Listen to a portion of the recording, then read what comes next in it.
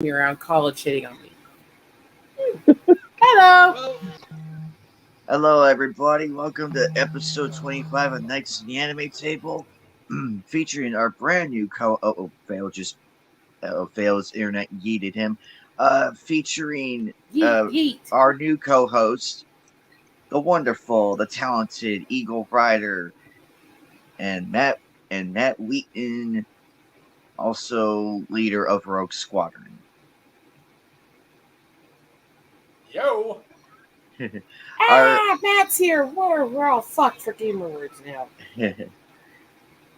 Our good friend Fatal System will be right back. He's just sorting out his internet connection. But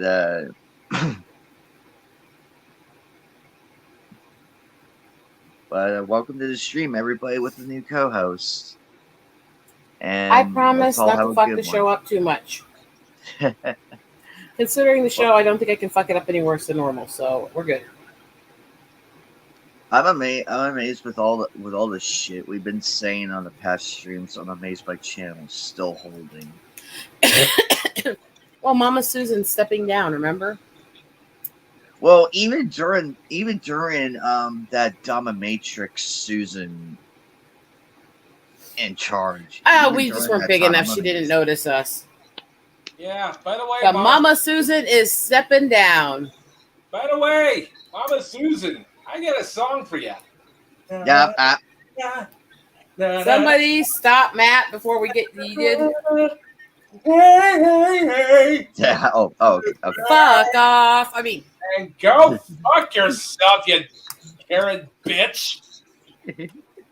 Well, hopefully with the new CEO, and it's an if, we'll see some smaller channels like ours get I've also bigger. But I've heard he's in support of NFTs, so I don't know. There are some nut jobs who like NFTs who aren't necessarily in all the censorship shit or either. So we'll see how it goes. Yeah, I get you. Like, I totally get the crypto thing, but good lord, it's more a Ponzi scheme from a bunch of get-rich-quick scammers. Bitcoin and NFTs are bullshit. Let's just face it. It sounds nice in theory, but it's bullshit. Now, did some people get rich off of conning and scamming a bunch of people with it? Yes. Guess what? Pyramid schemes, a lot of the people in at the beginning still get rich. It's all the people they're hosing at the bottom that get sucked.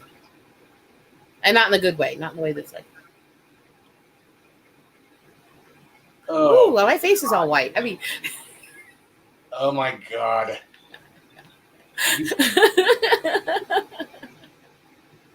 Jesus, Henry Christ. What, Matt? What'd I do?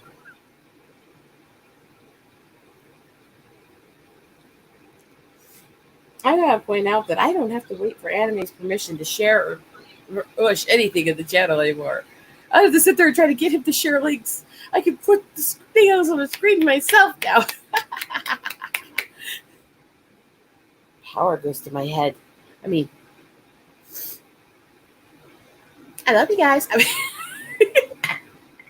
hey, Anime, now you cosplaying. He's frozen. He is definitely frozen. Yeah, that's why I'm asking if he's cosplaying as an oil painting. It's my channel now, bitches. I mean, all hail Queen Megatits. I mean,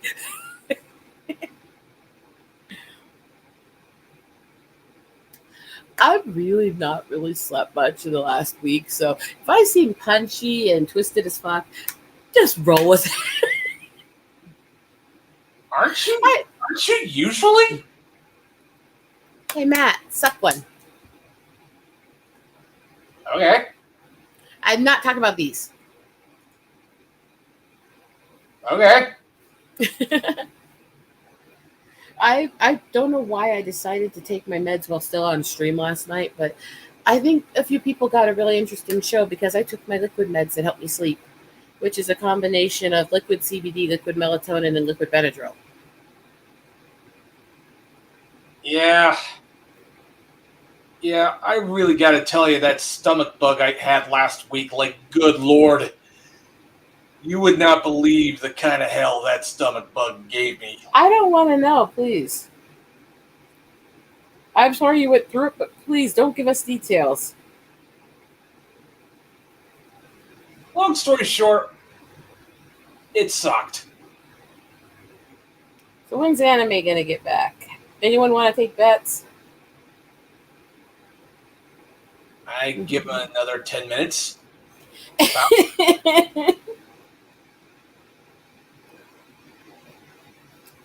I'm letting power go to my head. Me. The power. The ultimate power. Easy. Easy. Okay, what the hell? Easy there. I'll get you next time, Gadget. Next time. There we go. Now we're going claw. Mm-hmm. There we go. What was your question, Matt? Oh, I was just wondering if you were enjoying cosplaying as an oil painting while you were frozen. Oh, this is the Bakugo onesie. So, But Hi. unfortunately, the zipper busted, so it's like I can only wear it in the house. I know that feeling. Like, It's like right at the bottom, but the piece went flying, and I have no clue where it landed. So yeah, I might reorder this and get it in one size larger just in case. yeah. Losing a zipper sucks. Like, my dog, while he was still fairly a puppy, gnawed through my jacket and pretty much took off the zipper. Like, Jesus. every time men complain about closing zippers, I picture them getting their pubes stuck in the zipper. Yeah. Rose, Well, at least it sort of fits. Though. What, Matt? get your mind in the gutter. No! It's not in the gutter, it's in the fucking sewer. Get it right. I aspire to be as clean minded as the gutter.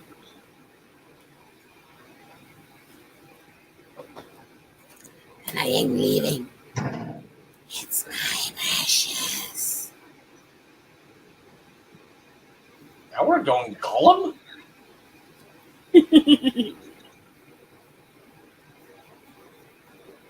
I'm surprised you don't remember me doing these voices before.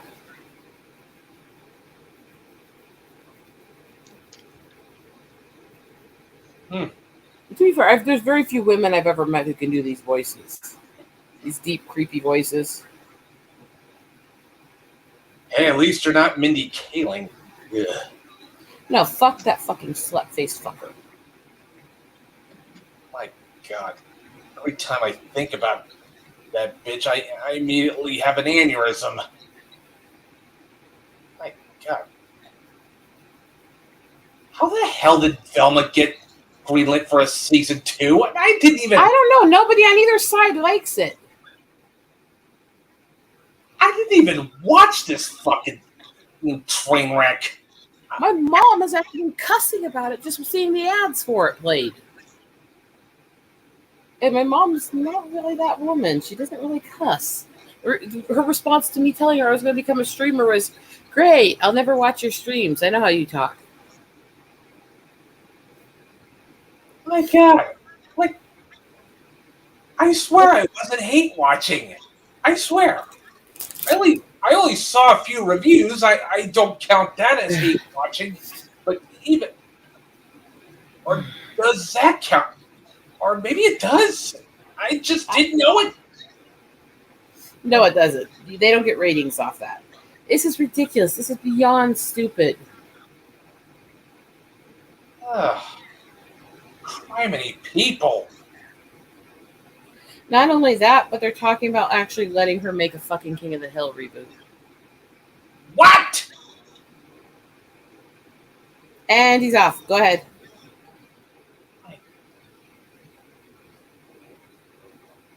Disclosure, I don't like Mike Judd, and I never liked King of the Hill, but my dad did, so it still pisses me off in memory of him. Disclosure. Go top of the. The internet's censoring his gamer words for us. Matt, you still there?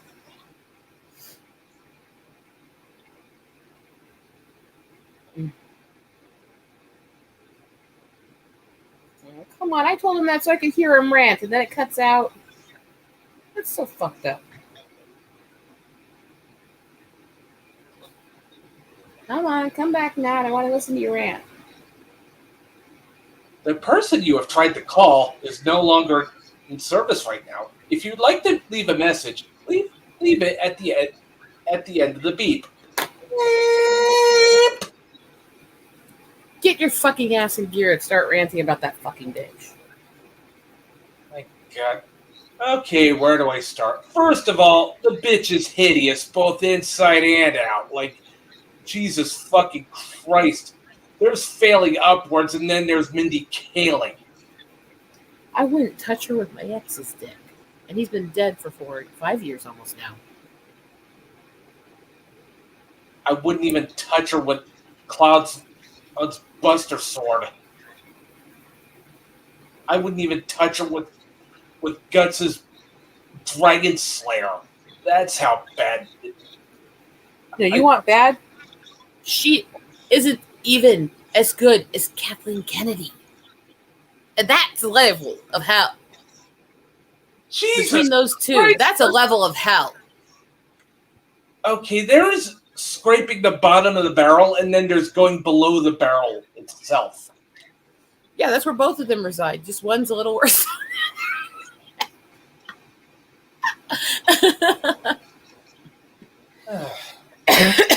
Sorry, I'm a little bitchy. I'm going to blame Matt just because he's here. And I'm going to blame Anime because he's not talking and not on camera. Also blame Fatal because he's non-existent.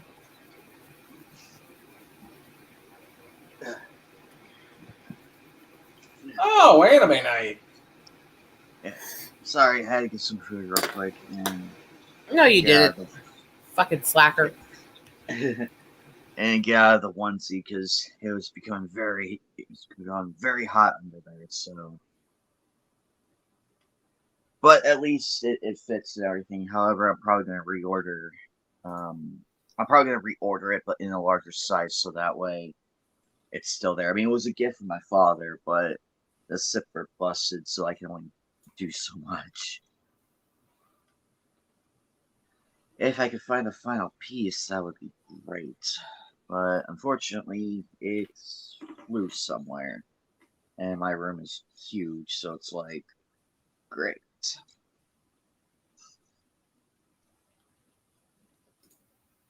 Also, next Tuesday is my birthday. I'll be 31 on that day. Yay. So,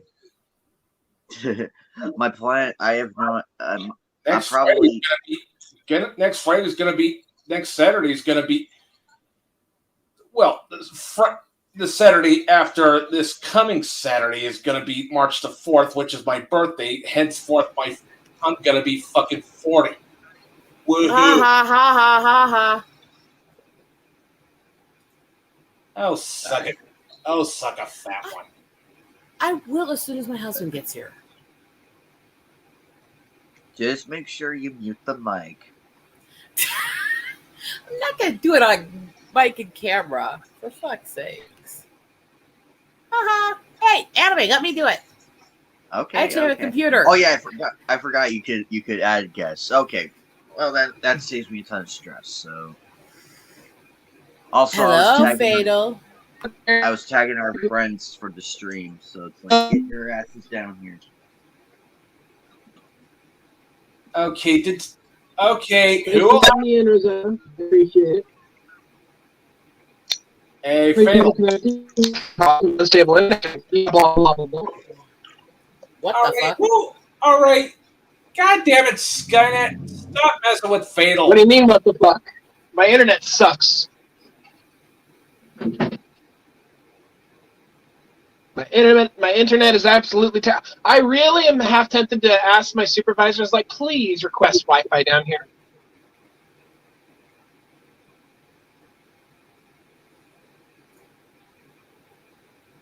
I mean, it shouldn't be that hard to get it connected, with considering the kind of phone that we have.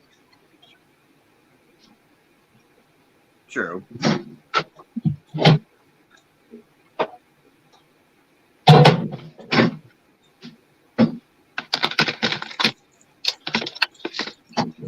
Because our phone can connect to the internet somehow.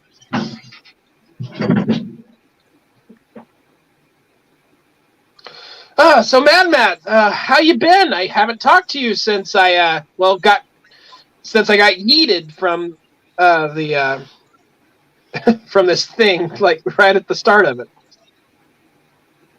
Oh, I've been doing good. Just downloading some Dreamcast games from CD Romance. Get Toy Story 2. Nah, I'm more thinking. Yeah, Dreamcast's an arcade lover's dream machine. Oh, Dreamcast, sorry. I thought you meant DreamWorks. Yeah, I said, I know what I said. I said Sega Dreamcast, not. I heard Dreamcast, so that's what I heard.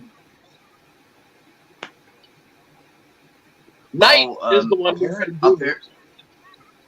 apparently, I remember playing Jedi Power Battles, and apparently on the Dreamcast version, you can play as Ki-Adi Mundi on the Dreamcast version.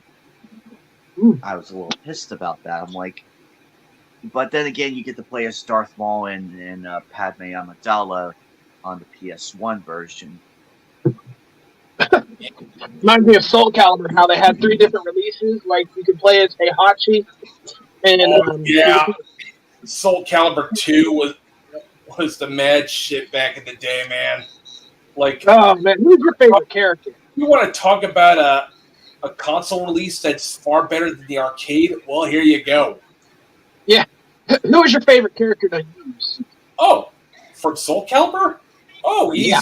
Oh, easy. Siegfried. Or Nightmare. I guess Ivy because of reasons. Yeah. I know, I'm overcompensating. Because reasons. Sue me. Yeah, you like that whip sword going right up the other end, don't you? Kidding. No, I'd rather have her toss me the Benjamin and bang me for 2 hours straight while whipping me with that thing. Hell, I'll have cuts and everything, but hey, it's rough sex, so. Hey, as for make it hurt in the garden, out in the dirt. I guess my favorite characters to use were what's her name, Shangla. Oh yeah, Shangla. Yeah, I mean, I'm more of a Sophitia type dude because she's essentially the main character of the entire saga. Well, I do like Sophitia. My absolute undeniable favorite is Talon. Oh, really good choice. Talon's my favorite. Who's the girl with the bow staff? Oh, the girl with the bow staff? Yeah. I think she's an unlockable character. I think that's Xianghua. No, Xianghua uses a sword. Quite like, but Xianghua uses a sword. No, that's Lance.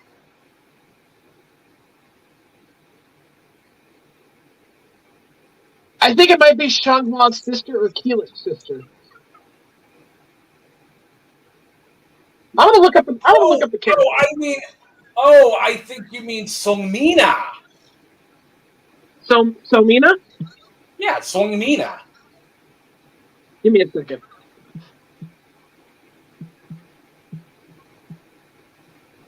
Okay, I'm gonna look these up. Yeah, because she was pretty cool. Taki was pretty cool too. Yeah, Maxi is a combo master's wet dream. Oh god. God, No, Felix. just trying to Felix get is it all totally together. not a dream.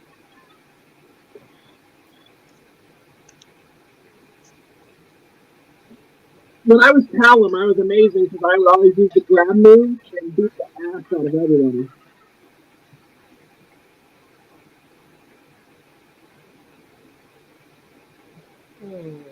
Wildman won't be able to join us. He's on the night shift right now. Oh. What? I told him that's a-okay. That's a-okay. Go, by all means, go make your paper. Go make the big bucks so you can get more anime. Oh yeah. I just bought another I anime told on him the Blu-ray, and replay. it I should told be him here the by replay will Monday. be up later. Okay, let's see here. I wish I still had a job.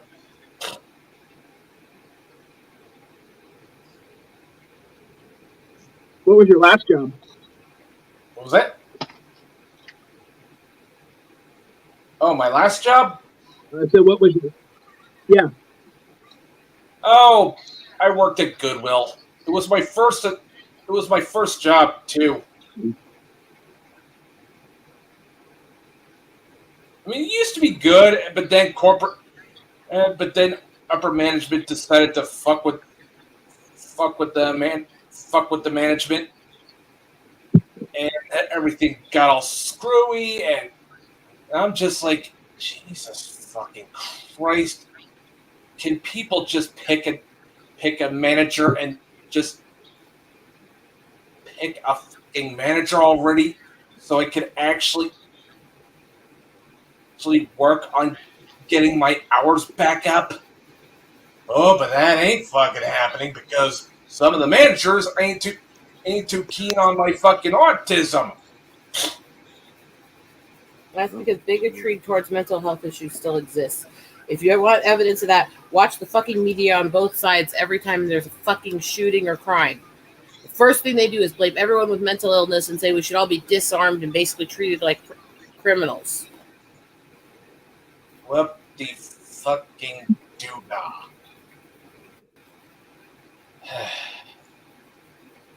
It does. Yeah, It does piss me not off to a little mention, bit. yeah, not to mention the real cause is not so clear cut. There are very, very few mental health conditions that actually make you violent. The ones that do are rarely connected to planned out violence because they make you sporadic and you're not clear-minded enough to plan. Most to almost all planned terroristic attacks, mass shootings, serial killers and stuff are logical, intellectual, so-called sane people. They are choosing evil, quit letting them scapegoat innocent people because they're fucking monsters. Yeah.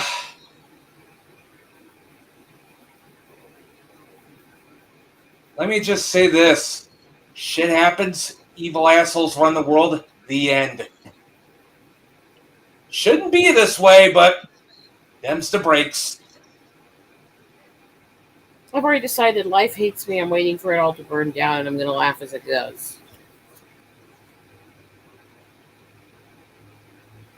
I'm actually hoping for something better to rise out of the ashes. Yeah, I kind of gave up on that the other night. At this Fuck it, point, life sucks.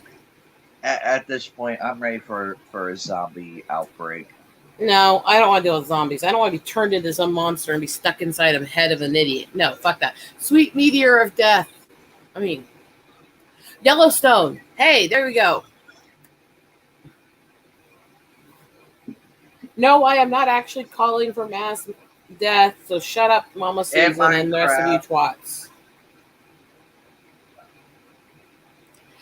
To all the people who remember this, okay, I am a person of faith. Everyone knows this. People always talk about the patience of Job, but have never read the book of it, where at one point he's writhing it and complaining at God so much that he curses the Leviathan for not climbing inside his mother's womb and eating him while she was pregnant with him.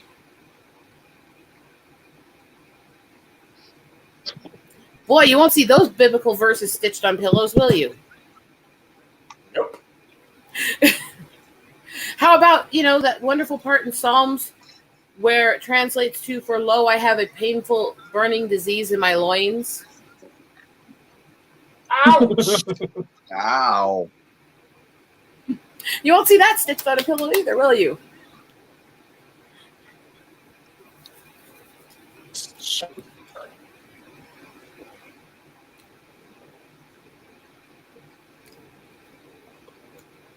Look, people, life sucks. Might as well do as much sucking as you can while you're alive. I mean,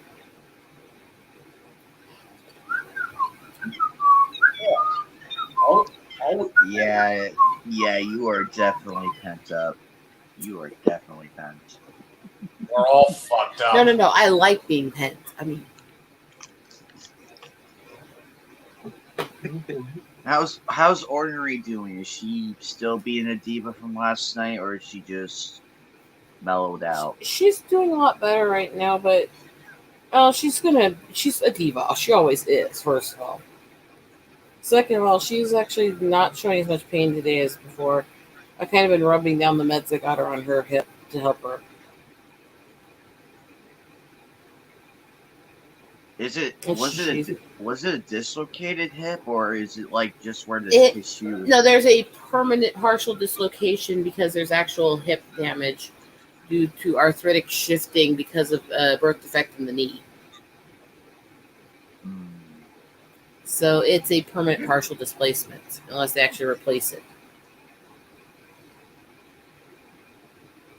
Everybody goes up to Rosetta. She needs all the support she can get, and also all the funding and proceeds are going to go to ornery surgery. The Ornery's care in general, because it's going to be a lot more expensive to care for her now. And that and we're fixing my mom's car so we're not stranded in the mountains in the middle of nowhere with no vehicle. Well, if I was monetized right now, I would just give you the funding. Be like, here you go. Oh, It's going to be a long fucking time. Oh, my husband will be here tomorrow night. I'm going to need to get rid of all the blankets and toys that I've been keeping on the bed. I'm going to need space up here. I'm just saying.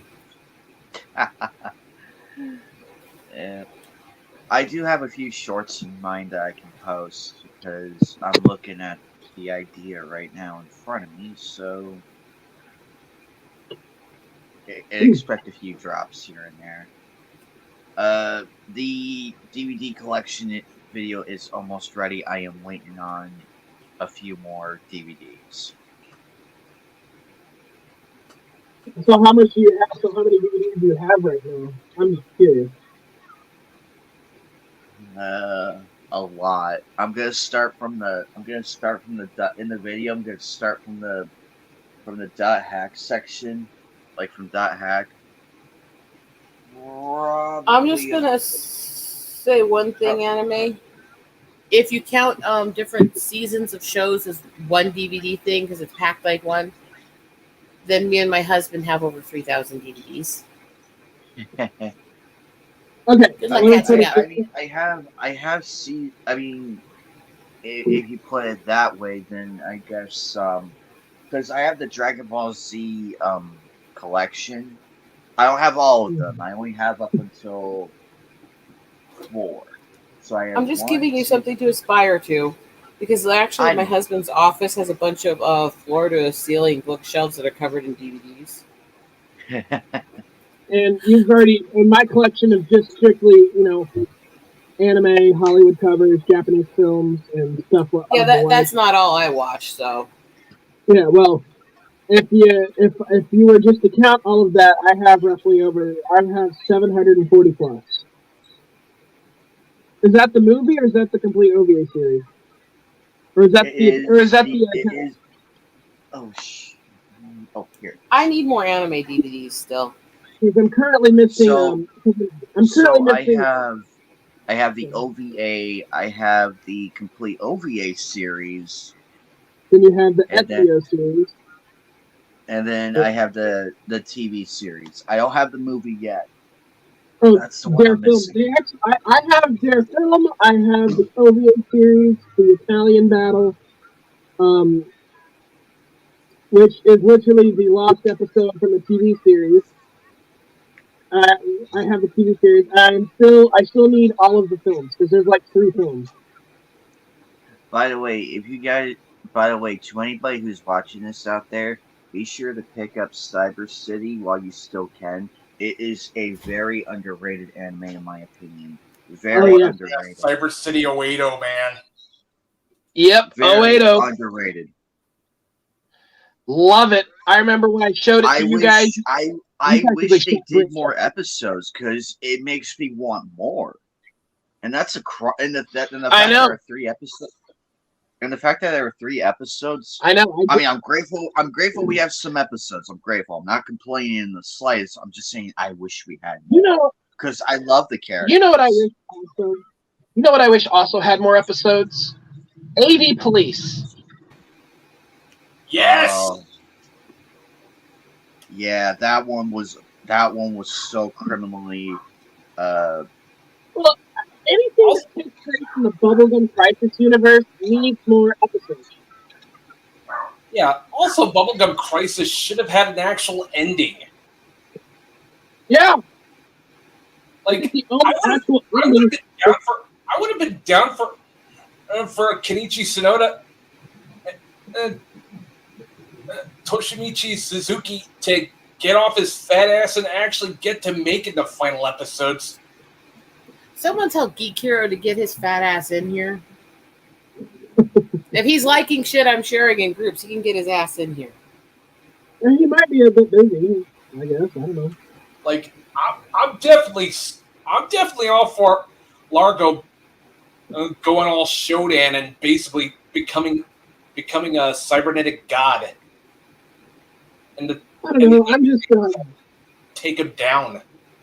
I like Parasite Dolls. I like Tokyo 2040. Tokyo 2040 was the only thing that actually had a friggin' conclusion.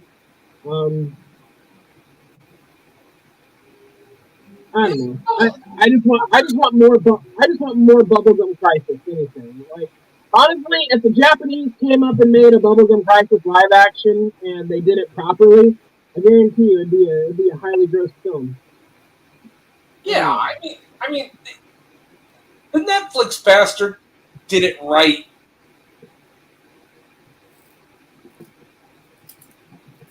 Now, if I like. Yeah, who's to say that they couldn't attempt it? So who's to say a modern Bubblegum Crisis anime with the 80s aesthetics couldn't be done today? Honestly, I think it'd still be pulled off today. I mean, there's really not much about Bubblegum Crisis that anybody can really complain about. I mean, if they do complain about it, then these people are just sad souls. Although they're also, by the way, fuck Professor Otaku. Oh, did you block him yet? What was that? Did you block him yet? Blocked him on Twitter. I didn't even bother communicating with this retard because, good lord, it's just Even everything basic that comes out of his mouth conversations with is nothing him. but verbal diarrhea. Even Just- with basic conversations, We are going to he's teach still- Matt to use substitutes that won't get channels flagged if they're monetized. Like instead of saying that word, say window licking douche canoe. Yeah, exactly. We're going to teach Oh, this to there you, Matt. is- Window It's like learning a new language, Matt. And trust me, I'm learning 2 of them right now. I'm learning German and Japanese. I might even learn French while I'm at it. So window licking douche canoe. Got it. write it down, put it in that hard drive of yours. Or just, every so often when they piss you off, just post one of the gifs of somebody licking a window and go, oh, look, I think I found you. I'm just gonna That's send actually you. good. I'm just gonna send what is Professor Otaku? Is he like some weird auntie or something? Oh, more than an auntie, he's a woke scold. He's a stalker. That's what he is. He's a wokes, whatever that is. There you go. Though. There's another substitute where you're not using the actual words that'll get you in trouble. Like instead of saying that tribal comparison to the N word, say puppy eaters. I mean,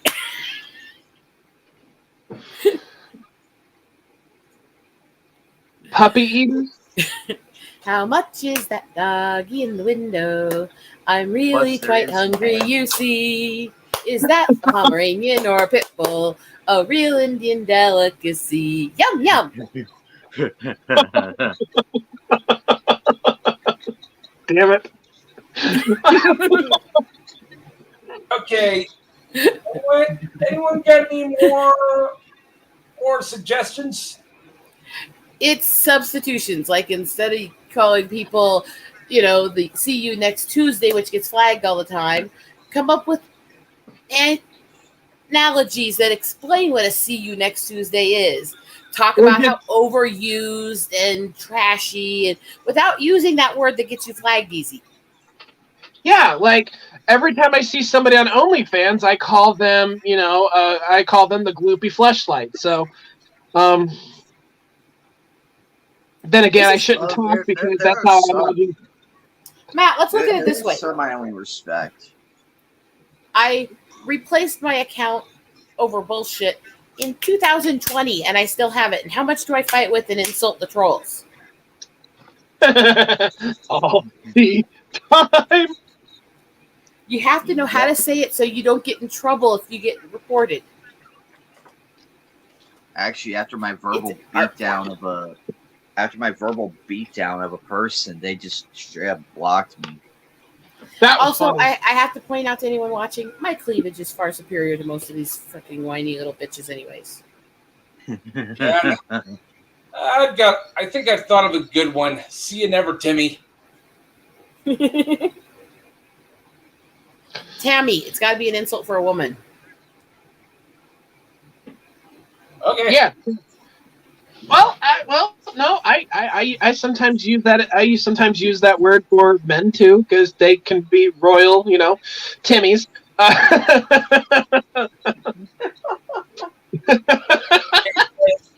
Does jackwagon count as a gamer word? No. Not that I've ever seen.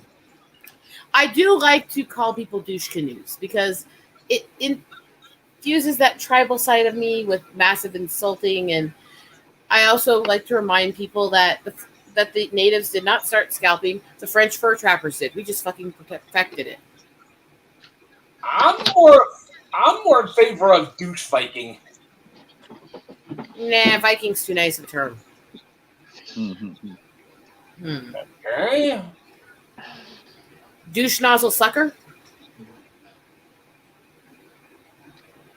Use douche nozzle. Anime's smiling as I'm saying this. Let me see. Don't pay attention to me. Don't pay attention to me. The co-host is running the show, so I'm just here. I'm trying to think of some. Let me think of some. I have to think of some.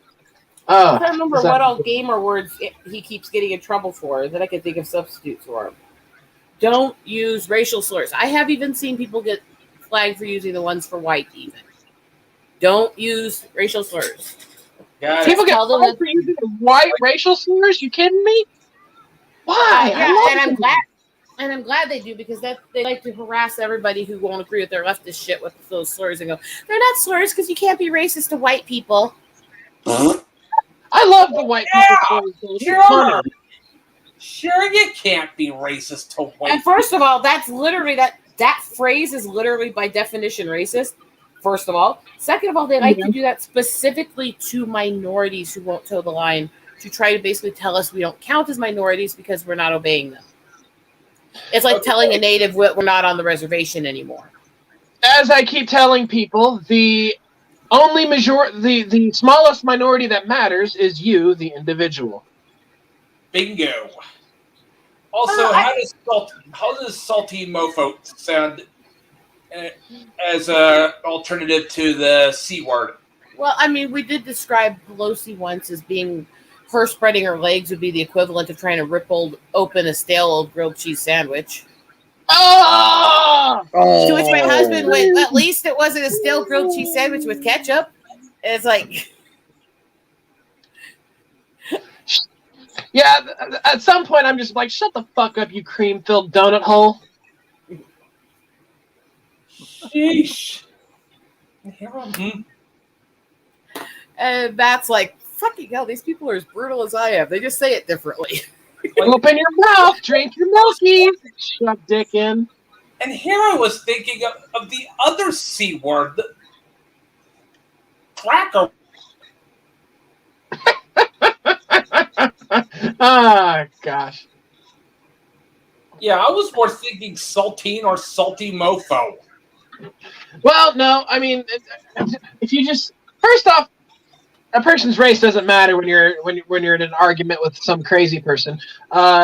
Leave race out of it because it doesn't matter. If you want to really insult them, insult their. I don't know. I've had people, you know.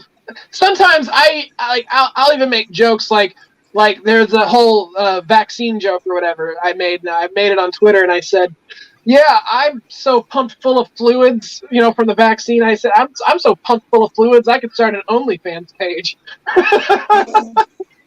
So.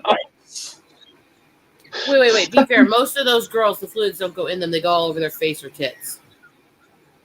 Some of them are inside. Some people have the camera focused on it dripping out. Okay. Yes, but that's not as common as the facial. Yeah, there is Pearl. the dark side. There is a bit of the dark side to the Botox. Yeah, but I Just look at Nancy Pelosi. I mean, wait, that actually works? The Botox thing? Wait, what thing? Yeah, you ever seen Madonna? No, hold on a second. For a reason. Wait, you said Botox. We're talking about Bukkake. Is there like some Bukkake Botox that we don't know about? Please answer this because I'm curious. Curious minds want to know. Dude, you're the one who mentioned it. I did mention it, but you said the dark side of Botox. Is that where like you come on somebody's face and then all of a sudden you mystically get younger? Well, actually, That would be interesting. Semen is good for your skin. They've actually proven that. Okay, I fucking wish. I really do. Shit, I'm going to a femboy cum tribute party. All right, Jesus Christ. I'm not kidding. Actually, semen Don't forget is to good bring for your your skin. tractor. Huh? Semen is good for your skin. That's What- actually what- been shown. It actually tightens the skin and decreases acne. Nice. Animate, what did you say? Don't forget to bring my trident? No, your tractor. That way it's a tractor barn party. Okay, if taking a tractor to that kind of thing brings a whole new meaning to the words tractor pull.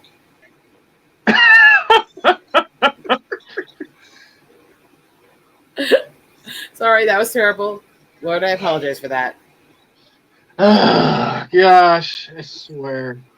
And I'm then just- Fatal's, at least part of you, Fatal, is going, God, I missed hanging out with this crazy foul-mouthed bitch. Yeah, I do. I really do miss hanging out with this crazy foul-mouthed bitch. Ah, yay! My favorite foul-mouthed. She's my favorite crazy foul-mouthed bitch ever. Ah. Everyone's favorite crazy foul-mouthed bitch. Huh? What? I thought you were talking about Rose. Yes, I am. She's my favorite. Well, she's everyone's favorite around these parts.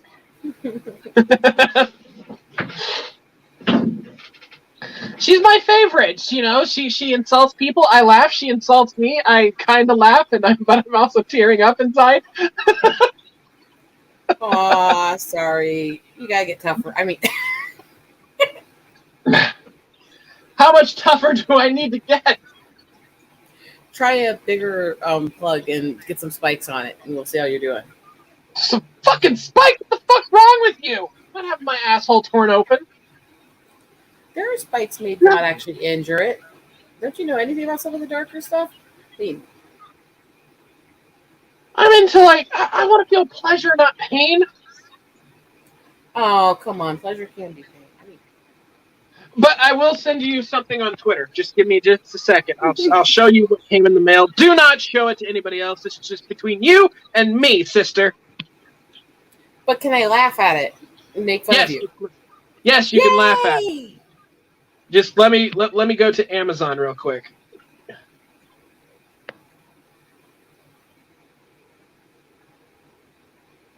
Oh, my curiosity is piqued, piqued, piqued.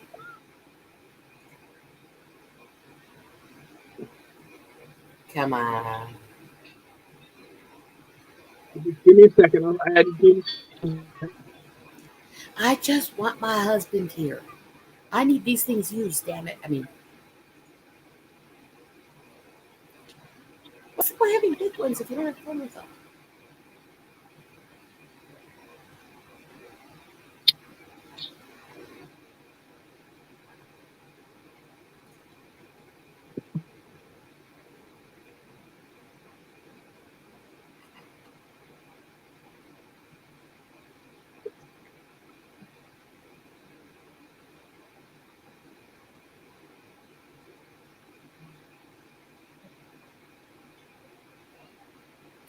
Lord, I apologize for that.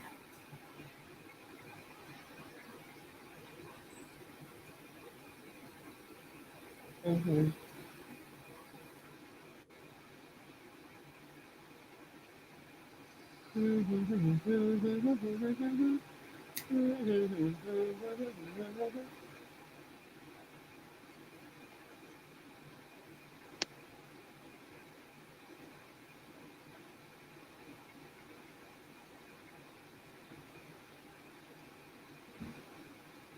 Yeah, I put up a new banner, so I had to go back and edit a few things. So I was playing Hi-Fi Rush this earlier, and all I gotta say is, yep, this is definitely already Game of the Year 2023 contender already. Like this game dropped out of nowhere, and I'm already having a blast playing it. By the way, I have to say this because, well, it's just one of those things. I want to give a shout out to Tug for giving me the tweet that made me laugh the hardest all fucking week. Because what he posted a couple days ago says that my 3-year-old freaked out yesterday because of a baby spider. She asked me to kill it. I did. Today at church, she was so proud I protected her that she told everyone, Dad loves me. He kills babies. Yeah, I saw that. That actually made me hilarious. I laughed so hard at that. It's like, oh shit. Okay, so I just sent the what came in today. Just be thankful it wasn't a Bloodborne boss. And this might be the one that I probably will get next.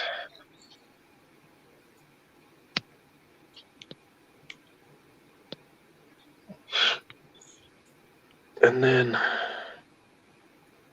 Where's this bitch that you guys caught? I want to say something about that little plot.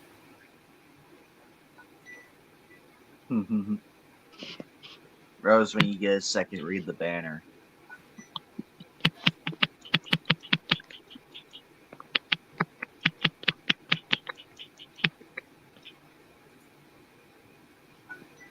Fatal, is that... Are you beating it over there, or are you banging on straw? I'm typing. Because I just sent it to. I just sent what I got into the mail. I just took a picture of what came in and sent it to Rosetta, and then I typed out the other products that I want. This stays secret. I can also send it to you, Anime Night, but you're gonna be like, okay, that's just a little weird. I witnessed a couple fucking on the roof. Nothing surprises me anymore. On the roof of your roof. No, on their own roof. So nothing surprises me anymore. Well, I hope it was a good view. Hell, a UFO could land right next to me, and and the first thing I would do is give the alien a beer and be like, "Here, sit down. Are you No, they happy you probably came to Earth?" Fatal, what? you're hilarious. Why am I hilarious? Now if it was a hot alien chick, then you won't see me for 2 months. Wow, You haven't- down. Oh, She so now. blocks fast when she gets called out. Wow. Oh, did you even see what I sent you, or no? Yes, that's why I was laughing hysterically. Okay. Well, the two other pictures are what I want to get, and you'll see, which is awesome. So it's got app control, and then the one that just came in does not have that, but it's still pretty awesome. It came in today. Haven't had a chance to check it out, but I will, and I'll let you know how it works, I guess.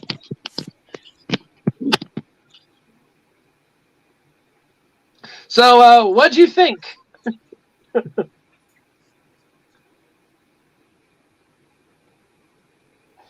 It's you. It's me, obviously. I get that. I'm still laughing at what Raccoon said about you on last week's stream. That was Oh, gosh, that was so out funny. there. That was so funny. Still would, by the way. I know. I'm fucking sexy as a woman.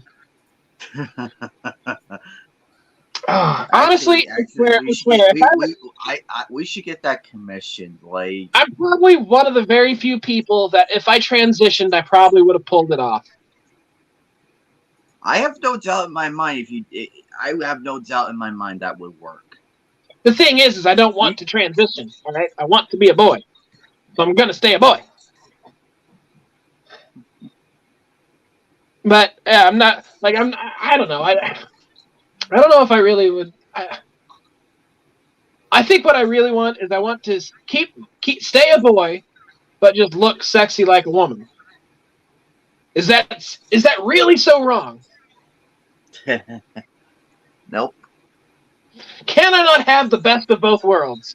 I mean, there's this one. I'm trying to remember this one place I went to. They were having goth night, and even though I looked a bit out of place, I still had like I forget what the fuck I was wearing that night. There was a lot of cute goth chicks out there. yeah. Well, I mean, you've seen the picture of me when I was like had my little goth phase, right, Knight? I mean, I could probably send it to you on Twitter and you could check it out. I already seen it before, so I have an idea. Oh, my black hair goth picture? Yeah. Okay. Oh my goodness, I cannot wait till I might do a birthday stream after work next Tuesday. Yeah, it is coming up. Depending on how the day goes. Well, depending on how the shift goes, but we'll see. But, Technically, your birthday doesn't exist this month. yeah, Are you a leap year boy? Mm-hmm. Actually, you should have seen Anime Night only ages every 4 years. Yeah, that's why people kept turning their heads when I tell them my age, and they had to do like a double take. What they're like, wait, what? And I'm like, yeah. They're like, no way, no, you gotta be 20, you gotta be 19, you gotta be 18. I'm like, whoa, let's not go that low. Jesus Christ, let's keep it above 20. Actually, I got confused for a 16-year-old. I wanted to punch the fucker in the face. Ain't no way.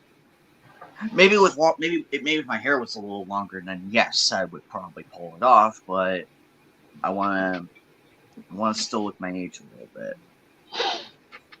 Guys, to tell you how fucked up I am, check what I just posted in the group chat.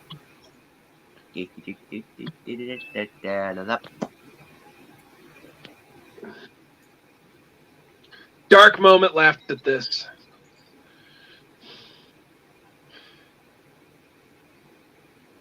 Also, I'm really considering unalive again, the lying down in a Whoa, bed whoa, and be whoa. grateful I did it. What? Yeah, you might not want to read that out loud, actually. What the hell is this? This is sad.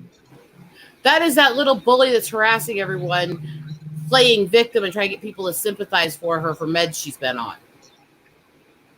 For After meds, she's... the- Wait, is this about the Hogwarts Legacy shit? That is the one that's calling, harassing and threatening people, playing victim and trying to tell people that if they don't sympathize with her and give her sympathy, then she'll kill herself. in Minecraft. I'm voting Minecraft. Bitch gets no simpy from me.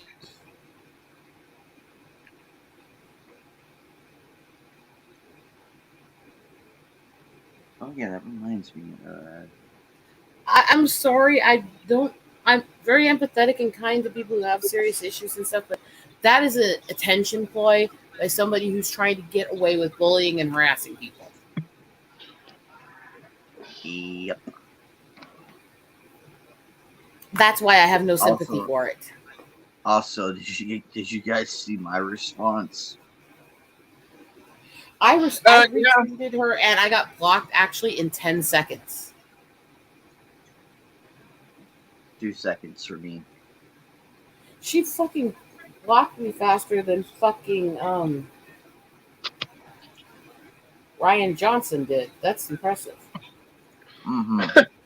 I have expected a rebuttal from that person, like your average one. But the fact that she blocked you in 2 seconds, I'm like, damn, she must have skim read that and then blocked me. Yeah, you know what? I like the trans community, but here's the problem with the trans community. They're good Shut up. people. I'm just That's all Well, the problem is that most of the people that are the most screechy people aren't actually trans. They're the fucking allies speaking for them. exactly. I mean, No, look, we have no qualms. We have no qualms with gay, lesbian, bi, transgender. We have no qualms with No. it. We don't. here's the problem. It's just the posers that we have issues with. Here's the problem with this is why I disassociated with the LGBT, is because they got a little crazy. They got a little rowdy, and I'm like, no, fuck this. I don't want to be a part of this. The thing is, let me clarify this to everyone there. Just like any community in life, it's not the community or every person in it that we oppose. It's the radical extremists who are giving the community a bad name. That's Yeah. probably it. All I wanted to do was be a part of people who were proud to be who were proud to sleep with whoever they want to sleep with. You know what All I mean? you wanted to do was to take plugs up the ass and suck dick. That's the ulterior motive. Shut up. Sorry, Fatal, we love you. Look, I mean, honestly, if I had a problem with people with that lifestyle, would I stream with Fatal all the time and consider him one of my close friends? The thing is, Sorry, I just completely threw you under the bus, Fatal. that's okay. I'm happy about this one. Nice silent Joker. See, I we are defeating homophobia right here. Just you and me. We're defeating it right now. There's So nothing wrong with him liking it up the butt. There's nothing wrong with me liking it in my mouth. I mean, can we just enjoy what we like and shut the fuck up? listen, we are pleasure whores, and that's all we ever want to be is just pleasure whores. Yes. Okay. Whether it be me jerking it to some cute anime girl or I thought me, that was Anime Night's profession, practically. what? Wasn't that Anime Night's basically profession, jerking it to anime girls? If Anime Night were to do like an SOP account, I'm pretty sure he'd have a lot of followers, and I'd be one of them. If you know what an Don't give me SOP account ideas. is, Don't give me ideas. if you know what an SOP account is, then Yep. Look, well, just avoid my NSFW account because it's a secret account. I don't even follow my NSFW account. So I want it. No, because I repost a lot of hentai that is probably considered very questionable. So Okay, I'm gonna bug out for a bit. I'll probably be back. Alrighty, Matt, take your time. maybe I should get some. Maybe I should get some mecha robot hentai posted or something. Try to expand my follower base. I don't know. No, I repost a lot of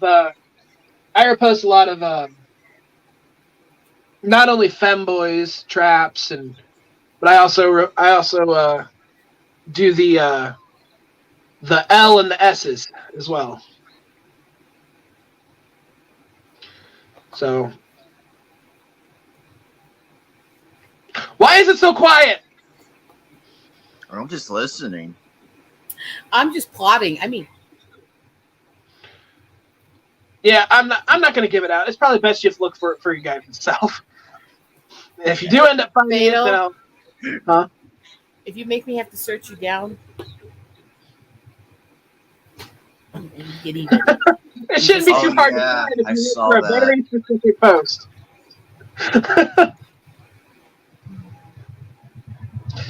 Yeah, well, no, I basically okay. Wait, what was that?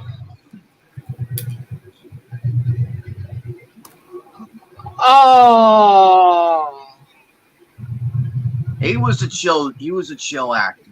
I liked him in Law and Order, and I remember watching the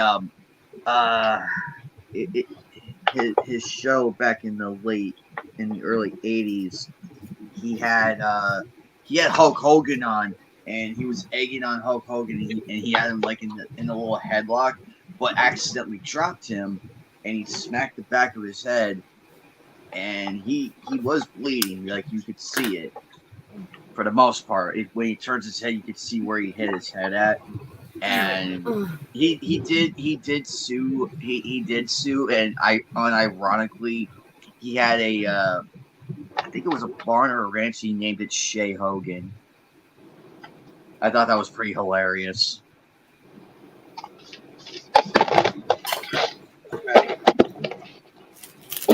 all right. I didn't finish my lunch.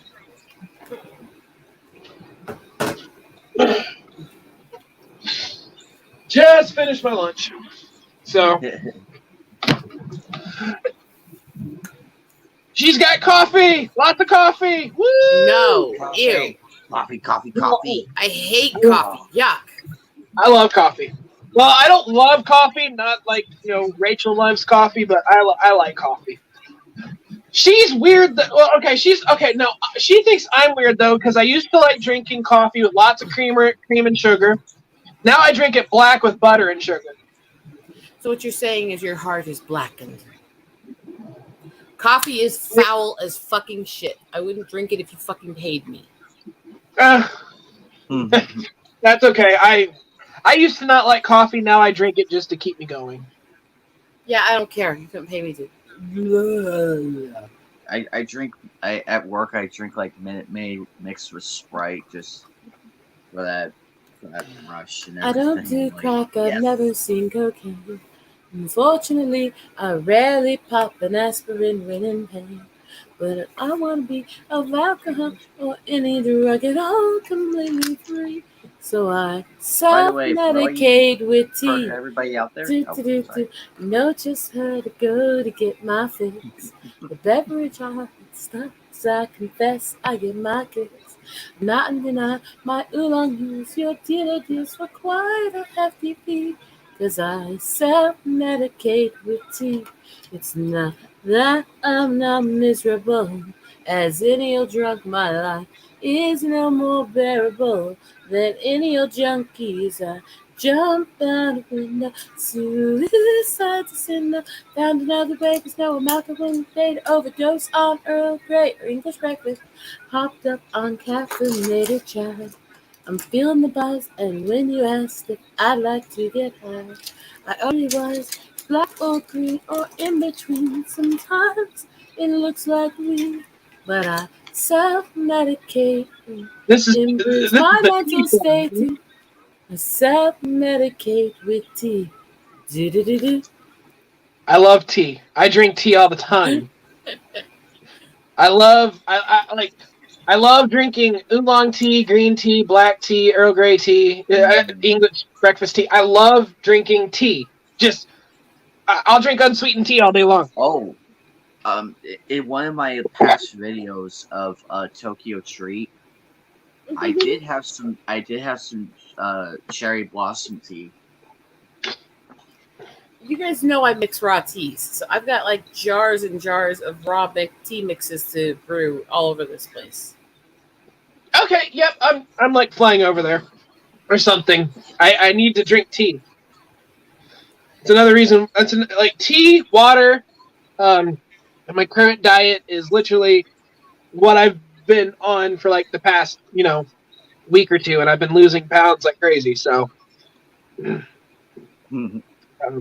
I'm now down to 255.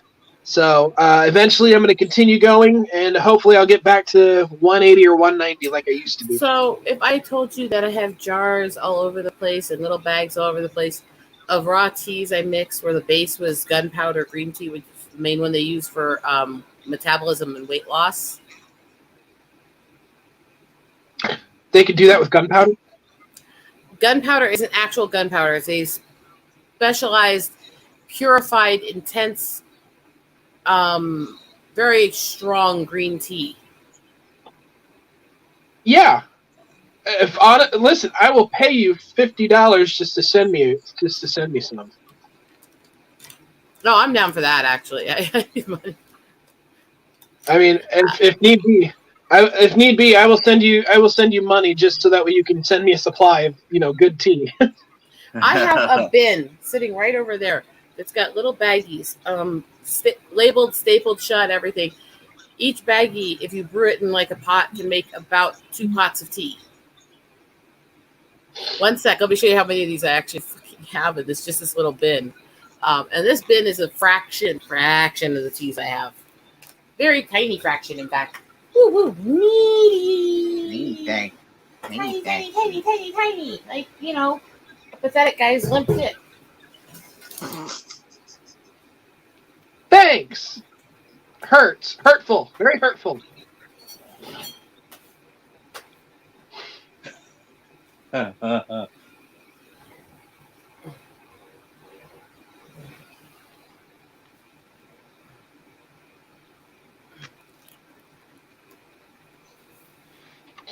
So yeah, I just got the Sword of the Stranger Blu-ray coming in. It will be here on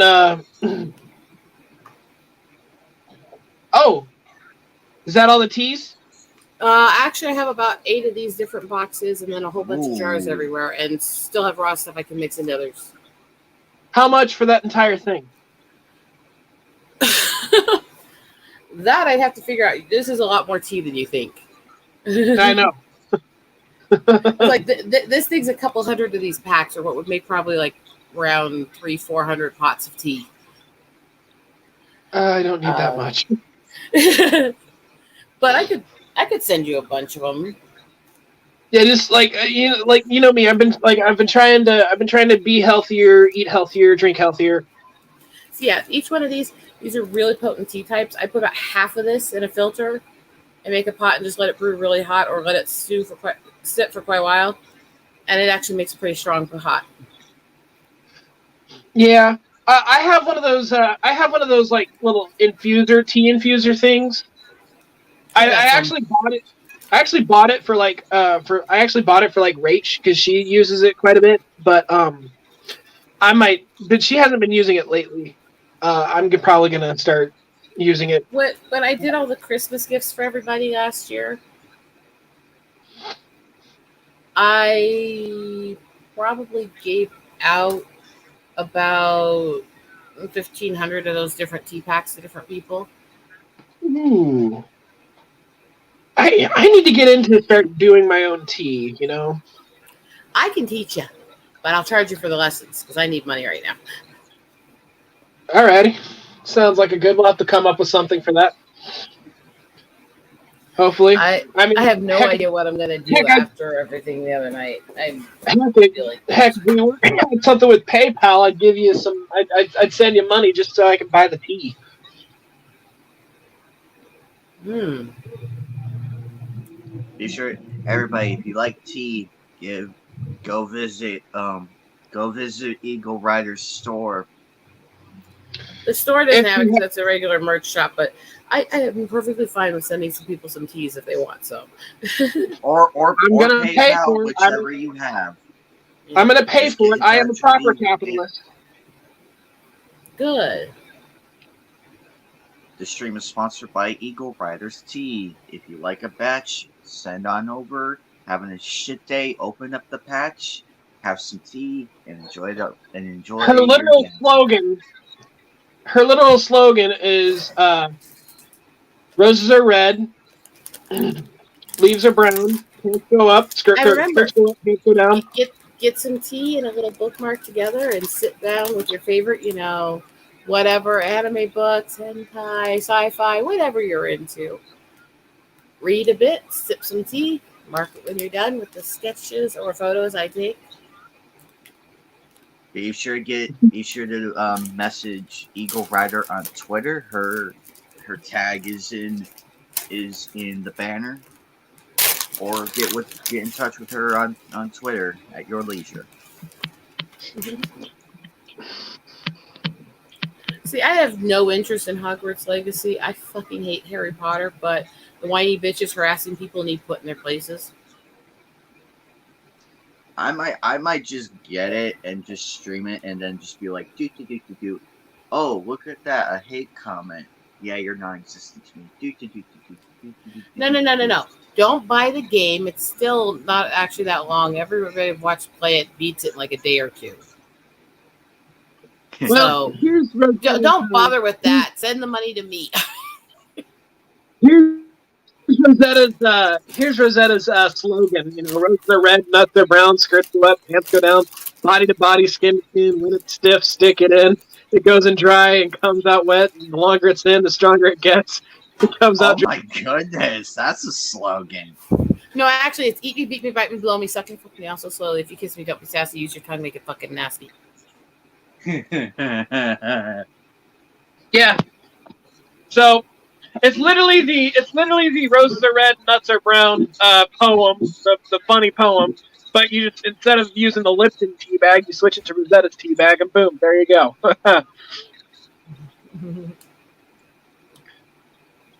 Look, I'm You innocent, pure woman. Can't anybody tell that looking at me?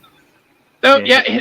Also, or it could be like Rosetta's tea. That'll put lead in your pencil. Not while I'm drinking. Fuck.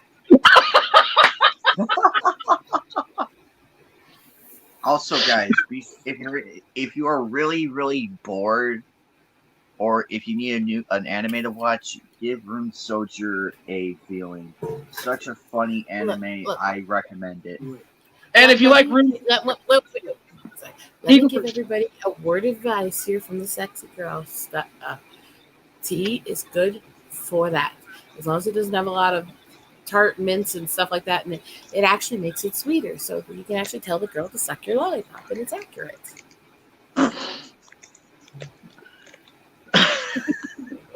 That is all. I'm the Candy Man. Coming from Bounty. You know what? No, I gotta say, Also, I this hate is also Aqua, sponsored but by if you actually heard the version that fucking Rage of Light did of that, That's the one I'm doing. oh my god, that's so fucked up. I love Rage of Light. I fucking love them. I love that cover that they did. That is my favorite cover that they've And done. I hate the original, and I fucking hate the original, but that cover makes me laugh. Honestly, okay, now Rage of Light's cover that they did of Judas, it was okay. I just didn't like it. I don't like it either. I don't like that song though.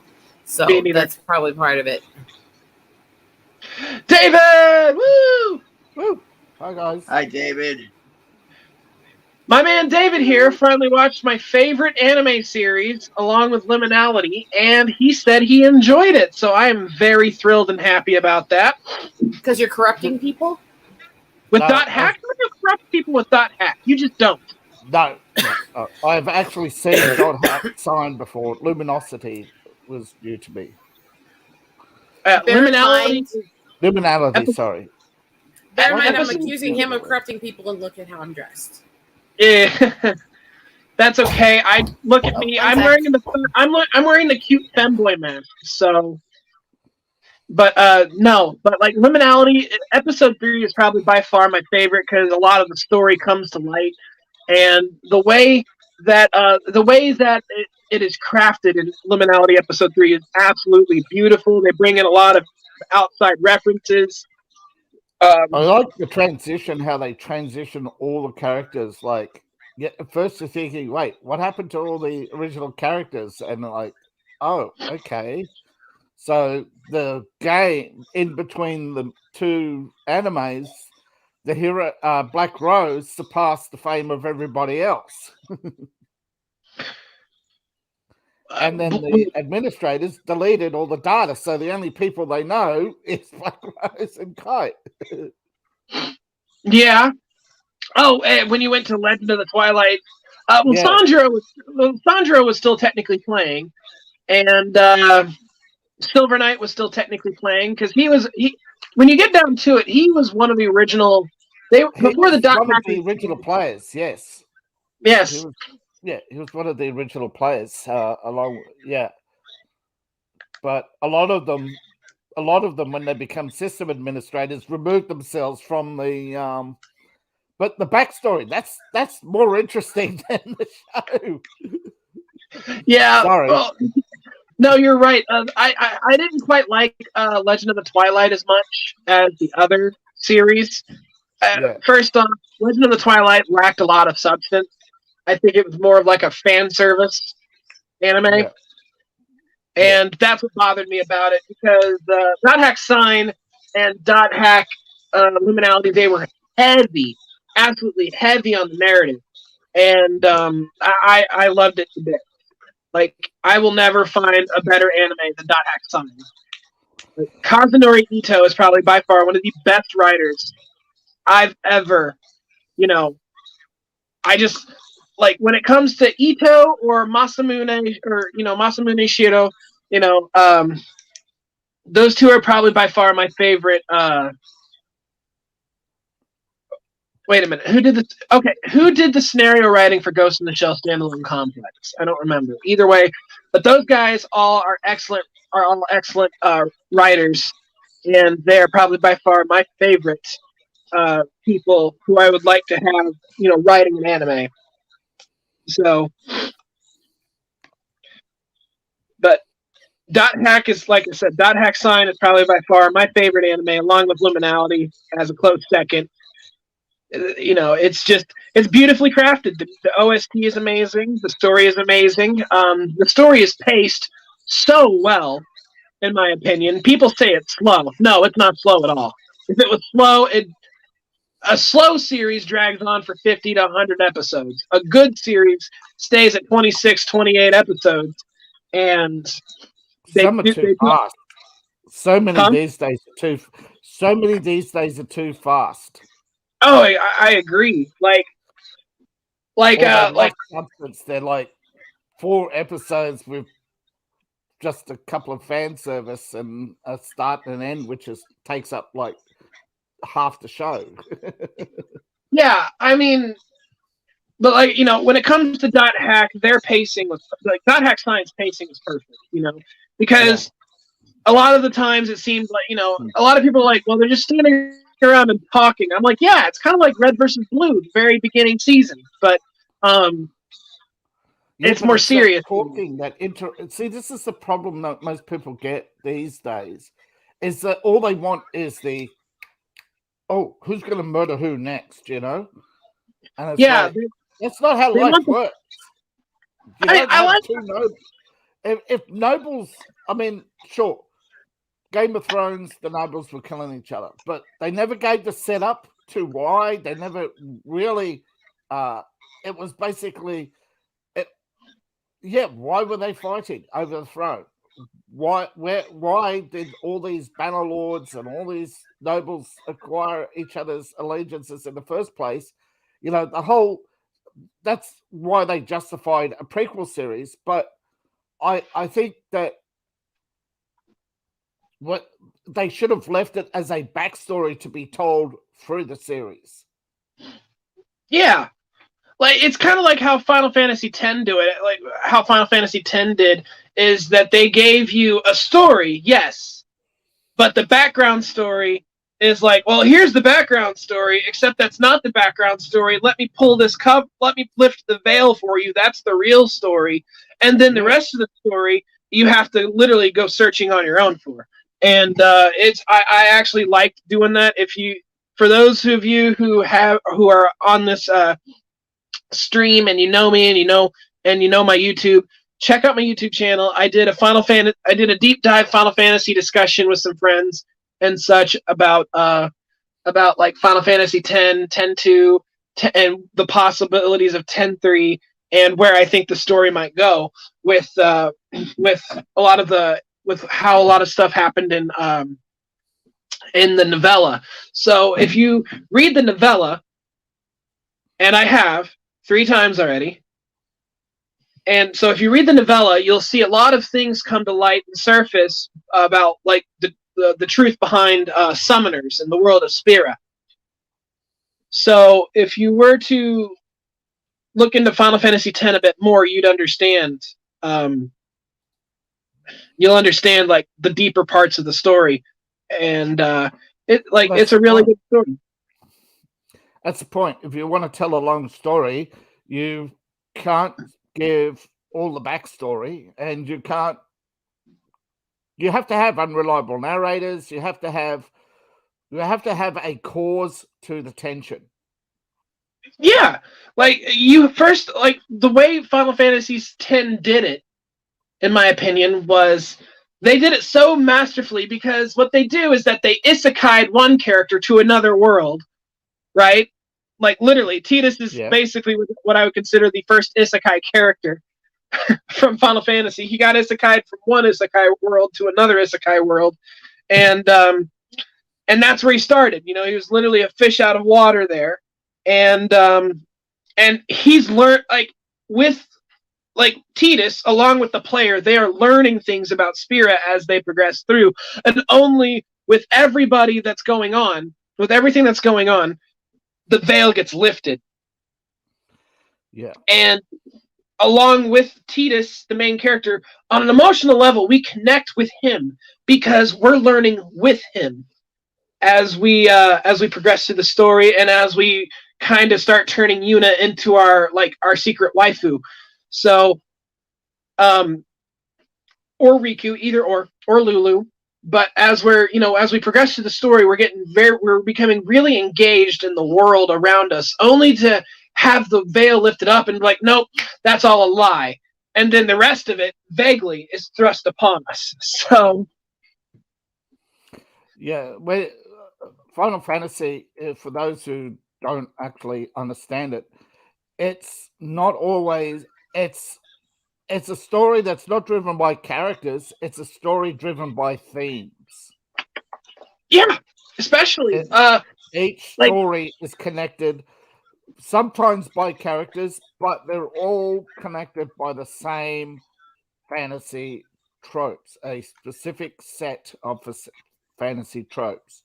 Yeah, and one of them, of course, is the unreliable narrator, which is the Final Fantasy X, right?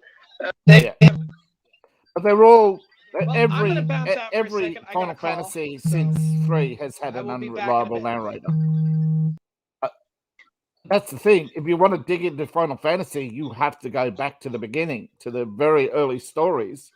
Oh, and exit stage right. Because Final Fantasy is a very complex story. I lost track. It's a story of worlds and the themes that connect those worlds. I think 9 is my personal favorite because that's literally the first one I played when I was a kid, and I enjoyed the the lore of it and the yeah, story. and the funny thing is, most of the lore that you learn is unreliable. It's just people's versions.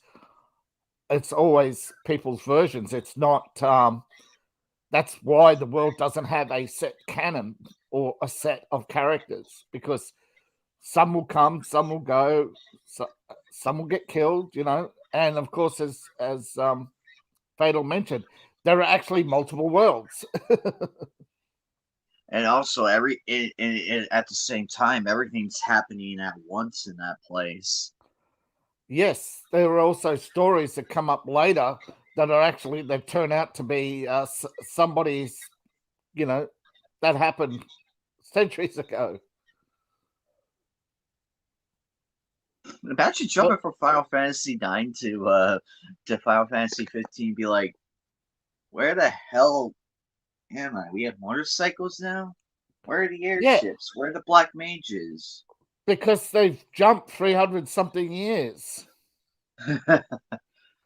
But it's still the same thing. There are the thing that I think drives Final Fantasy is just merely the exploration of the unknown, right? Every iteration is a new version of the same. It's, you don't know which world it is when you start. You may see something familiar and find out that that's from another world. It's from somebody from another world brought the black ships to the airships, brought them back, from another world. You actually get that's what it is. It's about, one of the themes of Final Fantasy is interconnectivity. Exactly. Stories are universal. Conspiracies are real. They happen. You'll get one guy who wants to control the power source of the city. That's for 16, isn't it? Mm-hmm. Yeah. And the power source, I think, as it turns out, is actually a dimensional portal. They're actually tapping power off the other worlds. And that's why the other worlds are dying.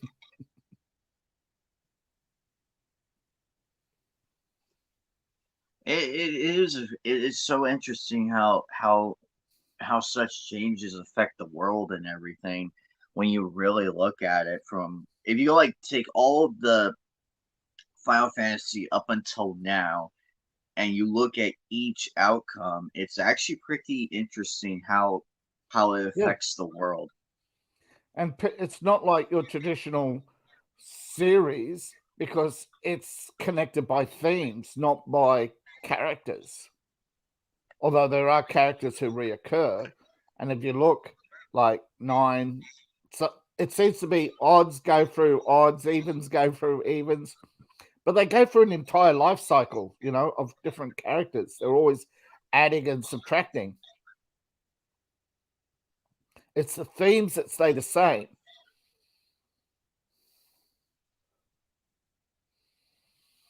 Though they didn't. The irony of calling it Final Fantasy is there isn't that much fantasy in it. Mm-hmm. But still, it's I feel like with very clever concept.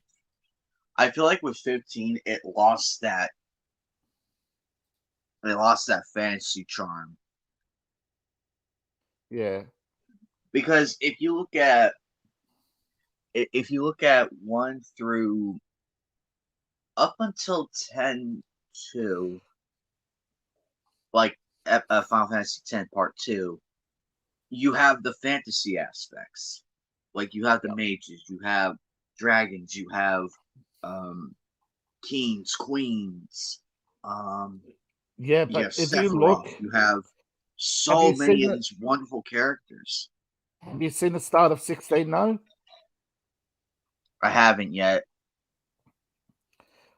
but I'll watch it when I find the time to. Yeah. Then I won't spoil it for you because it's a real kicker. Mm.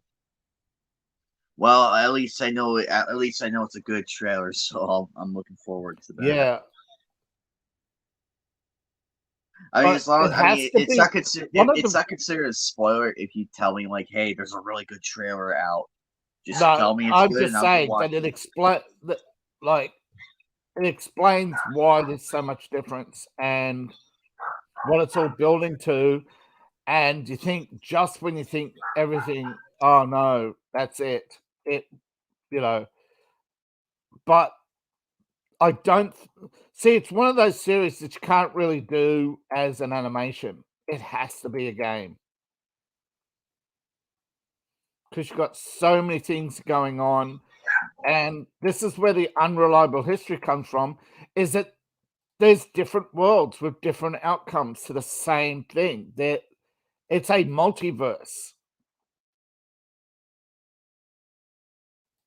You have characters Of from one course. world who've gone to another, and their version of history is different. It is so confusing that I don't think you could put it to TV, which is why I think the Absolutely. Final Fantasy movie didn't do well. Yeah, I feel like I love Advent's Children, but I feel like the other ones. Because they're too different. You have them. You have people thinking that it's an alien. You have too many people thinking too many different things what the show is, without realizing that the so-called aliens are just humans from another dimension.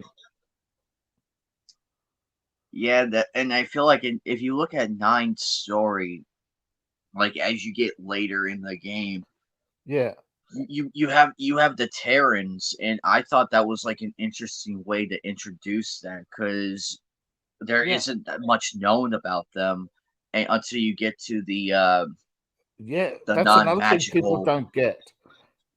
Although I don't know if it's true or not. Again, this is the unreliable part, that Advent's children are actually descendants of the Terrans who were sent to another world to survive the apocalypse. But they themselves had their own energy crisis, and the world was cold.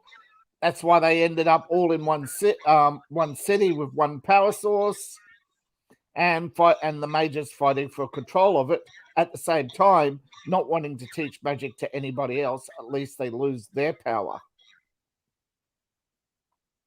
But they're originally from Earth, all of them. They're just spread out, and a lot of them aren't aware of each other because they're not just spread out over time, they're spread out over universes. Exactly. Plus, when you get to in 9, when you get to Kuja's palace and you go fight the Ark boss and everything, the world building around it's actually pretty amazing, like how they introduced that mystery aspect of like, whoa, what is this? Because I know most people I hate it when the problem I have with Let's Players when it comes to Final Fantasy, the 9th one kind of pissed me off a little bit because most of them, not everybody, they skim through the fucking text. Yeah, they don't And want it's the like you cutscenes. missed the chance to read it. Yeah. And the thing is, when they get to the latest one, which I've only seen the trailers for, I don't think I'll be able to, like 14, 15, 16, I won't be able to play either because it's like too big, too expensive. I don't have the graphics for it. I don't have the hard drive for it. But some of these games, the 16's got huge cutscenes, but it's the problem with 16 also is if you've missed the first year, you can't go back. When you start the game, you start from wherever you're at. It's not like it's not an offline game. It's an online persistent. As the world changes, it changes and changes permanently. What game are we talking about? Final Fantasy. Which one? 16. 16. Oh, I'm not getting 16. Some people have that. We were talking about it before, where some people only go with the odds and some only go with the evens because Heck, they're different I've got- worlds. They're Heck, different worlds. well, I mean, heck, I played Final Fantasy 6, 7, 8, 9. Yeah, but those 10, are offline games. Yeah, I think. No, yeah. 10 wasn't. 14 was the first on. Was the first time No, it was. Final Fantasy 11 was the first online game, and then Final Fantasy 14 was 11. the second. Yeah, yeah. 14. I think introduced the height. If you start the game, you start where the world is, not from the beginning. Yeah, when I first started, I think I started in what was it, Shadow something? I don't know. Yeah. I don't know. I started in 14. I made a character, and I couldn't get in. But see, with all the stuff that went on in 13, 14, and 15, all comes to Circles. conclusion in the beginning, in the first season of 16, and it's now and it's almost over. And anybody playing 16, you can't start from the beginning. You're joining the world where it's at. So 16 is Final Fantasy 16 is not like a story game. It's No, it's a trope game. It's based around the thing. It's literally the only character is the world. Oh, so it's another online game? Yeah. Okay, that's retarded. I don't. Sorry, my bad. That's stupid. Yeah, but with 13 million players, with 30 million players, an average of 1.1 million online, they think they've, I am starting to get over Morgs. In the early days, I liked them. It was great. But then after a while, with world resets, limited edition characters, limited edition equipment, constantly having tasting events, constantly having to craft, constantly having to do stuff every day. And if you didn't log in for a while, you missed out on something, you couldn't go back. And then you had these ridiculous puzzles jumping puzzles that would take you hours to go through, and yet they'd only give you like 7 days to do it, and then it would be never again, Yeah, well, that's the thing I didn't like. See, I don't like. Okay, I think the only online game I would like to see, if CyberConnect 2 Japan would just release it, like just revamp it and release it, just do the world R1. Yeah. Or R1 or 2 mixed. Yeah. The problem with online games is you have the client and the assets. They have the game. You can't put them together because the game is just a series of is just a script on a server. So they can't make it an offline game. They can't just take out the code. They can't take out the net code. You know what I mean? Because you don't have a game. You don't have any game on your system. You literally have to reprogram it. If they would have just done it if they would have just done everything like how online games were played back on the PlayStation or PlayStation 2 years ago, if you didn't have a server, you could still play it. Yeah, you had a game that connected to a server, and all it did was exchange a little bit of data. Yeah, for me, if they made an online MMO like .hack, I would be playing it all the damn time. Yeah. Here's another thing about .hack, but it's enough. The irony of .hack game is it's not an online game. Well, no, .hack Fragment when it came out was an online game. I've heard about the first one. The first one. Freaks, perverts, and nerds. That's what you all are. Yeah. Mm-hmm. Well, no. The first game. The first 4 games, Infection to Quarantine. they were not online games, but Yeah. during the same time in Japan, they released these same, like, it's the same code, literally the same code. Yeah, And they're just yeah. I saw something about that. A lot of early PlayStation games had net functionality added to them, but they weren't. But that was, yeah, it was really weird. It was just like, hey, here's a chat box. well, like, well, Dot Hack Fragment, when it came out in Japan, it was pretty cool. And then the very early games of Dot Hack Fragment, when it was coming out, they had a different system where it was just a bunch of letters, numbers, and jumbled nonsense that you could put together to form the world. And, well, they stripped that system, so when Dot Hack Fragment came out on the PlayStation 2, they had the same system of doing the 3 words to it. So they had the same words for it, and it was an online experience where eventually, like, when you played offline, you followed a little bit of a story, a little bit, but when you were playing online, you didn't have a story. You got to go through dungeons and party, or form party with friends, or you can go solo.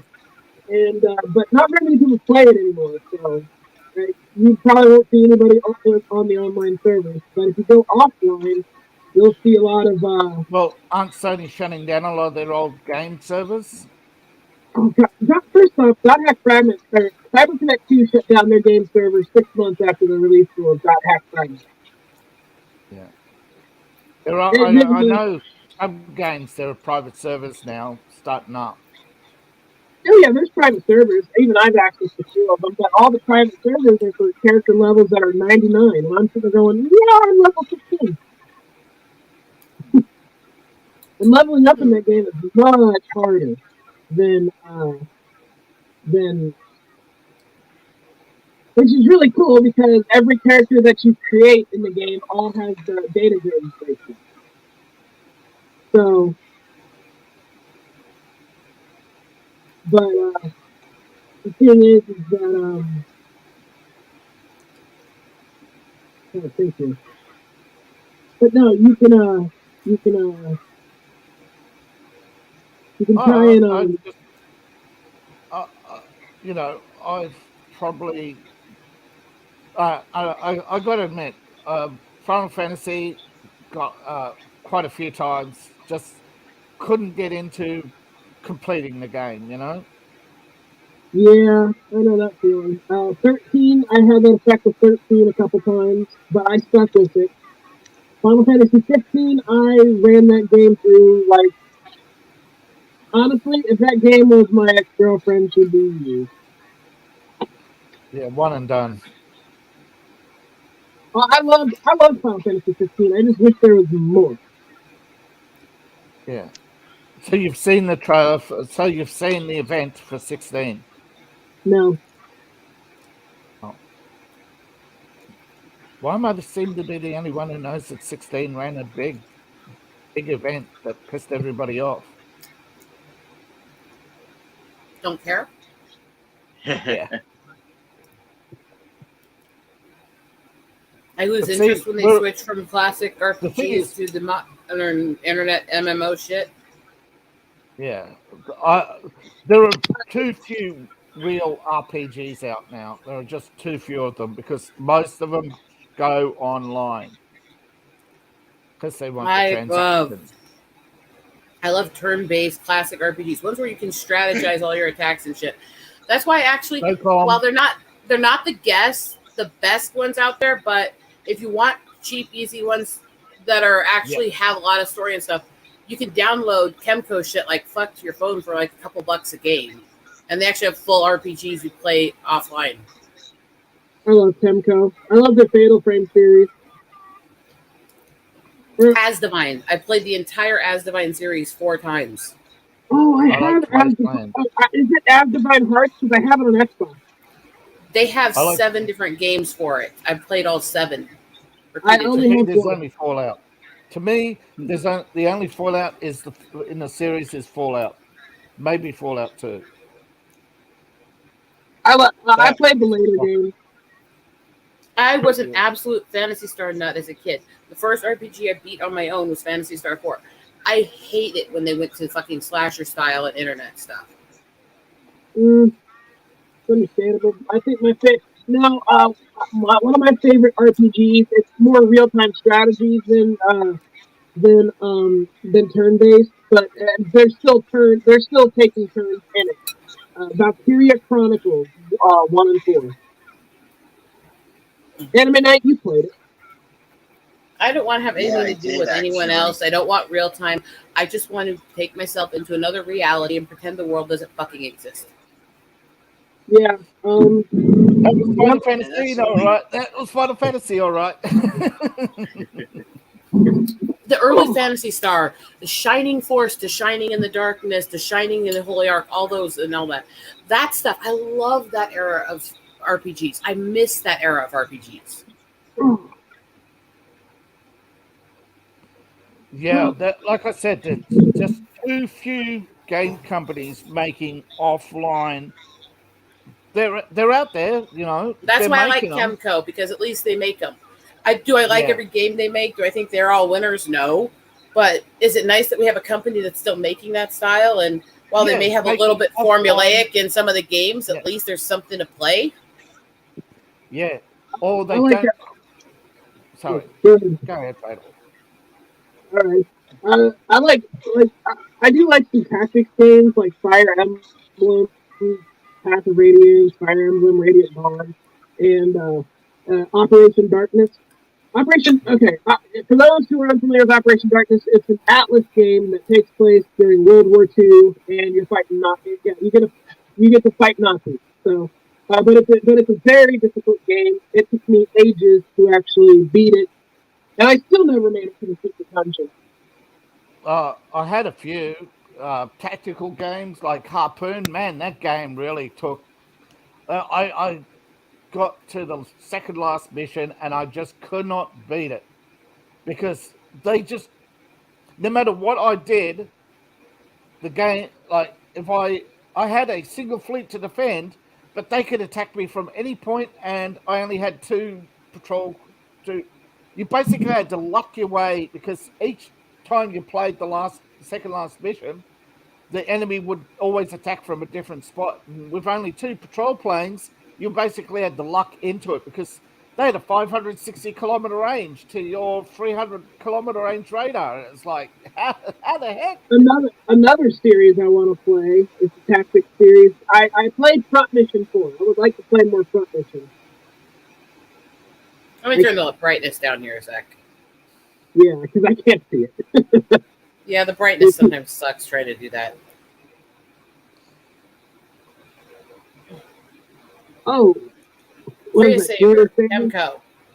Alrighty, I'll give it a look. See, Dungeon Boss. I played this bad boy, and this bad boy's been around for 10 years. I started playing this. Glorious Savior came out in 2015. Yeah.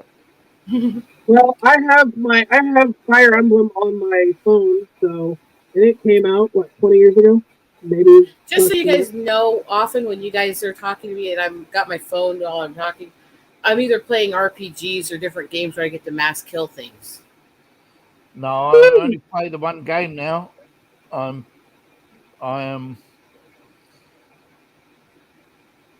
not because I haven't finished this, because I probably won't ever finish this. It's just, it's like Raid. There are just too many characters. I get tired of all those MMO styles where you're playing on and they keep adding expansion packs and stuff. I get bored that's right. with them. They keep adding stuff. Every time I've played one of those games, I get bored with it after a while. I start simple. I end up being one of the top players on the entire server in a few months. I go around mass killing everybody, and then I get bored and just quit playing. I don't know. I'm trying to get into Genshin Impact.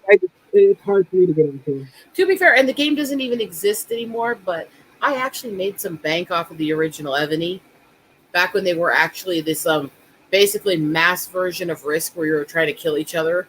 Because I ended up with the highest rated character on one of the top servers. And when I got bored with it, I actually sold the character for Ebony. Yeah, the original Ebony no longer exists. They're now a crappy app game. Uh-huh. I heard somewhere something about a private server with Ebony. Yeah, it's on. Oh, it is a phone game. It's always a phone game, hasn't it? The original game I loved, but I got bored with it after months. And yeah, I had a top character on one of the biggest. Yeah, the servers. original one. Yeah, yep. It's on the Microsoft Store. Yeah, they moved it completely. The original links you could use to play it aren't there. They're all new they still have servers the and PC stuff. version of. They moved it and basically changed it so all the original characters no longer matter, basically, which kind of was annoying. But yeah, I sold my character in the original one for over 1,000 because everyone wanted the top player. Yeah, a lot of these games they made them so that they could just keep adding new characters, and so like you start with 1, 2, 5, 20, then 200, and by the time it gets to something like 200, you'll spend your entire lifetime upgrading them because the drop rates on all the stuff daily. I'm OCD and autistic. I want a fucking solution. I want an end goal. I want a game that finishes. Yes, like King's Quest. But then when King's Quest finished, the company eventually finished. That's why so many companies have infinite game loops like Halo, Call of Duty. Because they don't want to. Call of Duty back in the day when it was just the hardcore team deathmatch. Then they came out with this giant battle royale, stupid ass shit, and I just could not get into it. I did not like Apex Legends. All right, bring me back fucking Titanfall. I want my Titanfall back. I did not like Call of Duty. You know what happened? You know what happened to Titan, don't you? Titanfall, why they had to close it? No. We just need a re-release of Sonic Spinball with the new updates and a whole new layout. Yeah, Titan, they got sent broke trying to defend. Their servers kept getting hacked and they went broke. I didn't know about that. No. For as long as I remember, Titanfall before it lost popularity, they lost thousands of players because of constant hacking. I never got hacked. I was fun. But Titanfall, but they switched to fucking Apex Legends, and I couldn't get into it. I'm like, where's my Titan? You know, it was around the time when Fortnite, PUBG, and even PUBG and Fortnite, they managed to make enough money to get a working anti-cheat. But Titanfall and quite a lot of other games, the hackers just ground them down. Exactly. Look what they did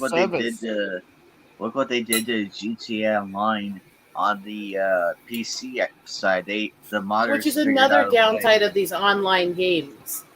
Yeah, they should. All it takes is one person being an asshole and a hacker, and they ruin your entire time you've spent on the game. Yeah, all because they blame everybody, but we all know. Some of them are Russian, but most of them are Chinese hackers. I'll be honest. That's one of the moments that I kind of felt like I didn't really care to listen to Ripa anymore. Was when he made a comment about real gamers want to play multimedia games and play against each other. It's like, and made fun of people who play turn-based because real gamers want to compete. It's like, don't just fuck off. Yeah, you're not a real gamer. You play a phone game. Yeah, bullshit. You're not a better gamer than me because I play strategy stuff and you don't. That's fucking bullshit. Hey, you know what? I will challenge them. It's like, all right, play Mission 7 on Operation Darkness, and we'll see how fucking good you are. And let's be clear, I am not a non-gamer because I can't play most of the action and slasher and shooter games because of my nerve damage. Because I can't have flashing in my camp. I can't see flashing, and I have nerve tics and spasm. Yeah. I need things that are strategic that I can stop and I can pause and I can wait. And I need that. Yes. When I get whenever I get my gaming PC, I want to do a Jeopardy stream. I'd like to see I want to see these gamers today that are like, oh yeah, Dark Souls. I'm like, all right, play Resident of Fate, play Valkyria Chronicles, and let's see how good you do. Because even most Dark Souls players can't finish the difficult. That Most comment. hardcore Dark Souls players, because one of the reasons why they put Dark Souls, why they put netcode into Dark Souls, was to collect stats on how many people completed the game without cheating. That's why they put it online. I've seen somebody beat Dark Souls. They actually admit that their goal was to get off on watching people fail the challenges.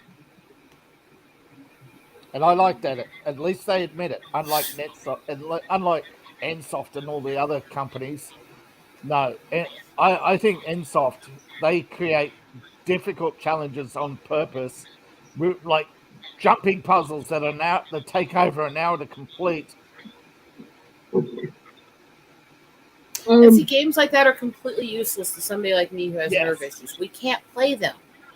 Yeah, I said I rage quit. I sent them a message saying, "Yep, you got what you wanted." That's all I said. You got what you wanted, because I think they honestly get off on creating puzzles that people can't finish,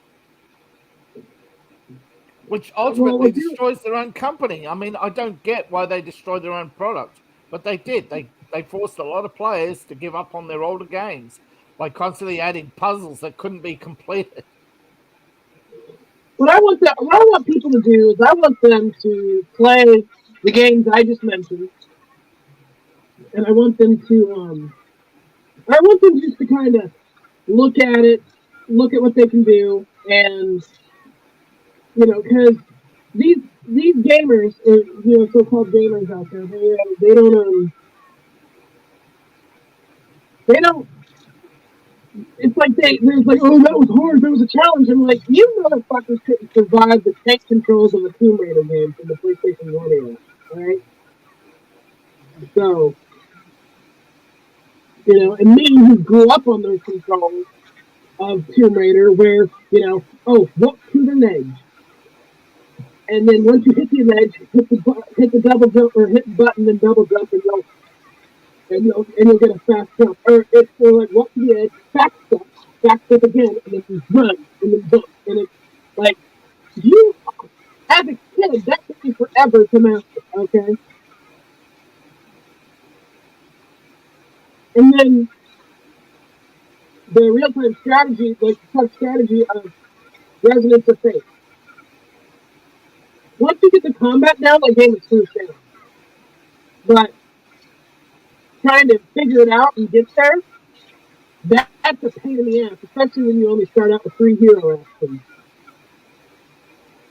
before getting up to 18 or 20 of them.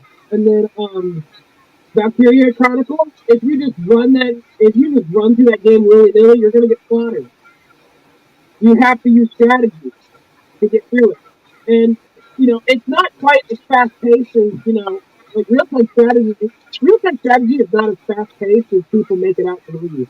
You can still, some of it is still technically turn-based. Resident of Fate is turn-based. Valkyria Chronicles is turn-based. You have player phase, enemy phase. Yeah. I might stream that game at some point. Valkyria Chronicles? Yeah, it's on my list of games. Currently I'm going through Alien Isolation, but I will be done with that one soon. And then I'm probably gonna do either Siphon Filter 3 or Pac-Man Repack or something.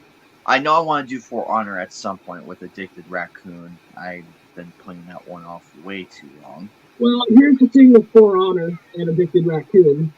Addicted Raccoon has an Xbox One, and you have a PlayStation 4. and I don't know if it's cross-platform. He did mention it with me. It is cross-platform, so I have a chance to game with him. I can ask him again just to be sure before I buy it. I am gonna be buying whenever the new trailer comes out. I will be doing Crash Team Rumble because I love the trailer. I love the gameplay. Have you gotten around to Persona 5 Royal yet? I think I have it. I have one of the Persona games. I don't know which one. If you have a PlayStation 2, then it's Persona 4, or Persona 3. If you have a PlayStation Portable, Persona 3 Portable, and then if you have take your time, David. I'm also probably so Valkyria Chronicles, Siphon Filter 3. When I do get a gaming PC, when I purchase it and get it all set up and then get everything on there, then I'll be able to stream some Nintendo Switch games and host some Mario Kart rallies and whatever else we can do. Well, I do Just make sure you gotta follow the formula the community's already set out. You have to have one person that throws insane screaming tantrums when they lose in Mario Kart every time. Oh, okay. Well, then Eagle, you get that covered.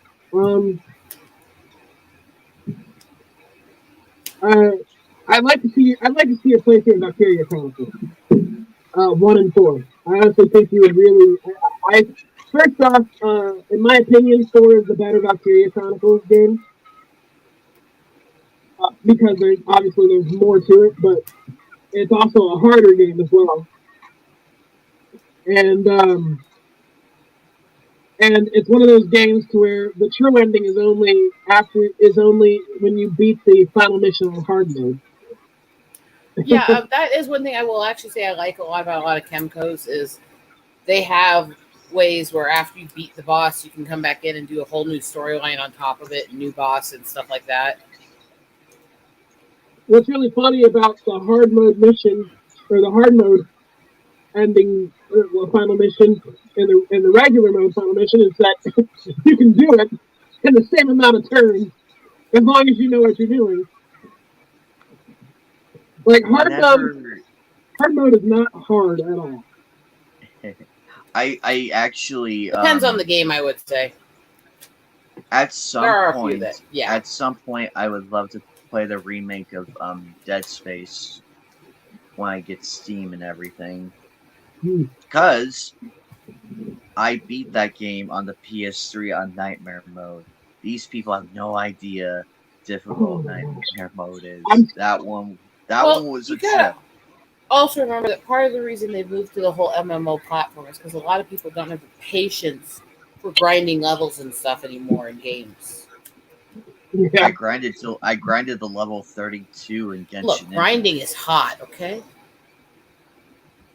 Look, a lot of people, particularly as we go back to Titanfall, would not grind the levels. They would want to complete each.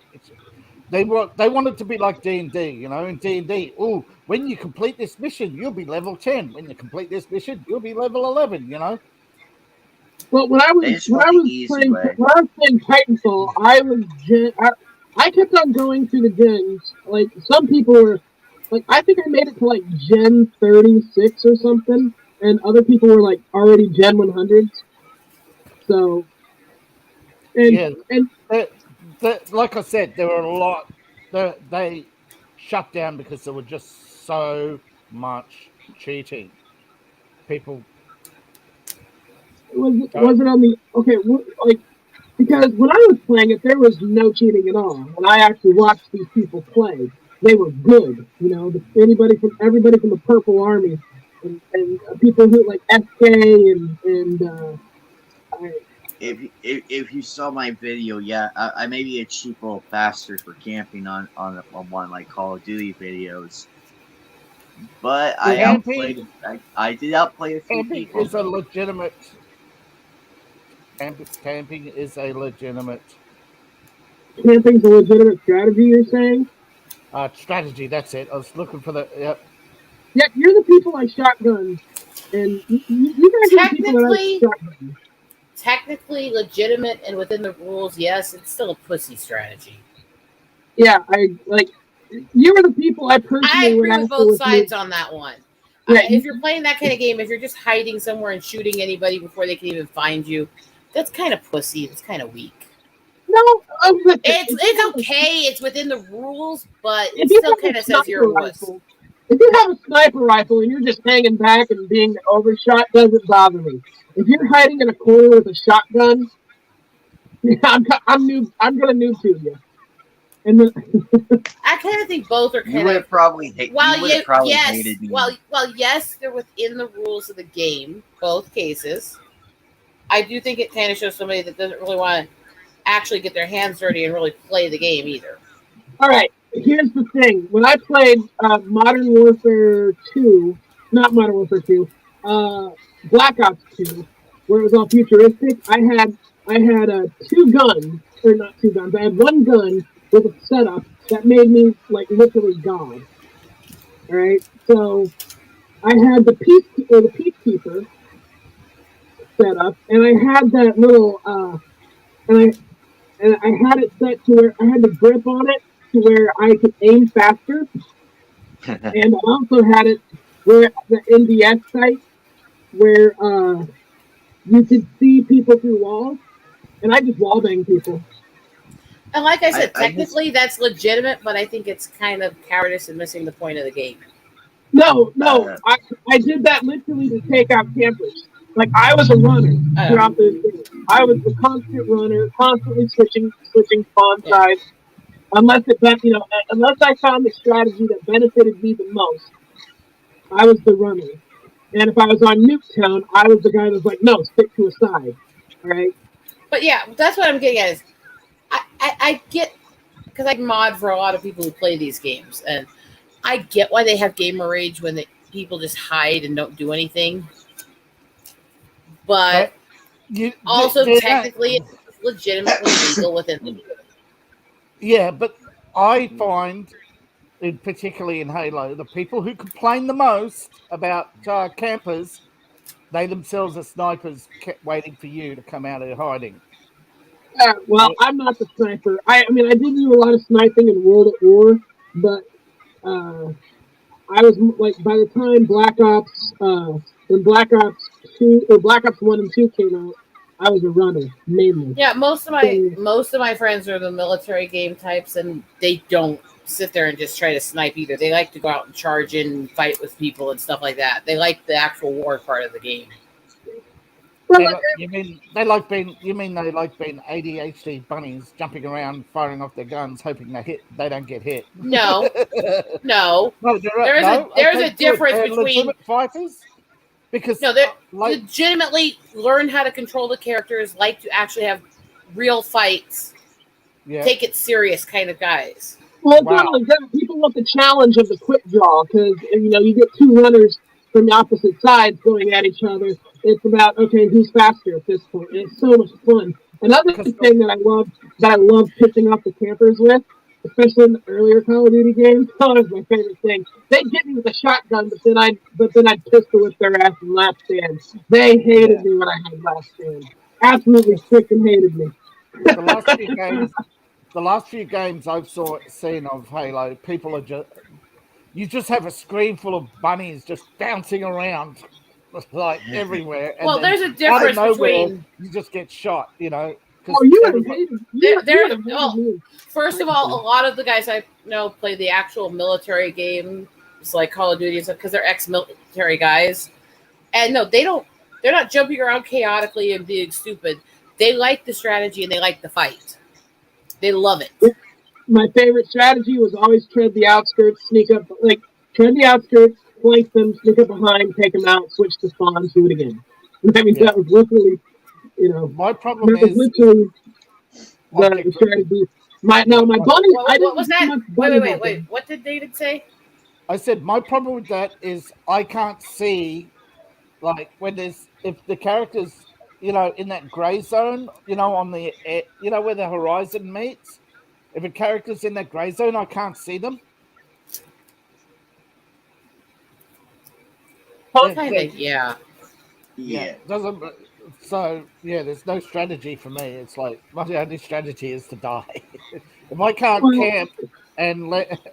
camp and claymore somebody, I'm dead. Well, the thing is, like for me, like I have to. I like running. The moment I got hit by a camper, I knew where you were, and I knew your general area, and I knew that you constantly moved. So I was just like, all right, I got I'll come you now. back in and kill your ass. Oh yeah. Well, I typically switch my strategy because if I went back there again, chances are they'd be waiting for me, but only from a different area. So I had to play smarter. So a good camper knows that once you've ambushed somebody, but the point of the camper isn't to win the game for the team; it's to protect the flag. I always played hardcore team deathmatch, so it wasn't. Yeah. I didn't play. Yeah, I the didn't people play I anything- watch play all against all kind of shit where they're All all just trying to against kill all, each right. other. Yeah, I either played free for all or hardcore team deathmatch or attrition. For Titanfall players. The thing is I wasn't into this. I wasn't into this all capture the flag or search and destroy or any of that bullshit. I was because first off I hated that shit. I hated it. I wanted to respawn, get back in the game. But That's fine. Everybody's different. Like I have to can't- ask you guys though, out of this group talking about all these war games, lousy. how many of you have actually done these war games in person with paintball guns? me, I've done laser tag once. laser tag. In fact, actually, ironically, because I went to the camp I went to when I was a teenager was actually through the church, but we actually had a middle of the night all against all paintball war game from midnight to 5 a.m. where we were all loaded with a whole bunch of paintballs and just going at each other and hiding in the dark. What's It was really fun. funny? What's really funny is that like when I was in high school, probably in my junior year. If I can finish my story real quick. I thought you were done. Sorry. No. And the funny part about that war is there was one person who was so psycho that by the time it ended, she didn't have a single shot on her uniform from anybody. And it shot over 500 times on different people. I don't know who that person is. She wouldn't happen to be sitting here today, is she? Actually, Fatal. Valkyria Revolution's only $6 right now on PlayStation. Not interested. Go ahead and get it though, but I'm not interested. Oh, they have the remaster. It's the remaster, right? You can still buy Titanfall in the Microsoft shop. Yeah. Well, wait. So it's Valkyria Chronicles. Is it Valkyria Chronicles 1 the remaster? Yes. Yeah, that's the one you can get. It's that one. It's that one, and then Valkyria. Now they should have a bundle with Valkyria Chronicles 1 and 4. I see the fourth one. And Valkyria Chronicles 2 and 3, they came out for PlayStation Portable. Except Valkyria Chronicles 3 never made it to America. So, anime. How long do we want to push this for today? I'm thinking. When I think it's dangerous, by the way, people. Thinking's dangerous. It is from people like me. Don't think, consume. Money is your god. No. We are the government. We are here to help. Yeah, Yeah, try telling that to any native. That is the scariest sentence to ever hear. I posted the meme the other day. UFO comes to Earth and says, "We're here to destroy civilization." Oh, you hear from the government. It's a response. Yeah. Oh, by the they way, do have the bundle. my native niece got in trouble in school because she wore a shirt that actually talked about native ancestors of our family and decried Wounded Knee as gun control. Yeah, gun control. Just It ask was. native. Yeah, gun control. Just ask natives how well that worked out. I've seen Just that. ask me. I'm from the survivor line of Wounded Knee. Yeah. To answer your question, Phil, they do have the bundles, so I will buy that soon. Don't know when, but soon. I was thinking of getting the Command and Conquer remastered, but I don't like the fact that it's incomplete. Although I don't think they'll ever release 4 again. That's an embarrassment. But Are I you want guys the- so I- used I to me? really You're not just even like the curious Metal what Layer. I'm doing.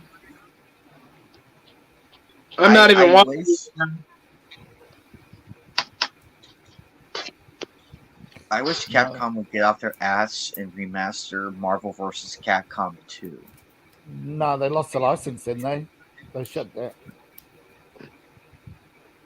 I mean, they have Ultimate Alliance and everything in the other one, but I like the second one because I love playing as Gambit.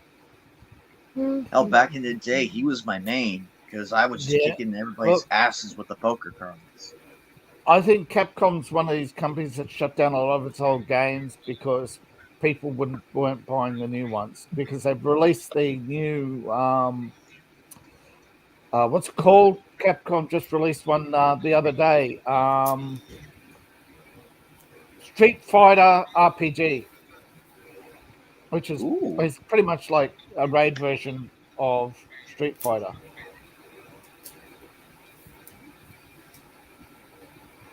I'm not interested unless they build a turn-based one.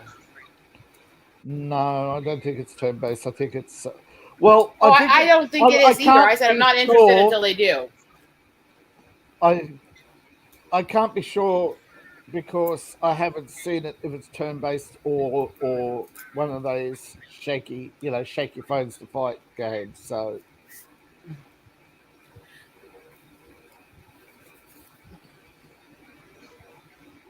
Like I said, are you guys just used to me at this point? You don't even question what I'm doing? nope. Yep, I'm used to it, and it looks kinky, but It's not. She's just casting a voodoo hex on us. Just leave her alone. It's I was cheaper to laminate. Well, it's Oh. cheaper to laminate the bookmarks with fucking reinforced clear tape than it is actual laminate sheets, and they do the exact same thing. By the way, David, how was coffee and gaming? Did you guys have fun? Oh, yep. Minigun go burr. And poor old Seth. He actually got to the top of the tower, got all ready to load up on the minigun, and the guy just ran up underneath him, and he's like, "No!" Sitting there with the minigun Oh firing no! away, because the guy's Oh, underneath him, and no. he just had to drop it. Eventually, just ran down and capped him with a pistol. Okay.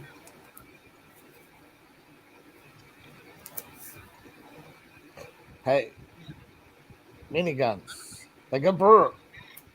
You want to go brr? You want?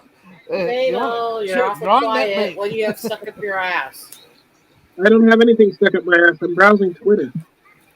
Poor Oh. boy. So I take it things haven't arrived yet? I mean, sorry. What? Yeah, the hook hasn't arrived yet. Nothing. I didn't say anything. Did you hear it? What? David, translate. Do it slowly. I think she said the hooker hasn't arrived yet. No, what? So what things haven't arrived yet? Oh, what things haven't arrived yet? I don't know. And Oh. then I went, oh, never mind. Sorry. Oh, the Marvel I'm movie. checking, I'm Yeah, the Marvel checking movie the got amount of pushed back followers again. I have on my. I'm running to my I followers on my actually- NSW account to see who I have to block or not. I actually almost got to see the Quantum movie for free That's the only way I'd see it. Even then, I'm the other night. Well, not a actually few interested. like 3 days ago. Sorry, not really interested in DM shit you. Yeah, I was like, ugh. I don't actually Luckily, care. luckily, I came down with a stomach bug, so See, I'm like, oh, I'm glad I missed it. the thing is, I don't care if they come out with a good movie either, because that just means they want to validate all the crappy ones they made, or all the shit they made, like the Proud Family and all the other shit. No, I don't care anything with Disney on it. I do not care. Don't care how good I it is. feel like I feel like they only here's my take on that whole thing. I feel like they brought back Proud Family just for it to be a token show. That's it. Yeah, and that's the problem. They don't give a shit. They don't give a shit about the OG. I know they don't give a shit about the politics. They give a shit about they used it to create controversy because controversy is free advertising, and the bigger the controversy, I think the longer people talk about it. I don't think that's true because Disney's actually lost a lot of money since they started doing this shit. Yet they don't stop. So let them. That's why I think they do actually believe in the shit they're pushing. No, Because I don't I think feel they like- believe. I think they didn't actually expect to lose money on a lot of stuff. No, I don't think they expected to lose money at the beginning of it, but the fact that they keep doing it despite losing money for years, to me, says that somebody genuinely believes in it there. No, somebody generally is forcing the company to believe in it because they're losing people. They're losing good staff. There's still somebody at the business that truly Yeah. believes in it and is pushing this agenda, and that's what I'm getting at. I don't Yeah. think it may have started for money, but I don't think that's why they're doing it now. No, I think they're genuinely pushing Disney to just be a vehicle for their politics. And what I don't get is how they keep funding it. I mean, obviously they're dipping their hands into liberal art funds somehow. The hedge research on the history of Disney's corruption ever since Walt died is actually really dark. And it Yeah. dips into them actually being involved in stuff, saying they're going to help rewrite society and stuff like that. Yeah. A lot of people say, "Oh, let's go back to let's bring back the magic." Walt had issues what was too, the but Genesis? What was Walt the had Genesis? yes, Yeah. but he didn't push the politics and everything too. No, that's And for what that, I thought. have to appreciate him. Yeah, he.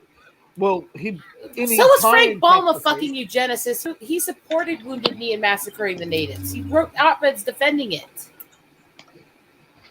Lewis Carroll collected nude photos of his underage minor cousins. These heroes of entertainment are fucking degenerate pieces of shit. Oh yeah, Mhm.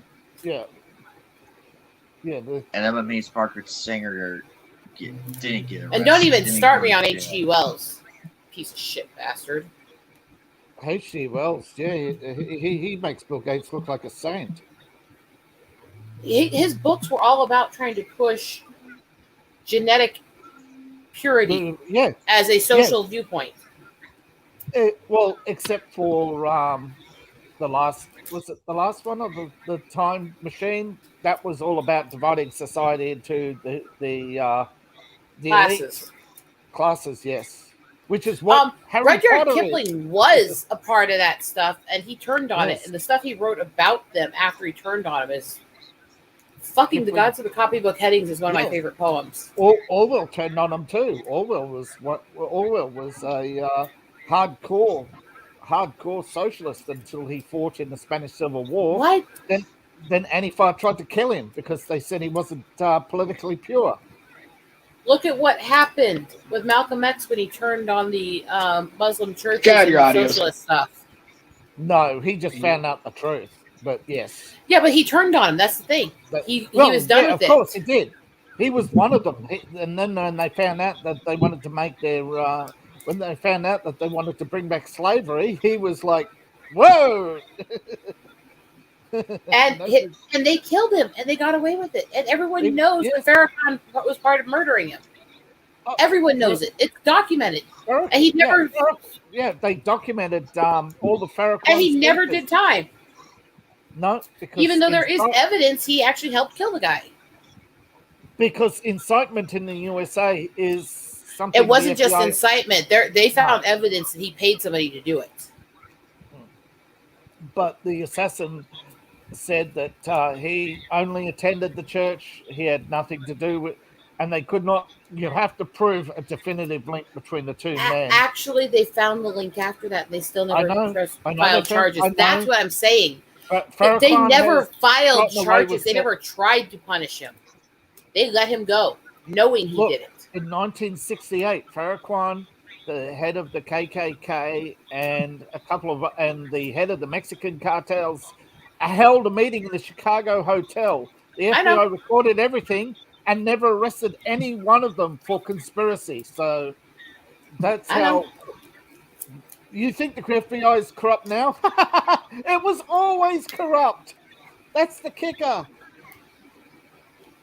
People keep discovering every generation how corrupt the FBI is, and I'm just laughing because it's always They been do corrupt. know that Yeah. the whole stuff about LSD is not a conspiracy. The government created it to control the masses. It's documented. Yeah, the government actually commissioned Berkeley to come up with mind control drugs. LSD was just one of them. Yep. And there's They evidence played- that they actually poisoned multiple areas with it intentionally to get the peak populaces of that area hooked on it. Yes, CIA cocaine, the two reporters who wrote the entire article and exposed everything, they got murdered in 1980. Jimmy Carter. This is why I'm sitting here saying Jimmy Carter's in hospice. Turn up the heat. You better get. And as much as I'm not a fan of a lot of the politics of him, I don't actually think that Kennedy went along with it. I think a lot of his family did, but I don't think he did. That's why they killed him. I think he played both sides I think he played both sides. He went along to get in and then turned against them with his brother, and they said that's not how things work. And look at the shit his family has done to people, and look at how many people have died at the hands of his family. Well, look how many of his family members have been killed, and so many members of the Luciano, and so many members of the Boston Mafia. Yeah, there was a huge purge after Bobby got killed, on both sides, and the winner was Biden and Clinton. But the thing is that neither party is innocent of this at all. No. And most of the people in both, I know you're not. And most of the people in both parties right now are the people who've been buying and selling and trading people and helping do all this shit for decades. And to all you nutcases on the right, that fucking includes Trump. He was heavily embedded in all this shit. Well, there's a lot of people who say, if Trump's woken up, I'd like to see it, but I haven't. He had plenty of opportunity when he was president the first time, but yeah, sure.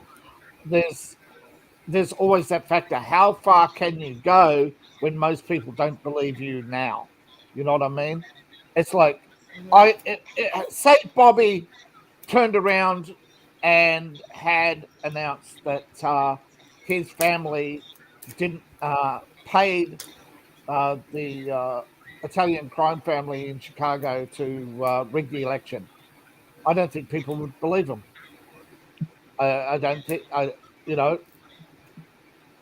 people would have believed Bobby had he come out with the truth about the fact that JFK did not win the election.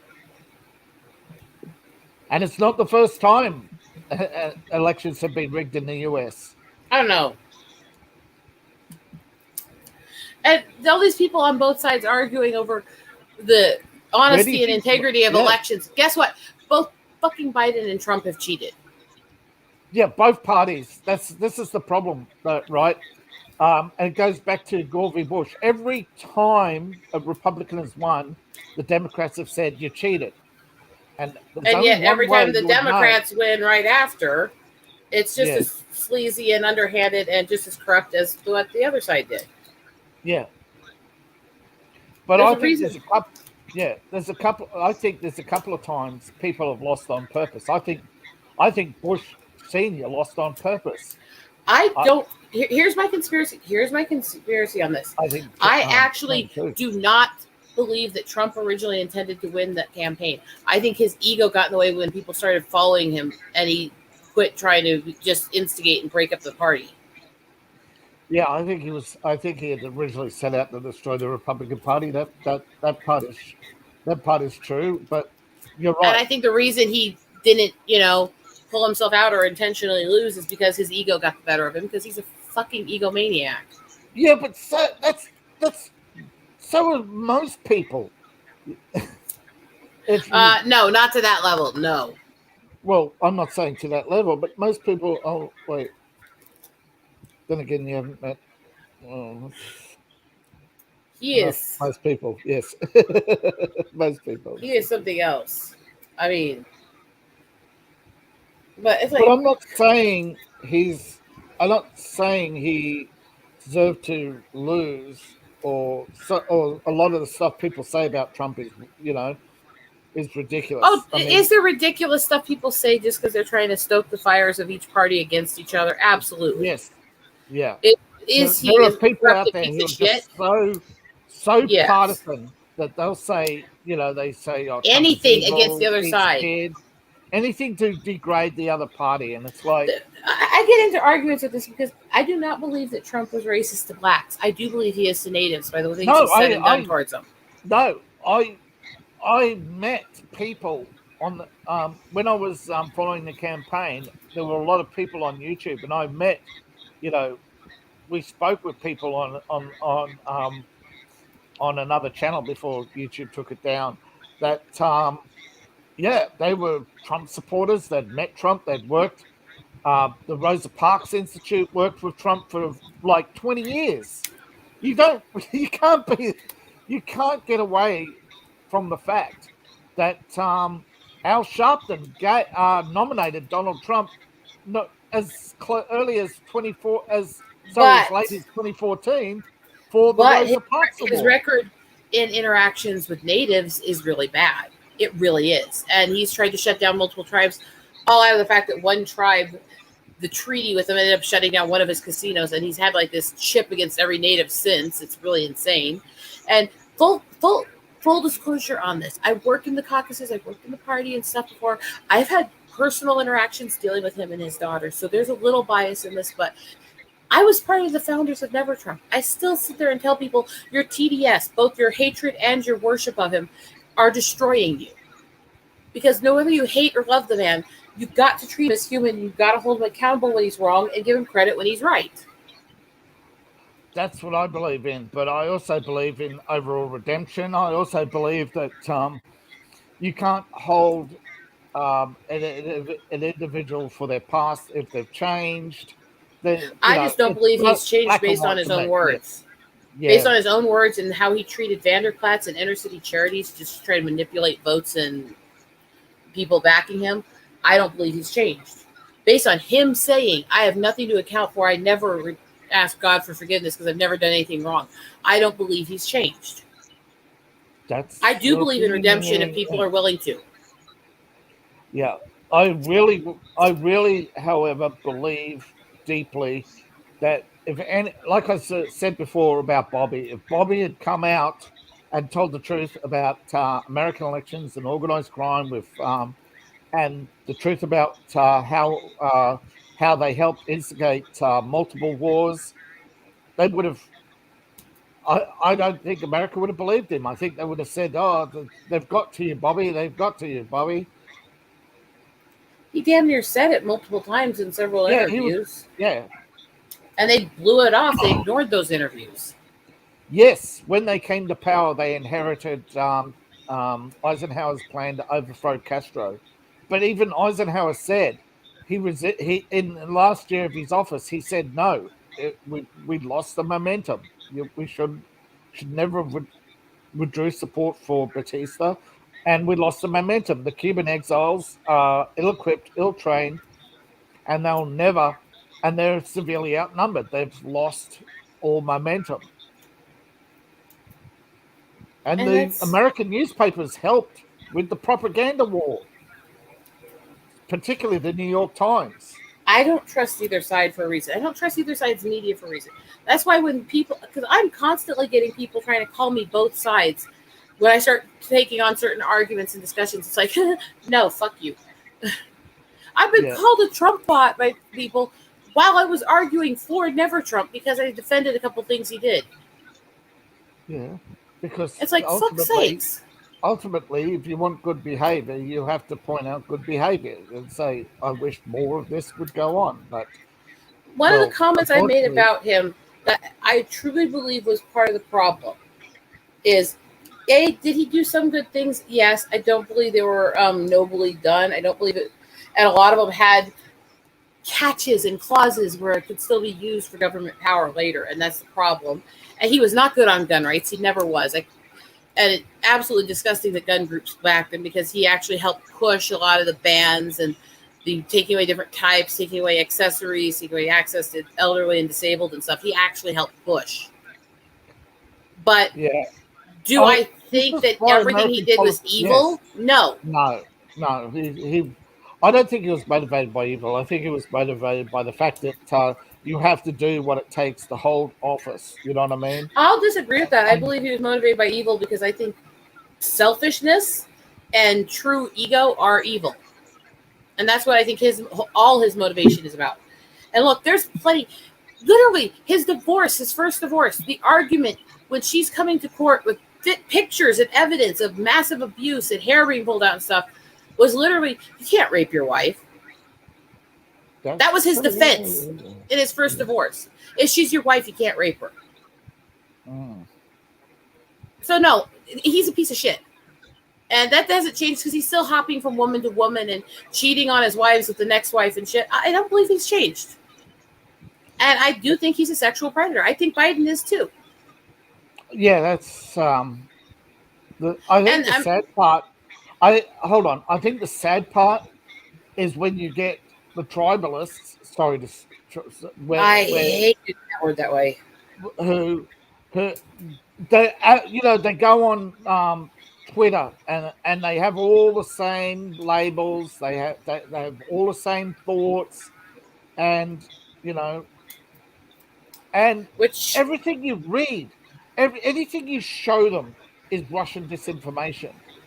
On both sides. Yeah. This is the funny thing. Yeah. No, I'm just saying. When it comes to Biden, there's just such a blindness, and yet they're always blaming. Yet they say, "Oh, Trump cheated on his wife." So did Biden. Jill is the woman. It was his babysitter.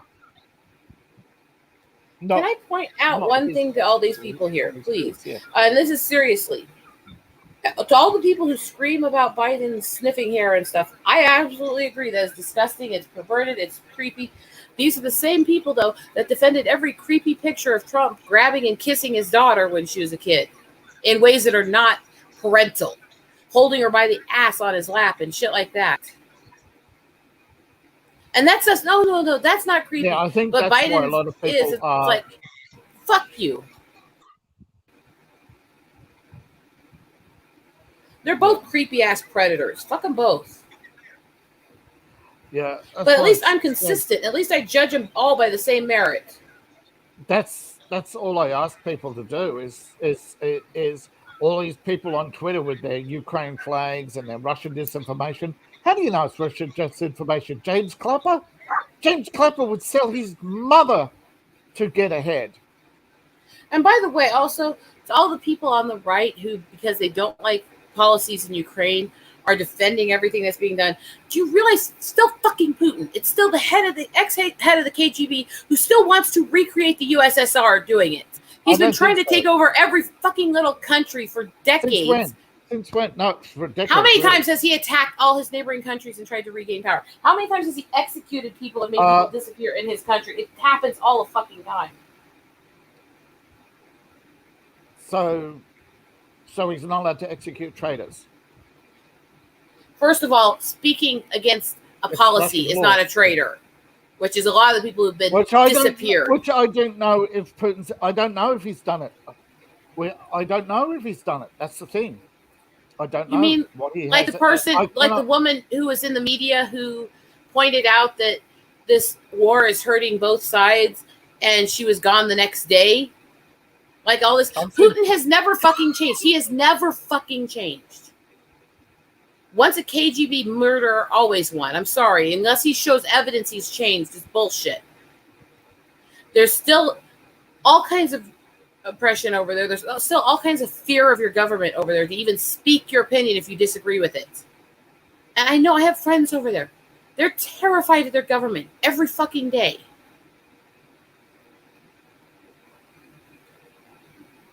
He hasn't changed.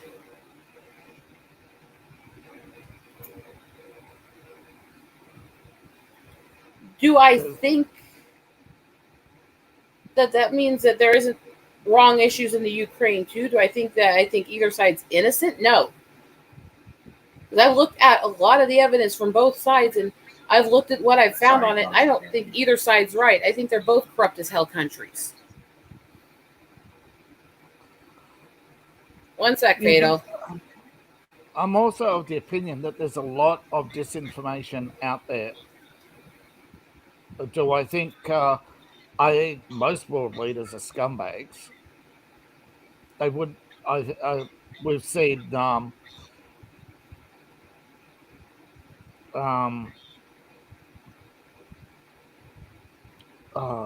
Let's see. We've seen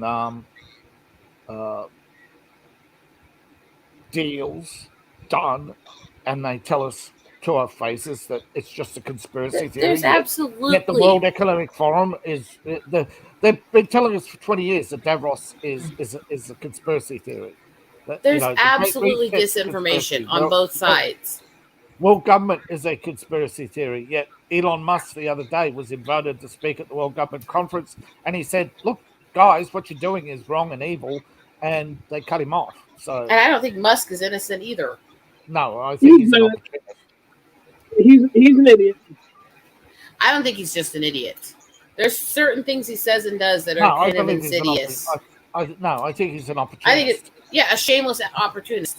Now that's it. Again, I look at a lot of evidence when I judge this stuff, and like I said, no, I don't believe 1 second that Putin has changed his stripes and he's suddenly for freedom and democracy when he's still suppressing people in his own country. And there's a difference between executing terrorists and true traitors versus silencing your people from speaking out against any policy and threatening people and executing people for lifestyles and stuff like that, which they still do in Russia. That's the difference. I have no problem with try people and convict them and execute them if they're actually treasonous. It's the same. Sorry, Fatal. Go ahead. No. I was like, hey guys, I got said something in the group chat.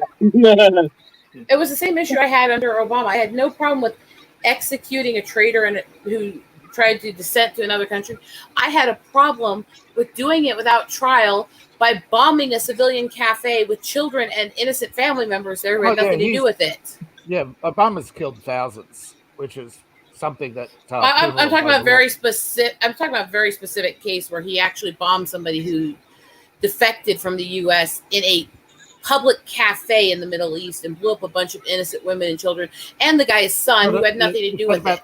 You talking about the Lebanese cafe, the CIA? Yeah. I'm sorry, that is a violation of every civil liberty. It is absolutely disgusting. There's no reason they couldn't have tried to arrest the guy. There's all kinds of different ways.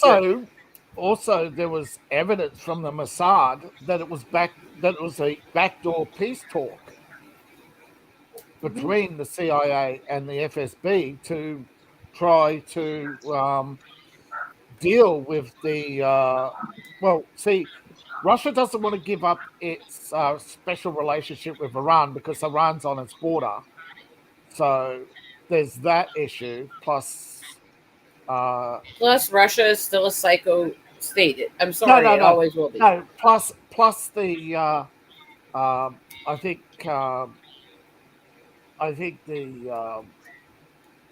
what was it? The attempt, I suppose, of Clapper. Was it Clapper at the time? Clapper was sort of in London, I think. They were trying to open up new dialogue with the Russians on the Middle East. So we don't know whether or not he was a traitor really defecting, or it was just paranoia on behalf of Because US government. they did not follow the constitutional laws on dealing with the traitor who defected, which is they have to either be killed on the battlefield raising arms against our people, or they have to be arrested and tried. Yeah, but there's also the fact that how many times a dozen documented times they've lied to the FISA court. Yet, if it was a Republican, there would be no more FISA court. But for all these people who talk about Obama being this friend of minorities, how many people realize that he actually signed an executive order that stopped access for food and medicine to the reservations in the dead of fucking winter for 2 years? Yeah, there's a lot of things. I put him in anime. They don't want to know. Sorry. Did you forget to look? Sorry, getting used to the whole co-host. That's all right. But I always like to show up on the other end and give you a view and drop a like and all that before I come in anyway. Hey. Howdy. How you Yeah, we're doing? talking about conspiracy and politics. I'm in. Anyway. I'm telling people how much I absolutely hate both sides, and I hate pretty much every leader. So I'm bitching about all of them. Well, yes, that's as one does. But no, ain't a whole lot that they've done for us. Everything's been for them. That's just the way politics goes. I see politicians like the Martians and Mars Attacks. They're running after you, vaporizing you, going, "Don't run. We are your friends." Anyway, yeah. Yeah. The only advice I want from politicians is how do they become so calm? Yeah. For those who get the joke. I couldn't hear it. You cut out kind of on my headphones. Oh, I said the only advice I want to get from politicians is how the heck do I make myself taller? Platform shoes and long pants. He's making a Viagra joke because they're walking penises. I know. But there's also that. Trust me, I've been around a lot of them. There's not a fucker in Washington I haven't met, and most of them have lifts in their shoes, actually. Yeah, there's Well, I'm serious. I mean, heck, how do they seriously with how much they fuck us? I'd really like to know their secret because I also like to do some fucking.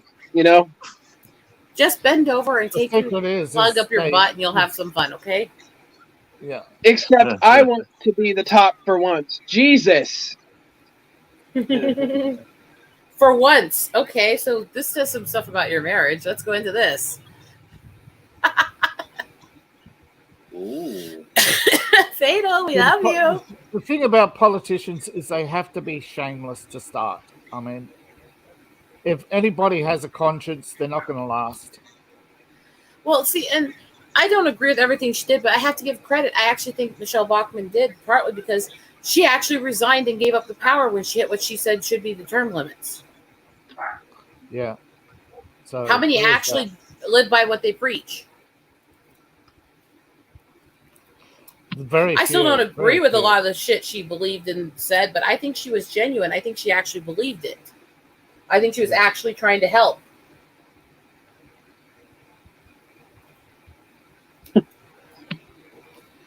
We don't have many of those. Anime Night, I sent you a DM. Fatal, you're a man-ho.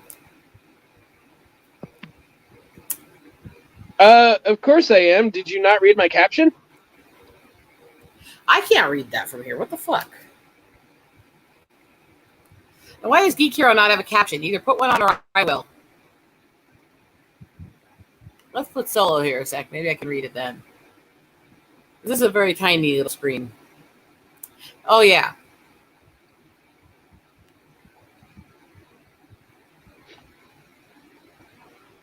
There you go.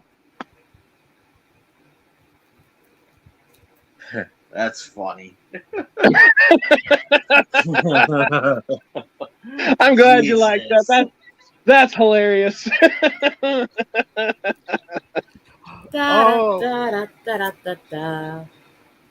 This is funny. Have you seen the South Park episode of Harry and Meghan? No, because I'd rather shoot myself in the tit than listen to those voices. No, the parody of Harry and Meghan. No, I'm talking about that fucking show, South Park. I'd rather shoot myself in the tit than listen to those voices. Oh, right.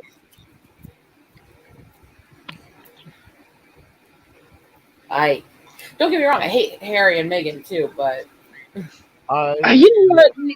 You say that, and then all of a sudden I'm reminded of gosh, what's that? Bear in the Yes. Big No. yes, Which I one- have taken shots to the chest before. Okay, hold on a second. I'm trying to. Anime. Rosetta, I'm gonna send you a link of something. I think you're What? gonna do it. I'm gonna send you a link of something. Just give me a second. Okay. Now, will I actually watch it right now? Because I don't really have an easy way to. Or will I look at it later and figure out what the fuck you're talking about? You could probably screen share it at the YouTube video. I'll just send a link. Well, then just put it in the private chat. Your taxpayer dollars at work, not due to the rising costs of chickens and the fact that allegedly dodos bred faster and were tastier, which is why the only reason why they died out is because they were confined to one island. Nobody bred them for some reason. I don't know. If they were that tasty, you think somebody would have cornered the market on the dodo. Well, what it came down to is the peasants could easily catch and eat them when they were starving. Yes, I think that was the problem. They were trying to farm them, but the peasant farmers were just eating them. Well, I was going to say overhunting has caused a lot of problems, like worldwide. Yeah, it does. Oh, yeah. And this is I'm a hunter. I support hunting completely, but responsibly, ethically, and responsibly means They did conservation. You study pay this. attention to what you're doing to each species. You pay Yes. attention to the environment. You know what the fuck you're doing, and you don't cause damage. Yeah, they did a study on hunting recently, and the damage that and they said no matter how much they try to educate people, they're not getting through to either the natives or the natives. They've overhunted the dugong. The Indonesians have overhunted the tiger shark. It's not just the we're not talking just about the deer hunters here. Have we talked about Which the Native natives American are you and the talking bison? about? Oh no! That was not the natives who overhunted the bison. That was the fucking settlers intentionally to starve them. It was J.P. Morgan. There was a lot on both sides of that. You cannot pretend no. that the natives had nothing to do with that. Geek. couple No. of natives- One sec here. That one actually is false. I will admit there's problems the natives had. The bison was not one of them. It was too much of a work for the tribe to hunt them. They did not do it willy-nilly. They did not do it casually. And they hunted a few out of each herd because they're sacred to most of the tribes and they're considered very respected. That was not an issue with the tribes. That was They unintentional actually to tried starve them because it was our main Yellowstone food source. They were actually a couple of tribes in Yellowstone actually got together to try and get the hunting on the bison banned, and the government said no, we need to feed the railway, and actually doubled the quota. So I'm saying, while I do agree we made our mistakes and we had our issues, and I've always said that, I've called out things that the native tribes did too. That was not one. That one actually is a misnomer. Yeah. I don't know. I'm starting to think maybe you and I hear different, because I'm not talking about the textbook history. I'm talking about, word of mouth through the tribe's history. And the stuff we get here in Oklahoma is obviously very different than what you get where you're at. Well, guess what? What you guys get in Oklahoma is usually, I'm sorry to say, diluted, because most of the tribes that are there because they were sent there, broken off from their other tribes. So there's a lot of stuff that's been passed down that's a little broken anyways there. And I'm not saying that's intentional from the tribes or that they did something wrong. I'm saying there's a lot of stuff I've heard there that is absolutely not accurate that I've heard from tribes in Oklahoma about tribes that originated over here, and we know it's not accurate. Well, but the thing is that I have to imagine if it's if it's misinformation, that it is intentional. Being Chickasaw myself, like one of the big tribes out here, you have to understand that the tribes hold almost all the power in Oklahoma. No matter what the state says, what they think they say, the tribes hold 90% of the power out here. And so if there's misinformation given, it's been to benefit them, not to benefit. Oh Yeah. no.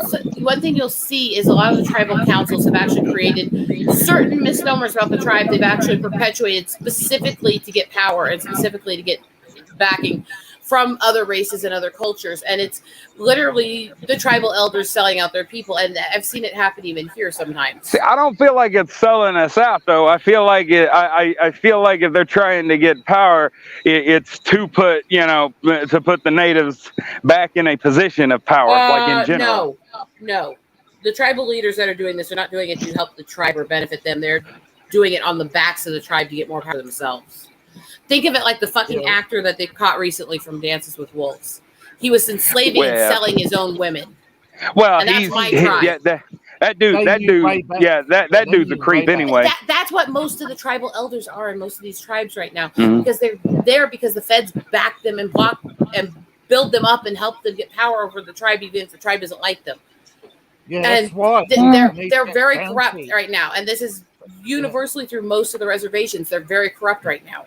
Yeah, but this is why we need transparency on the outside too, because don't forget, we, the population, get the shit dropped on us for what our leaders do, and people say, well, you didn't stop them, but we few voices who speak out against people like Biden in abusing power don't get anywhere. You know? Yeah. There's only so much you can do to stop it. Before. If Bobby Kennedy came out and told the truth about the Democrat Party and their alliance with Organized Crime, you think anybody would believe them? You think the media would have run that story? Oh, no. You misunderstand. Everybody would believe them, and it wouldn't make a damn bit of difference. That's the thing. We are at a point where nobody's surprised by anything. Everybody expects the worst, just nobody cares. But Geek, I mean, you know me on this. First of all, let me say what I'm saying real quick here. You know me on this. First of all, on a lot of the stuff where we agree that the natives overstep some things and how we handle things. That yes, we may have been being attacked and invaded, but some of the things that we did and some of the ways we handled things were not right, and we weren't perfect before. However, you were all raping and enslaving each other bullshit that a lot of the people say is all bullshit too.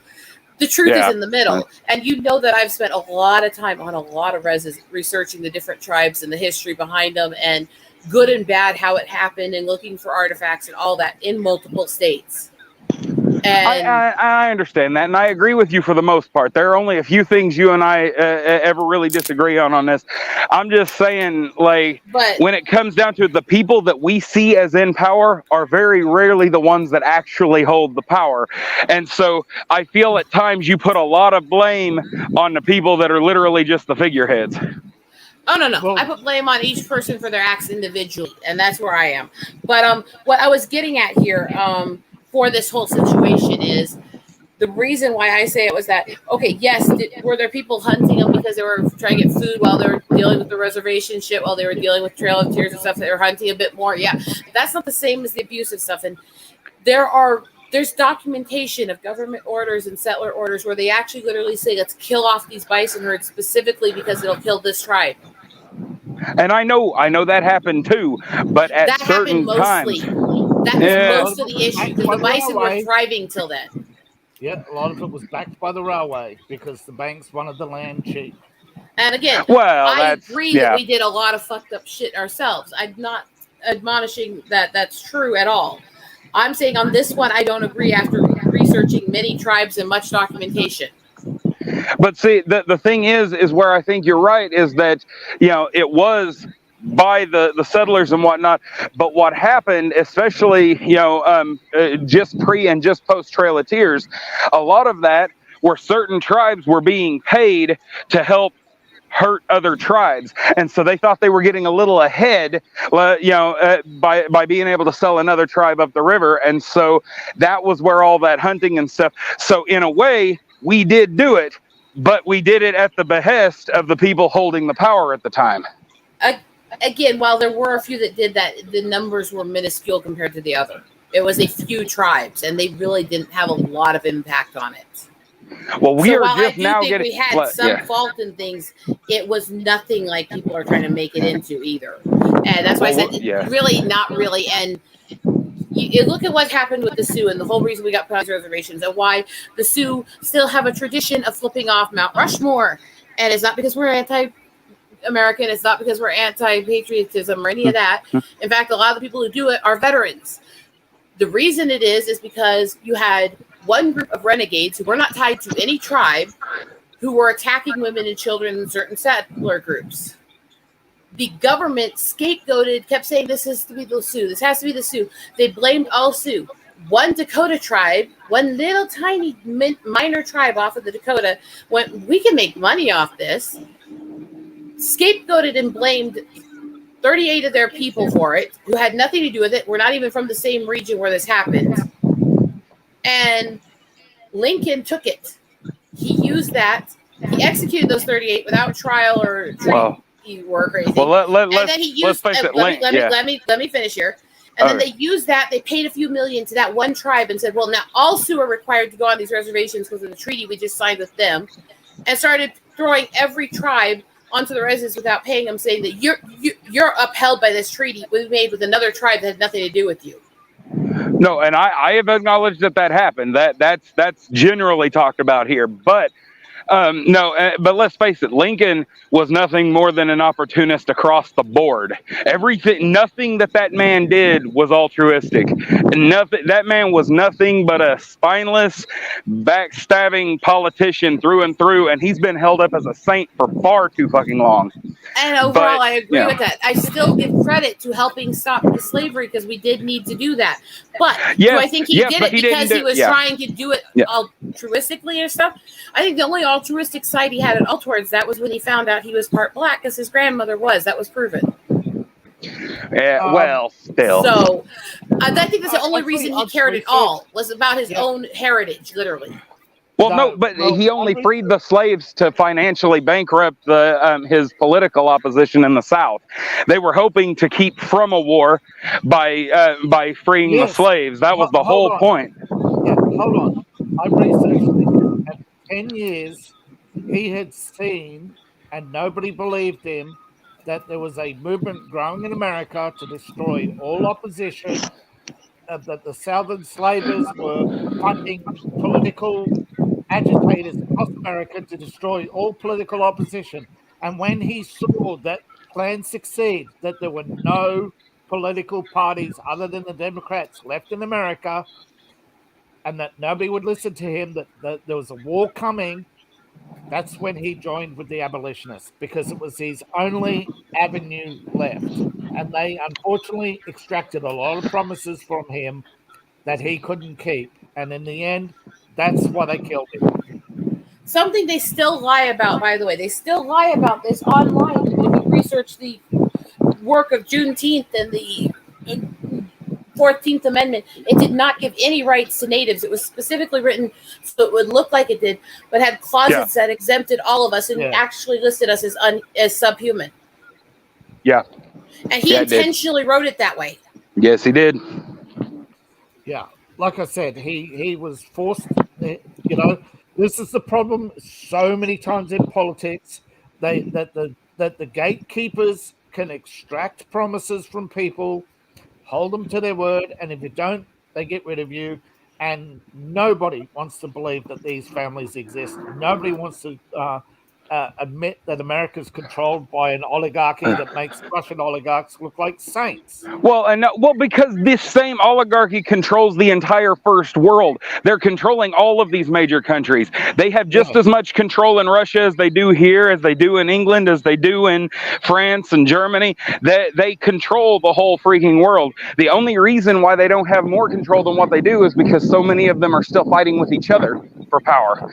And the moment one finally reigns supreme, but the moment one of them finally reigns supreme, we're going to start seeing some real prophecy stuff.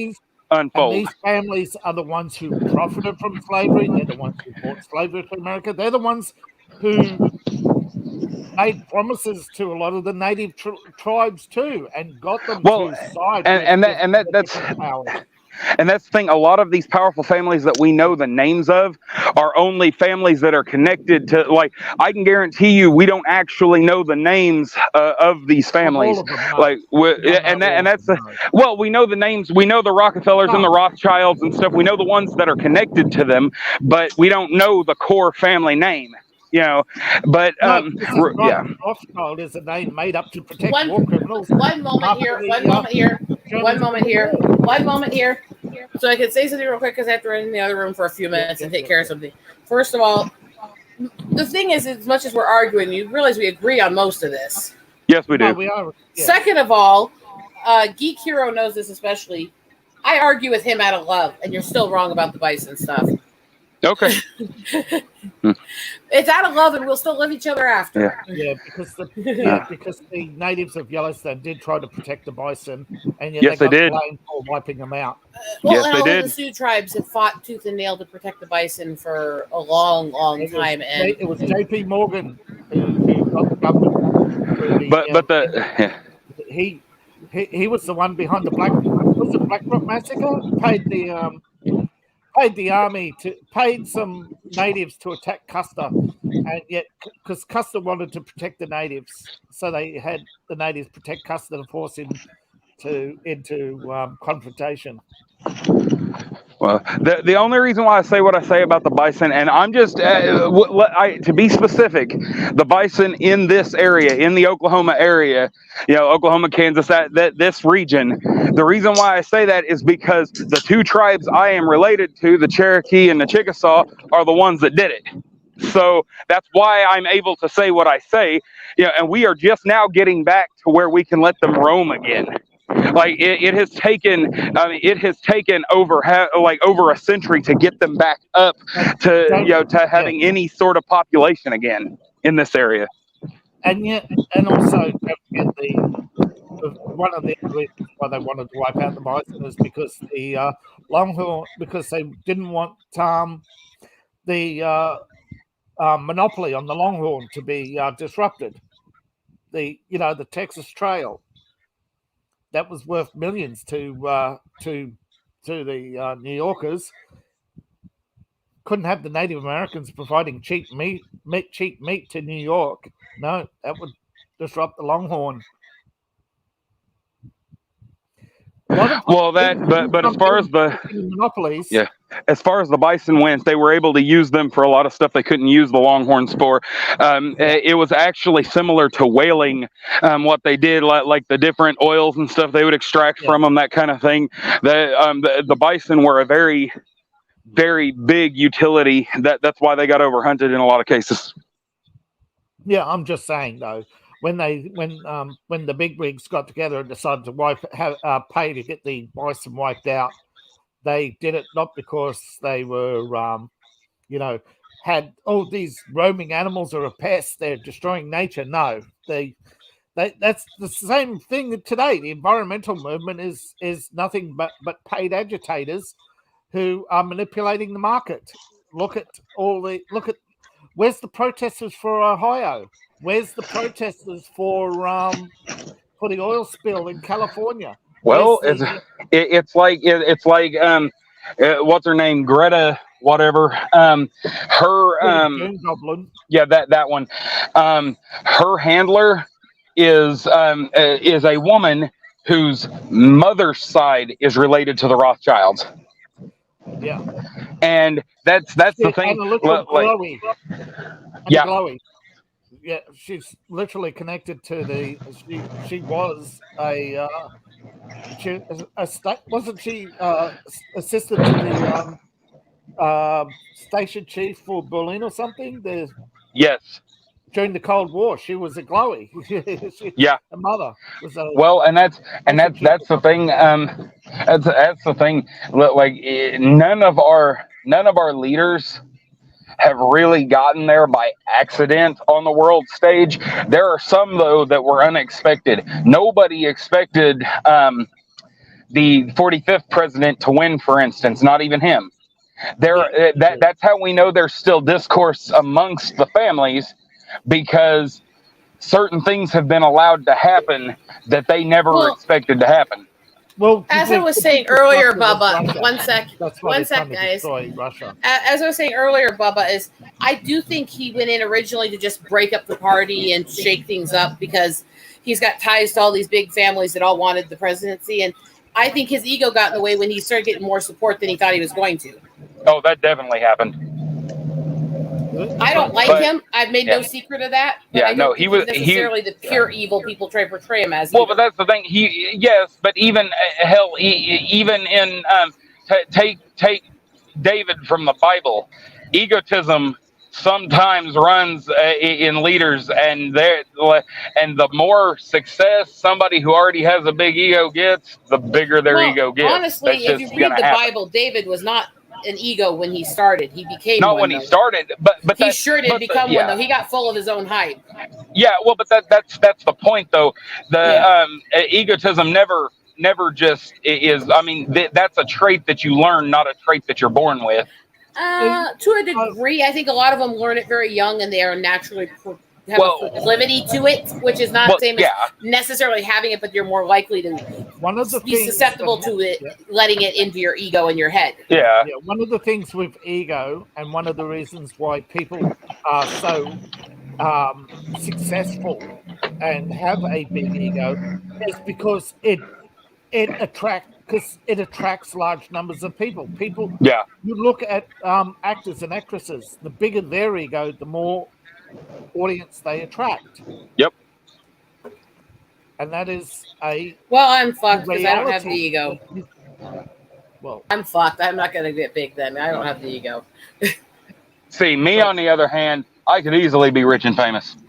Yeah.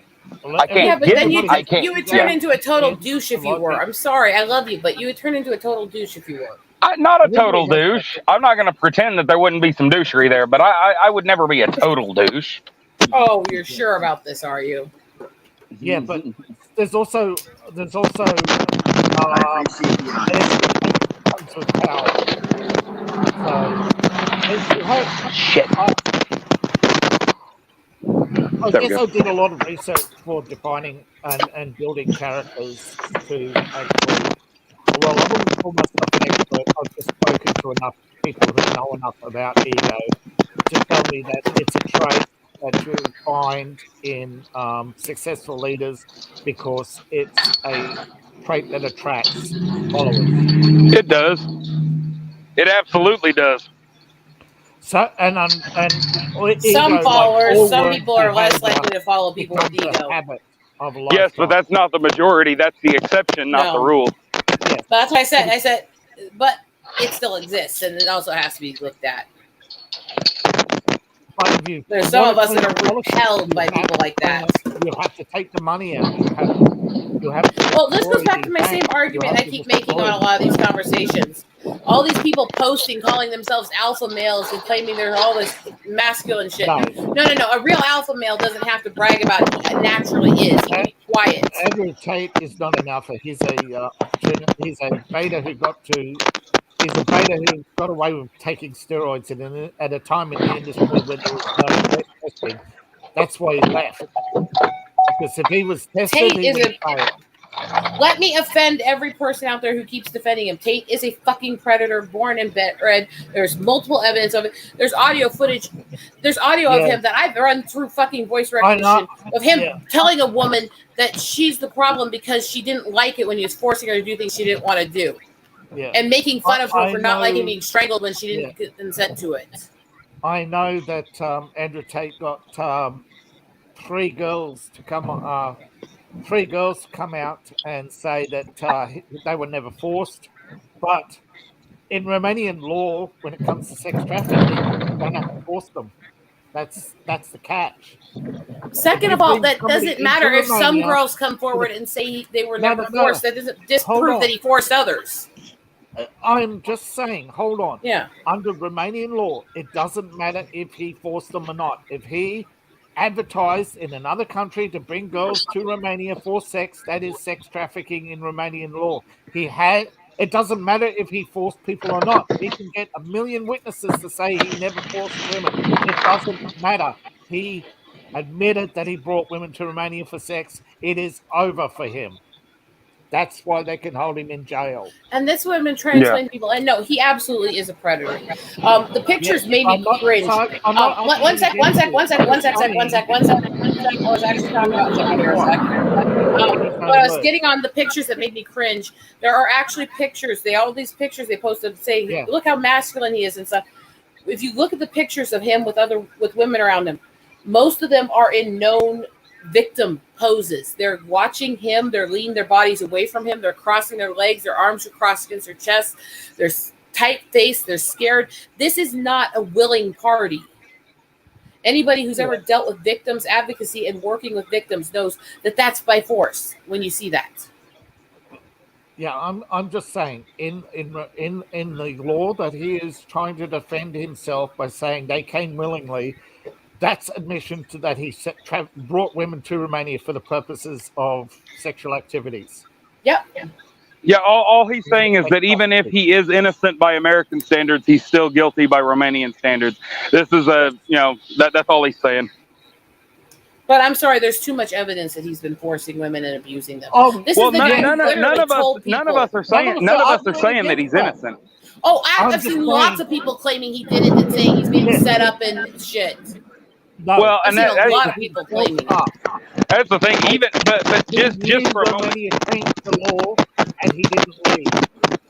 Yeah, well, and that's the thing. Even if, just for a moment, even if he is being set up and he is completely innocent, very unlikely. But the point is, even if, I've never really liked the asshole to begin with. He reminded me of those guys in school that just has to be right no matter what.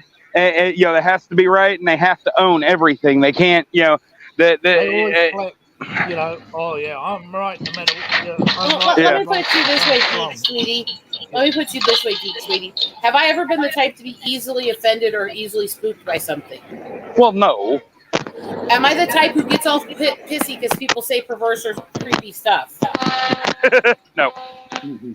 I have listened to footage of him speaking that has actually made me shake in flashbacks. Well, but and that's the thing. Like I said, I believe you, and I always have, and I believe the other victims as well. Or I mean, you know what I mean? His personal victims, I believe them. But like I said, even if he were innocent, he is not the hill to die on.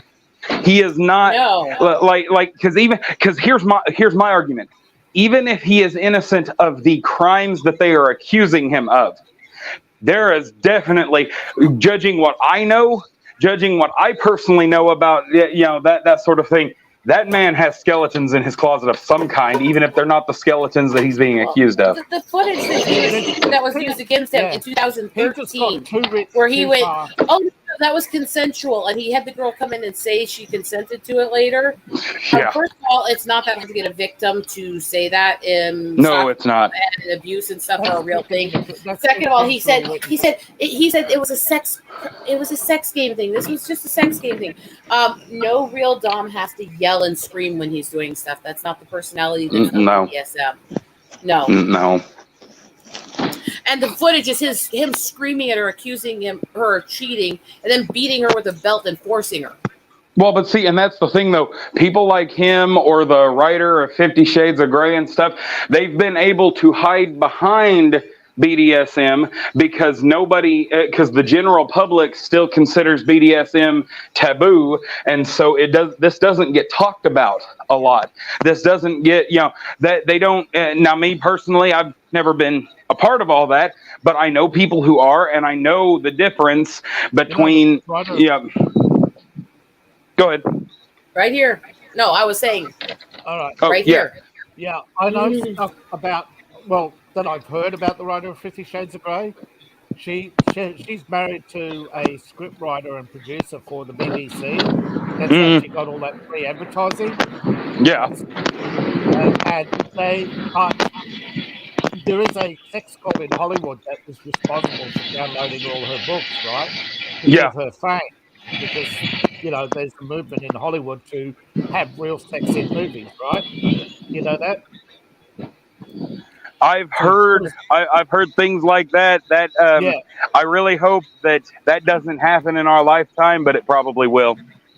Oh yeah, but I mean, I'm not against pornography, but No, but there's a difference between regular cinema and pornography, and those need to be separate.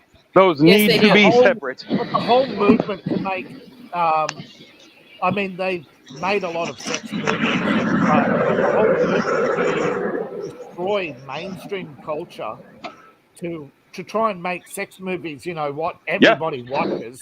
Yeah. I don't get that. Yes, they're out to make money, but I don't like the creation of monopolies. You know what I mean? Yeah. Particularly the underhanded things they do, like forcing companies to buy hundreds of thousands of copies of it to make it bestseller. Yeah. Well, book that starts with HP was also artificially driven. Okay, that's the thing. Now, the thing about that is, it was unofficially driven in where you're at. It didn't take much to catch on here in the States, No, because you got so many. Yeah, this is the thing. In countries where there aren't fads, you didn't see the fad take off. But in countries like the United States, where so many people watch the media and go, yeah, I'll buy that book because the media said so. They're lemmings. They follow whatever's popular. I don't care if something's popular or unpopular. If I like it, I like it. If I don't, I don't. And fuck people's opinions. Well, which is why MCU is losing popularity. Because and that's the thing, though. Yeah, superhero movies in general, that fad is starting to die out, and them forcing all their, politics in it. They tried reviving Harry Potter. That failed. Look how unpopular it was. That shows you how unpopular it really was. Without the hype, which they can't afford, they've lost too much money. They lost $55 billion on trying to prop up the DCEU.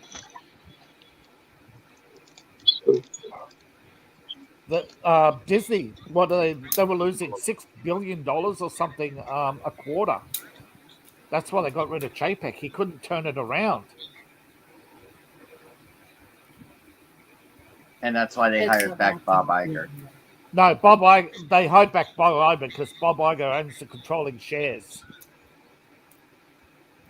He was 2 votes. He controlled the vote. The guy who opposed Iger had 2 votes short. That's the only reason why Iger got on, because he holds too many votes in his pocket. Well, it's actually a lot more sinister than that, because Iger is trying to ensure his golden parachute at this point. The woman that he's got himself into the presidency on behalf of BlackRock. Well, yeah, but that's the point. Because he didn't just start immediately to get rid of his main opposition. The woman that helped get him back in there, they fired her almost as soon as he got back too. Like he is trying. Break me, yes. Yeah, he is trying his hardest to get things where he dies rich and burn it screw down everything for my else. own benefit. He's the burn it down for my own benefit type. Yep. Yes. Burn down the company, buy it up cheap. It's called a fire sale. JP Morgan did it. That's how he got. Well, as long as he gets money, he doesn't care. Back off the Vanderbilts, he burnt them down. He doesn't care as long as he has money. Buying up shares. Well, a lot of people don't. A lot of people don't want to talk about the fact Toys R Us. They had a lot of debt, but they had a plan that would have actually, before they started the bankruptcy, a plan was proposed that would have actually got them out of debt during their, or not out of debt, but down back to manageable debt in their final 5 years. They actually made a profit all 5 of those years, and then got shut down anyway. That part of the reason that Toys R Us deserved to die was because they were one of those that was trying to create a monopoly and was using underhanded bribery tactics to shut down businesses that weren't them. Well, I mean, let's face it. If you want to go that route, Payless, Blockbuster, all of them have that. They're all guilty of that. Not to this level. Actually, research what Toys R Us was doing. They were shady as fuck for decades. They were buying out They were trying to buy as much toys as they can, and that's how they got it. Well, they're the ones that took down KB Toys. Yeah, they were actually trying to put KB Toys was actually less corrupt than Toys R Us. Oh yeah. By having a shortage of Nerf guns and other big toys. But yeah, I'm not. I'm not arguing about who deserves by the time to. I found them. It's like part of why they died is because people started finding out what they were. Well, and that's the thing. I'm not arguing over who deserved what. I mean, they're all corporate, But I mean, my point is that there was, that they had their final board was set, before things started actually officially being declared to be going downhill. Their final board would have been able to get them out of hot water, but the people, the powers that be, didn't want that. I mean, there was a time when the American economy, but there was a time when the American economy moved literally if you had a Sears credit card, you had damn near everything at your disposal, and it took them less than 2 decades to completely tank Sears. So I mean that there are these same powers that be, the same ones that are controlling Disney, the same ones that are controlling the government. They going to rise in power and wealth. They were actually going to succeed at their plan, so they couldn't let it happen. So they started undermining Toys R Us by getting cheap Chinese knockoffs from Wish and selling them cheap on eBay and saying, "Look, half the price of Toys R Us," deliberately targeting Toys R Us. Yep. I just call it karma because of all the stuff Toys R Us did to illegally target and shut down other businesses. Yeah, karma comes in many forms. Karma comes in many forms, but that's still, I'm not saying that what was done by the other companies was right either, but to me it's karma because they got exactly what they did. Yes. They weren't the only illegal partners in that game. But actually, kids entertainment and kids toys are a really shady entertainment industry. Have you guys watched the movie Death to Smoochie? Yes. That's actually pretty accurate, about a lot of the kids in industry. Plus, it, to me, it's still one of Robin Williams' greatest movies ever. Well, and not to mention Norton's as well, but Edward Norton. Great. It's fucking great. But oh crap! That I forgot what I was going to bring up. There was there was something. It was Has anybody seen that CGI Barney that they're about to start? Oh dear Lord in heaven! Yeah, it's terrible. Like it's creepy as hell. What, Matt? As if Barney wasn't already creepy as fuck. Like, Jesus. Can we literally point out that Barney came out when I was a little kid, and I was one that actually walked around singing songs about murdering him? We all were. I remember. I think you're far from the only one. This group is probably the people who were. Most kids thought we were demented or psycho for it. I remember. I actually had a kid throw his Barney toy at me in anger. Yeah, I actually. And I lit it on fire. Kids going to school singing Barney the Purple P-E-O-D, Barney lost. I don't know where it came from, but all of a sudden, towards the end of Barney, it was like everybody hated that show. All of a sudden. Yeah, not to mention a lot of people to suddenly be like the rest of us who were smart enough to hate him from the beginning. Yeah, not to mention people understood is what it was, advertising.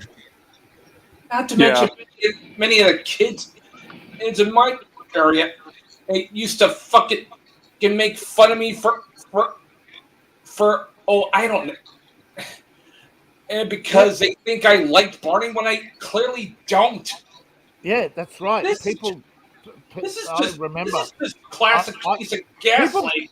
This is just a people classic. made fun of me for not liking Sesame Street, yet when I got older, they all started. It suddenly became cool to not like Sesame Street. So kids do turn against kid shows. That's a fact. And I don't think every kid show's equal in that. Some of them I think are kind of cute and are kind of innocuous, at least when they start. And some of them I think were good when they started, and they got crappier with more sleazeballs got involved with them and stuff. But I mean, Yep. like I love dinosaurs. Watching it is cringy because of all the creepy predator shit that Kevin Clash got caught in. Yep. Yeah. And Well- Henson never would have let him work around kids if he knew what he was. Well, no, and Henson that's was very not true. that kind of person. That's very true, but I still don't think Henson died the way they tell us he died either. I don't think he died of projecting. Yeah, I don't think it was the pneumonia or whatever it was supposed to be. I do. I think he was. I think he was systematically Gotten rid of? taken out. Yeah. Yeah, I think he was angeled, as they would say. I feel like I also think that I the think he was a person, victim of an angel of mercy. I think he was killed by look how many hospitals will never admit they've had a serial killer in their midst. Mm, Well, here's the thing. If you actually look over the known serial killers in the last 200 years, the international database of every serial killer known in the last 200 years, what percentage of them are female? Very few. No. No. Most. Very few. About angels are 70%. caught. Yeah, very few angels. Jesus. But still, about But they're- 70% of caught and known serial killers are female. Yeah, Angel of It's Mercy and all- Black Widow mostly. yeah. Women are actually the highest perpetrators of murder. Just I'll be right most back. I'm gonna people go get put away a with it. subtitle on here. okay. Yeah. You can actually do I, it by- I still you can think actually do it. Yeah, it's You like can't they edit- said. You can't edit without logging out. Yeah, it's like You they can said. edit it without logging it out, actually, but I didn't figure I'd try to explain it to him. Yeah. It's like they said. Female of the species is far more dangerous than the male. The thing What are is, you, watching we- Eagles? I mean, The Yeah. Super Bowl was Um, last week. I still think that Ducky's voice actress, I still think she was murdered. There's a lot behind that. look at me. Do I look dangerous to you guys? Yes. Kinda. Kind of scary. What the hell? Fuck you. See, look at Well, that. you're scared. Well, you're dangerous, but we all love you for being dangerous. I'm not. The only time I've ever hurt anybody is self-defense. Well, you're honesty too, so.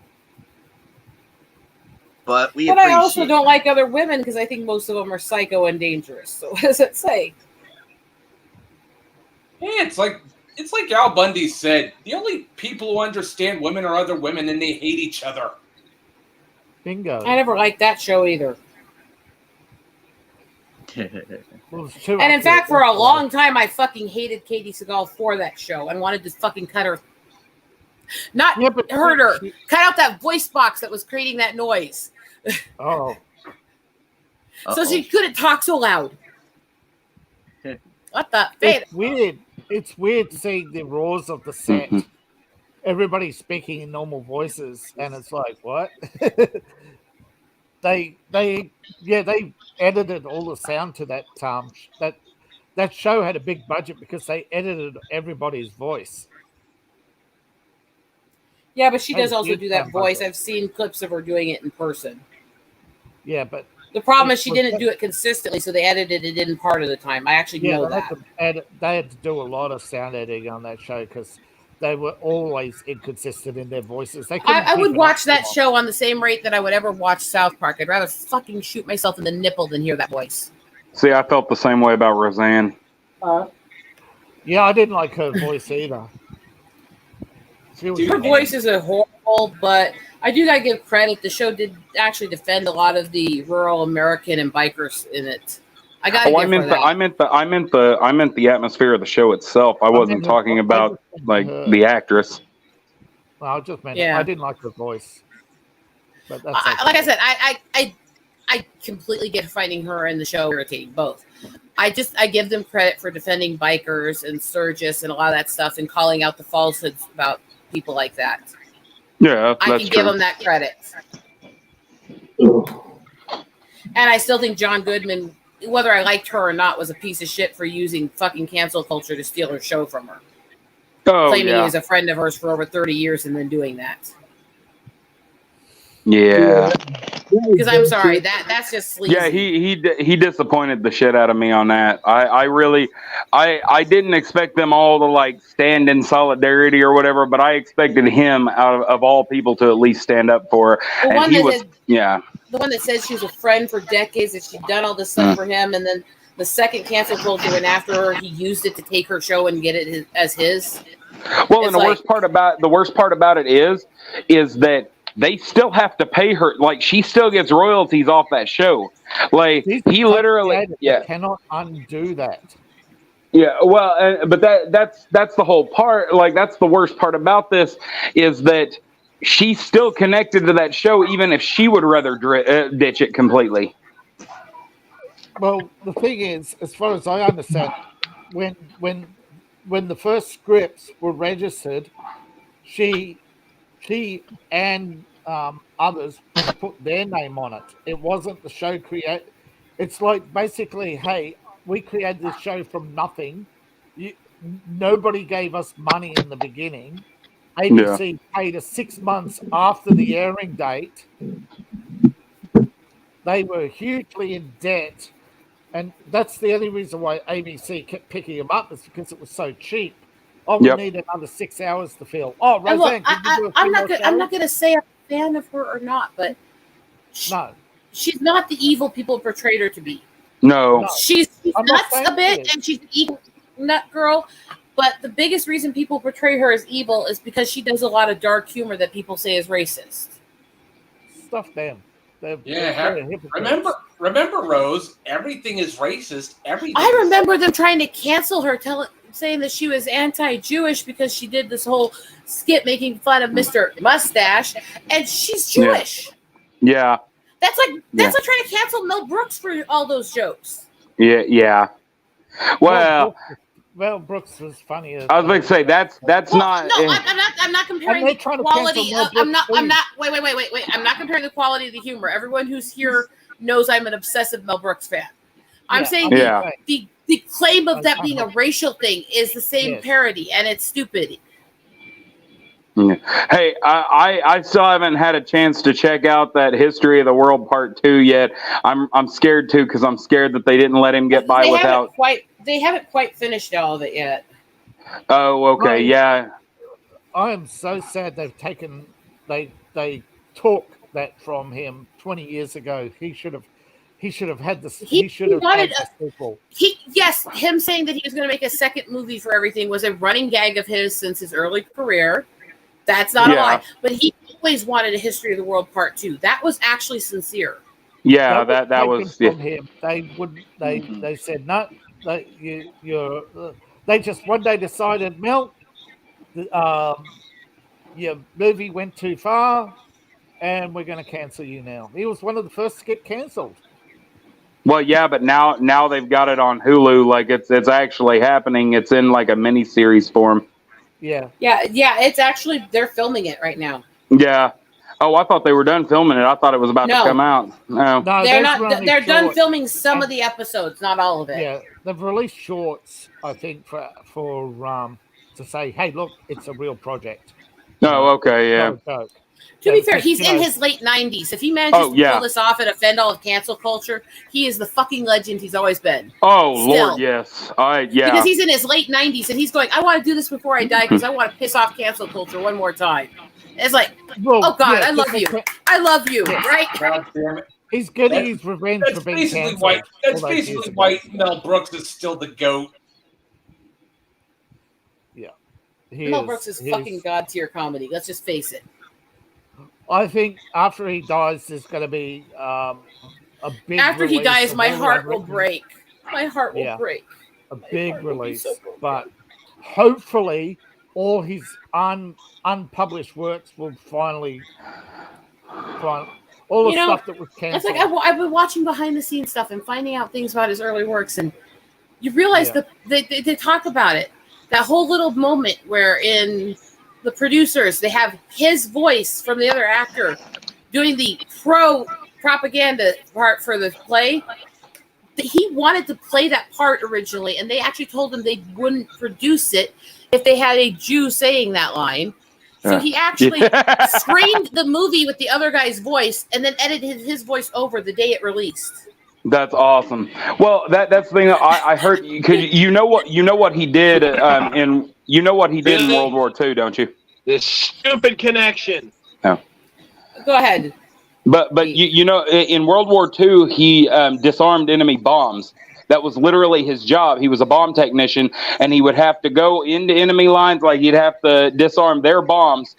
And somebody had asked him once, you know, how he kept his cool under all that. And I'm thinking, even as I'm listening to him, like, you got to have a sense of humor to do that, you know. But he literally, he looks him dead in the eye and says, well, you take it one bomb at a time, and if I failed, it wasn't my problem anymore. Yeah. That was freaking awesome. One of the problems he had, and well, I think a lot of people had the same problem, is he became a successful writer for somebody else, so they never wanted him to be his own man. Yep. Yeah, that did happen a lot. That has happened a lot. Which is also part of why History of the World took place. He was the main guy in it. That's why I believe he volunteered for the army, was to get out of his job. Yeah. It's good to be the king. Get out of that job, he would have still been Sid's ghostwriter for the next 100 years, you know? Look, to everybody who wants to claim about inappropriate humor, there is a movie that came out the year I was born that was basically not picked up by almost anybody, got very little public airtime, and was tanked by critics because they called it too offensive. It had constant inappropriate crass humor, rape jokes, everything else. This movie included a lot of the people who worked with Mel Brooks constantly, Cheech and Chong, and people from the fucking Monty Python group. What movie was that? Yellowbeard. Oh crap! Yeah. And that one dude died like during production. The bug-eyed guy. Yeah. Yellowbeard is a fucking hilarious movie, and people still get pissed at it. Yeah, that movie was terrible, but it was hilarious. It was an intentional terrible. It was made to be terrible. Yeah, That's the yeah. thing. And then when he accidentally kills him at the end, and he's like, "I'm so proud of you." Yeah, I'm so proud of you. Yeah. When we were making love, I mean, when I was raping you. Yeah, that was hilarious. That was great. I remember watching that with Dad. I was a teenager watching that with my dad, and I about fell off the couch laughing my ass off. That was like I was in so much pain by the end of that movie. It wasn't even funny anymore. It was a great The movie was funny. My pain wasn't. No. Oh, your pain was funny to other people, just not you. Oh, definitely. It was definitely funny to my father. But yeah, no, that was great. Yeah, And yeah, as soon as I said it, you remembered it. But I mean, what does it tell people that these are the kinds of things that I know about? Well, yeah, a lot of people just assume that was a Monty Python movie. Others assume that it was others assume it was a Mel Brooks movie, and the fact It was of the matter, Cheech and Chong actually that put it together. yeah, and that's why it's so freaking funny. And of course, But they listened. Yeah. They listened. They worked with the crews from both sides, and they added it to their Hispanic humor.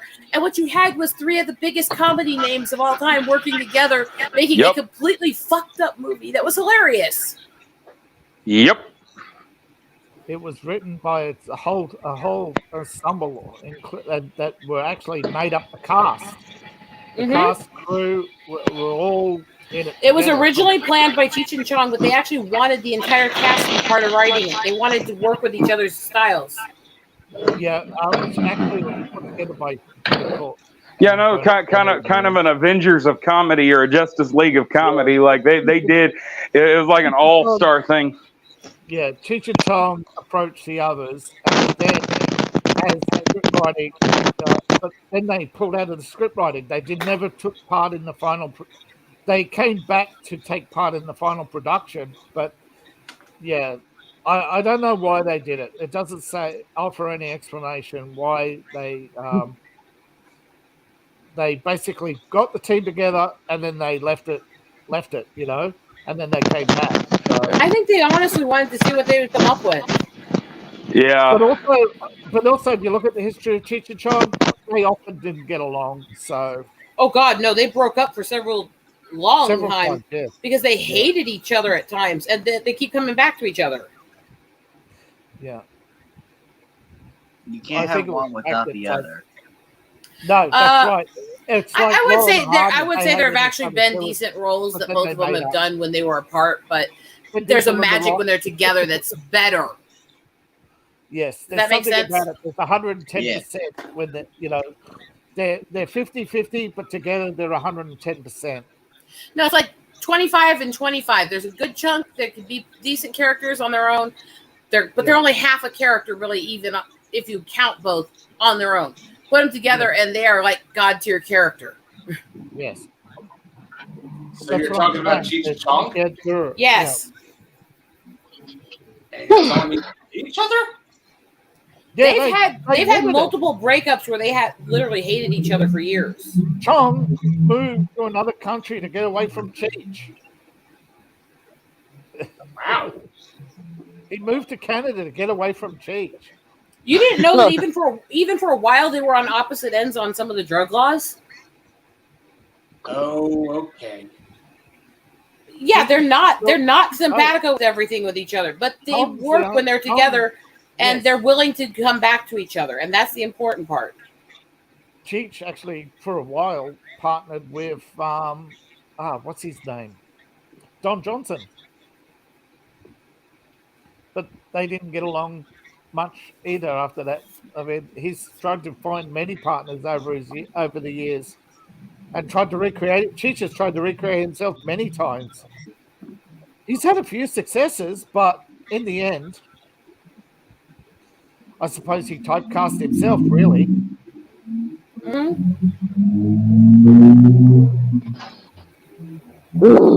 It's amazingly fun when you get into some of these guys. Now look, then there's the disappointments. Okay. If you heard that, I don't know. I can't tell. Loudly over what I was starting to say, actually. Well, sorry, I've been dealing with connection issues. It fucking sucks. I know. I'm still gonna give you shit because it's me. So suck a fat one, sweetie, and buckle up, bitches. I mean, well, if one of you fine gentlemen have a fat one somewhere, I got fat ones here. yeah, but those are already claimed. You say that like it's so disappointing. Huh? You say that like it's so disappointing. But those are already claimed. As in, you told me to suck a fat one. I can't suck a fat one. They're claimed. Everybody else is claimed. I know. I'm laughing at you. Oh, you're laughing at my expense and misfortune. Ha ha ha ha ha! It's fucking hilarious. Yes, it is. I mean, Yes, it is. sorry. We love you. Yeah, right now I can care less. I want my goddamn connection to get better. You just want those packages to arrive. I mean, One of them already did, and the other one I will wait until take it. I see, said the blind man to his deaf dog. What'd you say? I said you need a penis in your mouth. What? I can't hear you. It's really funny saying this shit to him when he can't hear it, doesn't know how to defend himself. I don't even know what the hell you're talking about. That's why it's so fucking funny. I mean, what? You just roboted out again. What? Anime Night out to anybody else. Anime Night Frozen. David's glued to his phone, it looks like, and you're roboting. My internet signal's strong, so it's probably your end. Yeah, well, obviously, I'm out in the middle of bumbutt nowhere, so.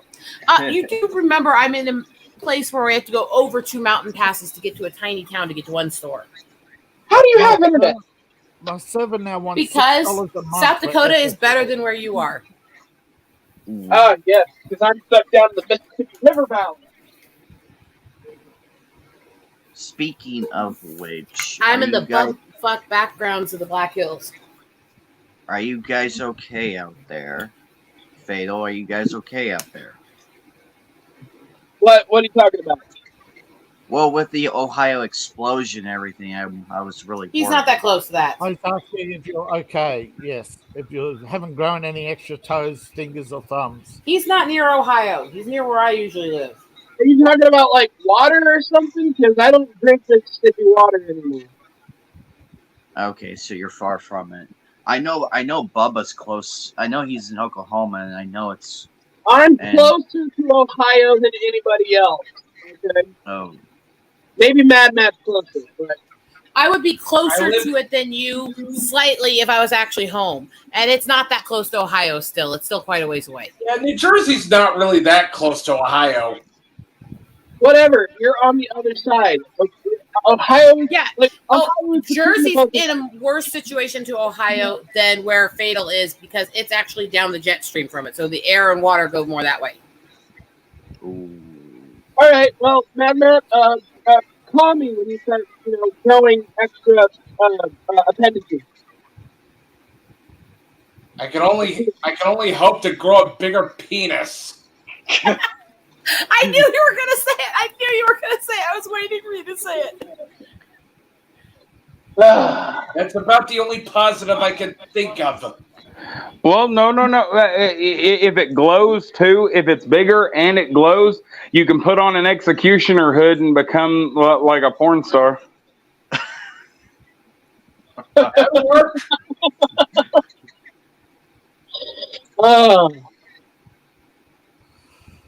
This is what I What find about out you, that all Bubba? of my Are you friends okay? are fucked up bastards.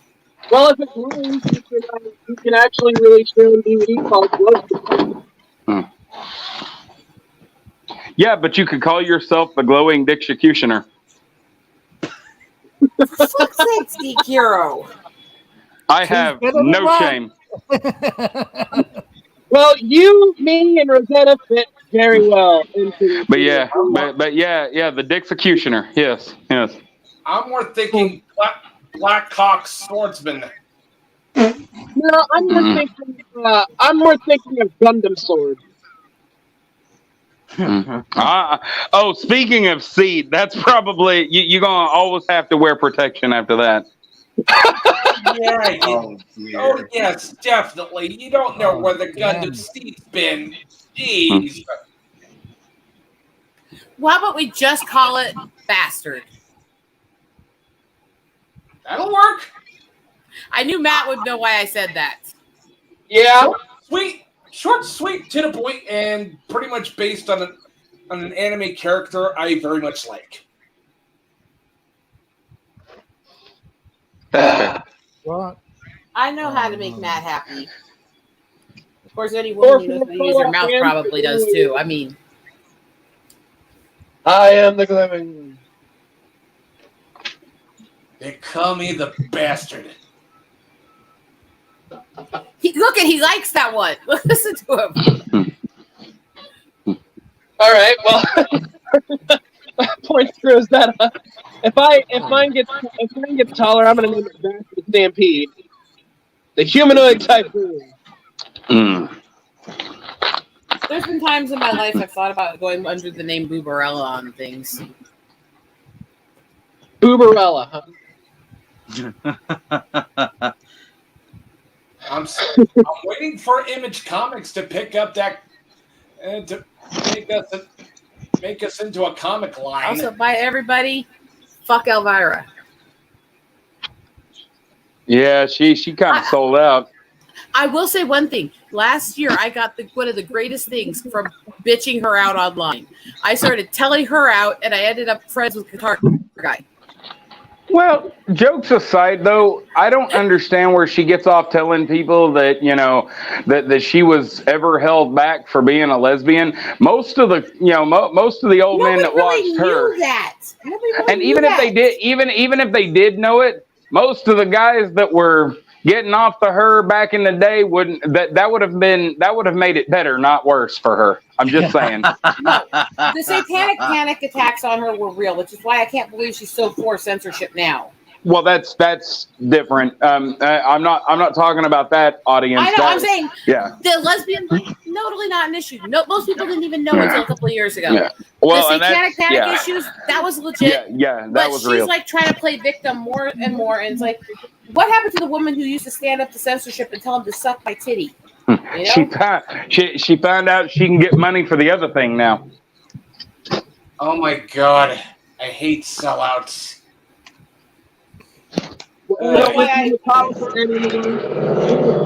Seriously, though, going from telling off that bitch for selling out the gothic and goth communities to suddenly being friends with fucking guitar guy and getting messages from him sending me support and stuff when I lost my dad and stuff, and actually getting condolences for losing my father from fucking him in Dunham.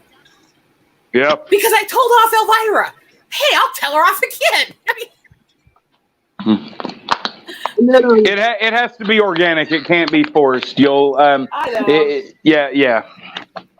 I just find it great that I made friends over that. I mean, That is cool. Wouldn't it be great if like somehow that encounter was somehow made it into a small story, like a small snippet of his comedy routine?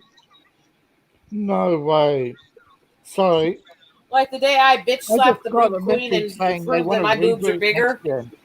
I mean, mine are. Sorry. I don't think you gotta apologize to anybody for that. No, I No. think most of the guys here are glad mine are that big. Yeah. They do provide quite the spectacle, especially when you're driving. Yeah, I know they jiggle a lot when I'm doing driving streams. I know that. I'm gonna get you a bouncy ball, just so that way, Sit and bounce while I'm on stream, so it's like this. Yes, yes, exactly.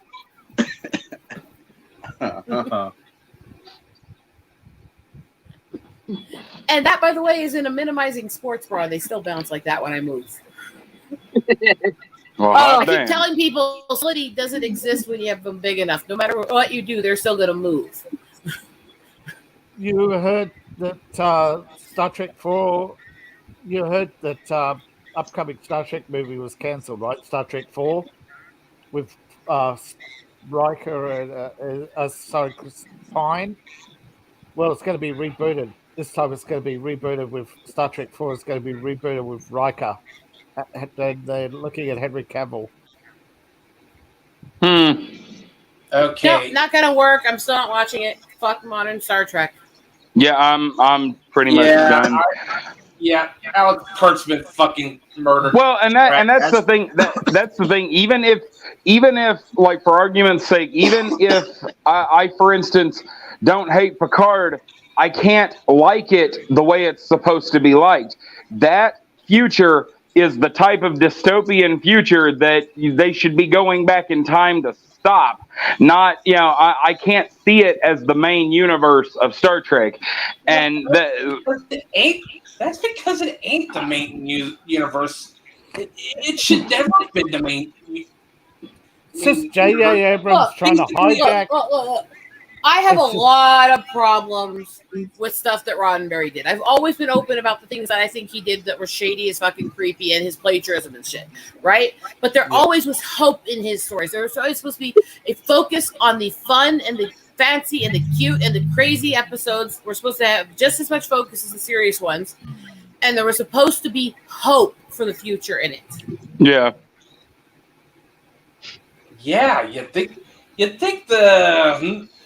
those wokies would have figured it out by now that the reason why Star Trek was so hopeful wasn't because of space communism or some old bullshit? Well, space communism is why so many people didn't want to be on Star Trek in the first place. Yeah. That's why they invented the Ferengi to basically say, "Hey, look, don't worry, we're not communist. Well, to be fair, I will say this about Roddenberry and the way he was trying to create the Federation. He stole half of the concept of the Federation from Star Beast, so he was using stolen work that he didn't understand anyways. But we'll take that part aside a sec. He wasn't a full communist. He wasn't a full socialist. He just thought that in the future we would learn to work past a lot of the stupid in our species. He was an idealist, and he was an over-idealist. In a way, it reminds me of Mike Mee, where I look at that replicators won't destroy capitalism. They'll destroy large corporations. But the really anti-capitalist view of everything, didn't exist until his old age when he wasn't stable and he wasn't in charge anymore. He wasn't. No, that was Behrman. It was never Roddenberry. Well, I've been watching Rita. I think a lot of that's actually Majel, but why do I get the feeling 3D printers are basically us trying to make matter replicators? Like, has anyone ever tasted 3D printed meat? No, and I don't plan to. But I'll say this though: my favorite Roddenberry work is still Andromeda, and that was primarily made by his wife. So yeah. I love Andromeda. Actually, more of that was written by him before he died than they actually talk about. He wrote books about it. She just rewrote it and changed it. That's what I'm saying though. I love Andromeda. They still look weird at the end, but I love Andromeda. Yeah, I did go weird at the end, but Earth Final Conflict had such potential, but it kept getting switched hands who was making it so much that they kept losing focus and changing plots. It was a fucking great show, but they just didn't have the focus. Yeah, I'm more of a Star Trek Deep Space Nine type guy. See, I could not get into DS9 as much because I fucking hate Keira Reese with a passion. She's everything I hate about those who call themselves freedom fighters and are willing to hurt innocent people. I don't know. My mom got me into Stargate.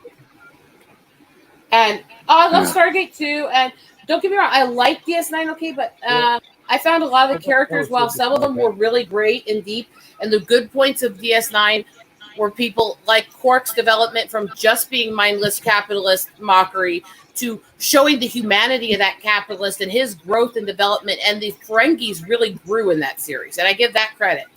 Yeah. Garrick was fucking brilliant.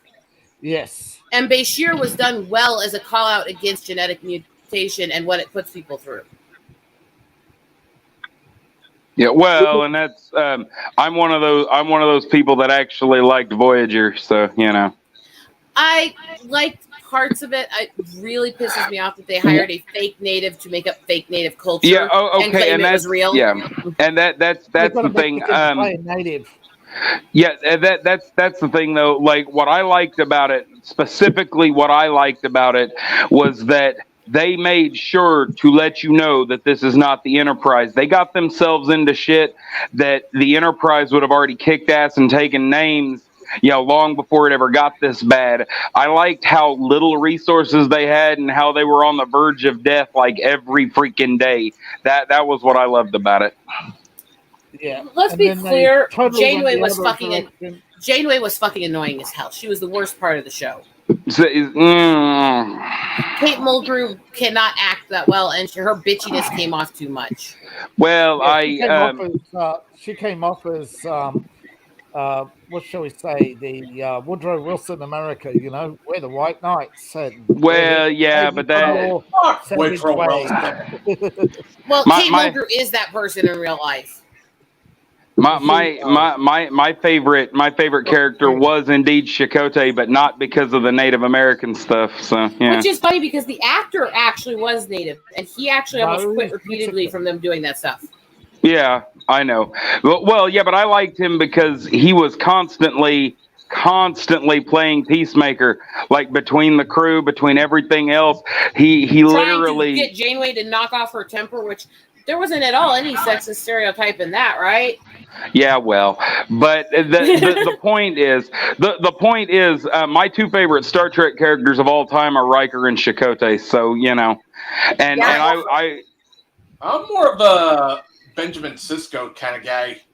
Well, and I understand that. Yeah. There were things about Sisko that were okay, but they got so heavy-handed with all the emissary stuff. And Avery Brooks, when they were making that show, was a whiny everything's racial kind of person. And yes, he's changed from that since then, but there's things they shoehorned into some of the episodes where he's whining about race and stuff, where he wouldn't even go into a holodeck program because I would have been welcome in that place in that era. And it's like, fuck you. Shut up. See, that always came across as the show writers That was him. appeasing You had to him. put that in. Well, no, that's what I'm saying. It sounded like they were appeasing him, but it really, to me, sounded more like a commentary. Not the first time I watched. The first time I watched, I was a little kid, but later on, it sounded more like they were giving him the words that he asked for. But at the same time, it came off as kind of condescending, like they were making fun of him for being like that. They admitted later they ended that series because of him. Yeah. And that's Now, Avery Brooks, based on his own Enterprise. interviews, his public apologies he's made, and the things he said speaking out against the racial division now, he is not that person anymore. No. Yeah. But yeah, the which- division in the cast is why they ended Enterprise. The division in the cast is why they ended Voyager. They didn't want to end Next Gen, but they simply couldn't come up with any more storylines because everybody was just too old, too tired. They couldn't do the action, you know. Well, I'm They going to couldn't say get something here Stardust real early quick. in the morning to start. Look, you as know, a girl who, my view of Star Trek was it got worse every series, honestly, because I grew up Yes. loving the old 60s style, and I loved all the 60s sci-fi cheese and all that, and I loved fucking Kirk growing up, Actually, and I loved Next Gen as a kid, but I still had a softer spot for original series, but every show I think was a little less impressive than the last. Based on the era, the technology, there's no reason it should be more impressive to me. you know? Yeah, and I agree with But, that. I grew up adoring Next Gen, but honestly, most of that cast are disgusting pieces of shit as people. Well, yeah, but you know, Picard's the most arrogant of them all. oh yeah. No.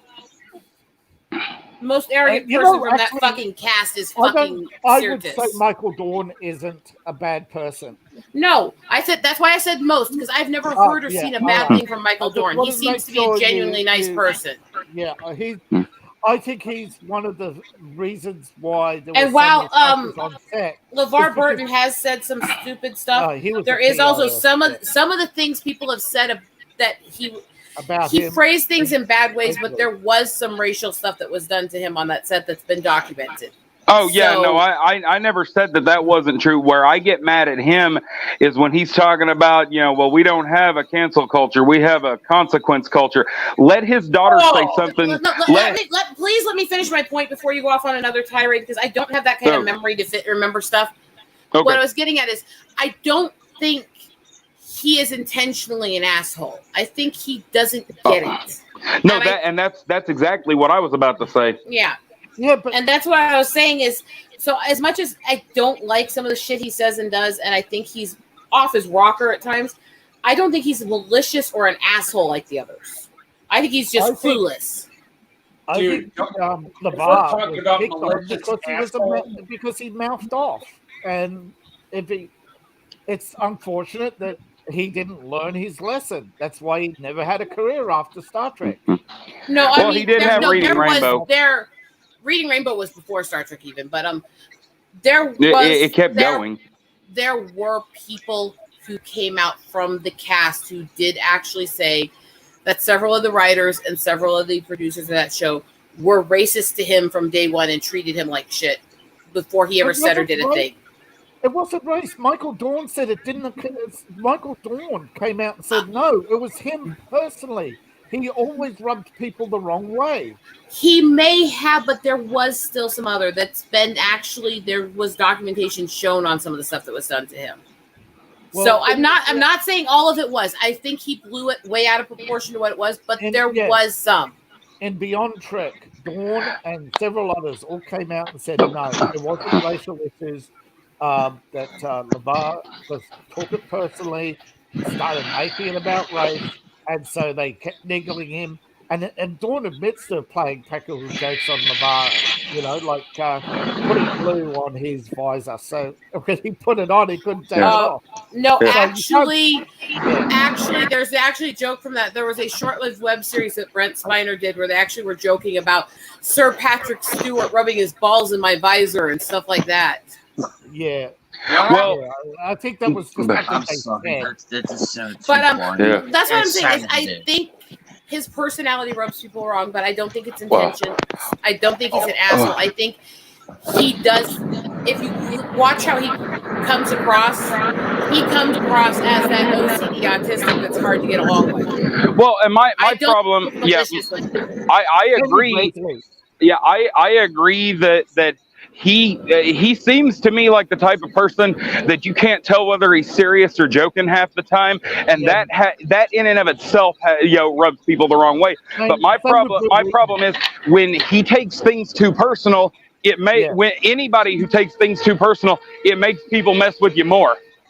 And I'm not disagreeing with that, but I think. Oh no! I'm agreeing with you. Please let me finish the point I was making. Is I think that with that personality, and this is a personality that's become really understood more in the last few years that most people didn't know when I was a kid. Me and my brother, nobody understood what we were in the spectrum until the last few years because they didn't understand this stuff then. But it's something that's hard for a lot of people to be friends with because it's hard to understand them. It's hard to get along with them. And I think a lot of it was. He is a very literal, and not very metaphoric, autistic personality. Yeah. And that rubbed people wrong, and people couldn't tell when he was trying to be funny because that personality, your humor and sarcasm doesn't always match. A lot of times I've said things you guys don't get are jokes, and I've had to work at learning how to make people more obvious when I'm being joking. Yeah. So this is why I say I don't think it's malicious with him. And part of that type of autism, which I do believe he has, and I'm not going to say 100% because I can't diagnose him, but I'm pretty positive based on watching it, is if he has that type, it also means that you have trouble understanding when people are joking with you versus when people are actually fucking with you and trying to hurt you. So if they were making all these jokes at him and making these racial cracks and trying to egg him on because he was annoying to them, that would come off as harassment and persecution to him. Yeah, well, and I agree to that, but all I'm saying is that he doesn't. I'm agreeing with you. He does not fully understand what's going on, but all I'm saying is he'll understand real quick if his daughter does something to get canceled and he tries at all to defend her. Suddenly, it ain't gonna be a consequence culture anymore. Like that. I agree. Yeah, and that's what I'm saying. Like he doesn't understand fully what it means, what the cancel culture, what people that aren't in his position. He doesn't realize being a black man, a straight black man, is literally just one step away from being a straight white man right now. All it would take is for him to say something that they don't agree with, just not go far enough down the woke trail. Actually, I would say. Yeah. In a lot of ways, as much as they're going after white people publicly in the social, being a minority or a female that doesn't toe the line, they will go after you harder. They'll go after you faster. They will go after you with more vitriol, and they will do everything to destroy us. That's only true. That's only true because they have to actually go after you for that. Versus being, hell, I'm not even really completely white, but I look white, and we show up pre-canceled already. That's why there are so many. That's why there's so many kowtowing. The reason why they have to go after y'all harder is because they have to put effort into it. They can effortlessly just cancel us. I don't think that's all of it. I literally don't.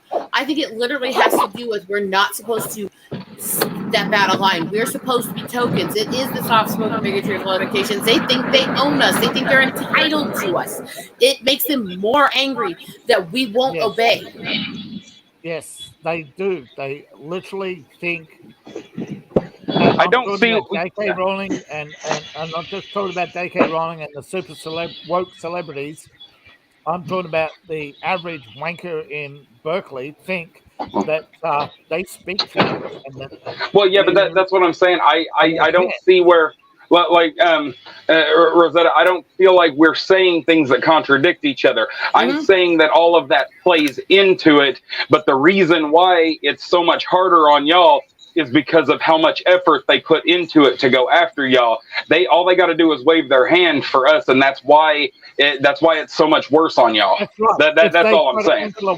I get your point. I'm not sure I fully agree with it, but I get your point because I think it's very intentional that they go after us harder because it hits their ego that we won't obey. Especially the BT celebs like now I can't remember her name. The one who plays the witch in real life on Twitter from Charmed. You got to narrow it way down from that. Milano? Yes. She actually did say, didn't she, that how dare you betray your culture? Like, bitch, what do you know about our culture? You do realize that Gates McFadden is the one who had me mass flagged for calling out the fact that she said everyone white is racist, and I pointed out, aren't you white? Yeah. And now she's running around calling herself a person of color because she's like Celtic and Lithuanian, both of which are European white races. Well, and that's the thing. Celtic is a persecuted race, but not. But yeah, she. I can't. Yeah. Most Celts don't play that card. Yeah. Well, that's the thing. Like, Alyssa Milano is nuts, but not like. I feel bad for people like Rose McGowan. She's in the same boat as Kanye. They've screwed with their minds so much. They've made They did it to Lindsay Lohan, to Charlie Sheen, to Amanda Bynes, to Randy Quaid. I don't believe 1 minute that Kanye's a victim. No, fuck that. He's a racist piece of shit. Oh, I'm not saying he's not. I'm saying that, but two things can be true. I don't think somebody else caused it in him. I don't think somebody else did it to him. I think it's all self-inflicted ego. I couldn't believe Charlie Sheen came out and said, "Yeah, this personality was created for me. I don't know who I am." You know, I was really surprised at that. I believe him though. I absolutely do. I may believe him, but at this point, the things he's done to people and the things he's done to women, I don't give a shit at this point. They all still made decisions. I'm not, I'm not saying that any of them are innocent. I'm saying that this is a massive problem, though, and a lot of people don't understand the full implications of becoming rich and famous. Look, the Barrymores were drugging and abusing. They were drugging and abusing Drew when she was a few years old. She was in rehab at 9 years old from the sexual drug abuse that they did to her by force. Oh, yeah. And it still shows. And that's why I'm a little more forgiving when she says stupid stuff or laughs at abuse stuff, because I think it's her trying not to believe it. Yeah. I think she's scared of it, literally. Yeah. Oh God, yes. When Rose McGowan comes out and says, "Oh yeah, it was required," and she's right. She was 16, 17. She had no idea, and her mother was pushing her, and she took the job. You can't say she decided to be woke, but basically she thought, "Oh yeah, I just do this for a few years and it'll be fine." It became a habit, and she didn't even realize it. Yep. And that's it's such an insidious culture. It's such an insidious culture, and this is why. Yeah. This is why I was explaining what I was explaining at the beginning of this. What I was explaining at the beginning of this. One sec here. This is why it was so insidious. Why they go after people like me so hard is because we're not supposed to speak out. Because let's be honest about this. Disabilities with it, what I've survived, what I've been put through, what's been done to me racially, being an albino of a extreme minority, all this stuff. If I toed the line to their viewpoints, I would be their fucking hero. Oh yeah. Oh yeah, absolutely. You'd be just like Greta out there. Like they would have you flying around in planes and shit all over the place. Yes, that's very true. Yeah. But I don't, and therefore they're doing everything to destroy me. How many people have you seen come after my page and attack me daily from that group? Oh God, yes. Oh, absolutely. I'm surprised that Twitter Trust and Safety. However, it's even with there's definitely problems there. Something going on behind the scenes. There are people who just aren't all there.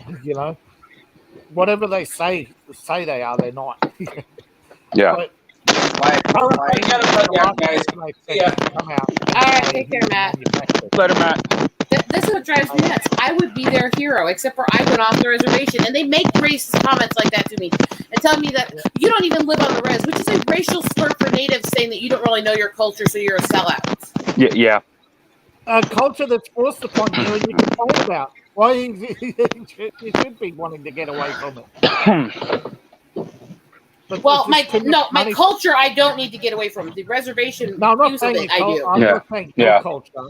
I'm not saying Yeah. you get away from it. I'm saying the people who complain the most are the ones who cling to this bitter, backward, stay in the past, complain about everything culture. Yes. Well, and that's the thing. People don't realize a reservation is just a rural ghetto. Like it's the same No. base. No. It Well, no. there's I'm talking. Yeah. While there's similarities, no, the reservations were No. designed as a fenceless concentration camp. Yeah, but what? Yeah, but It's that's a lot what more I'm saying is. insidious. Well, a lot of I'm it was talking done about with the money, original. they didn't number it out.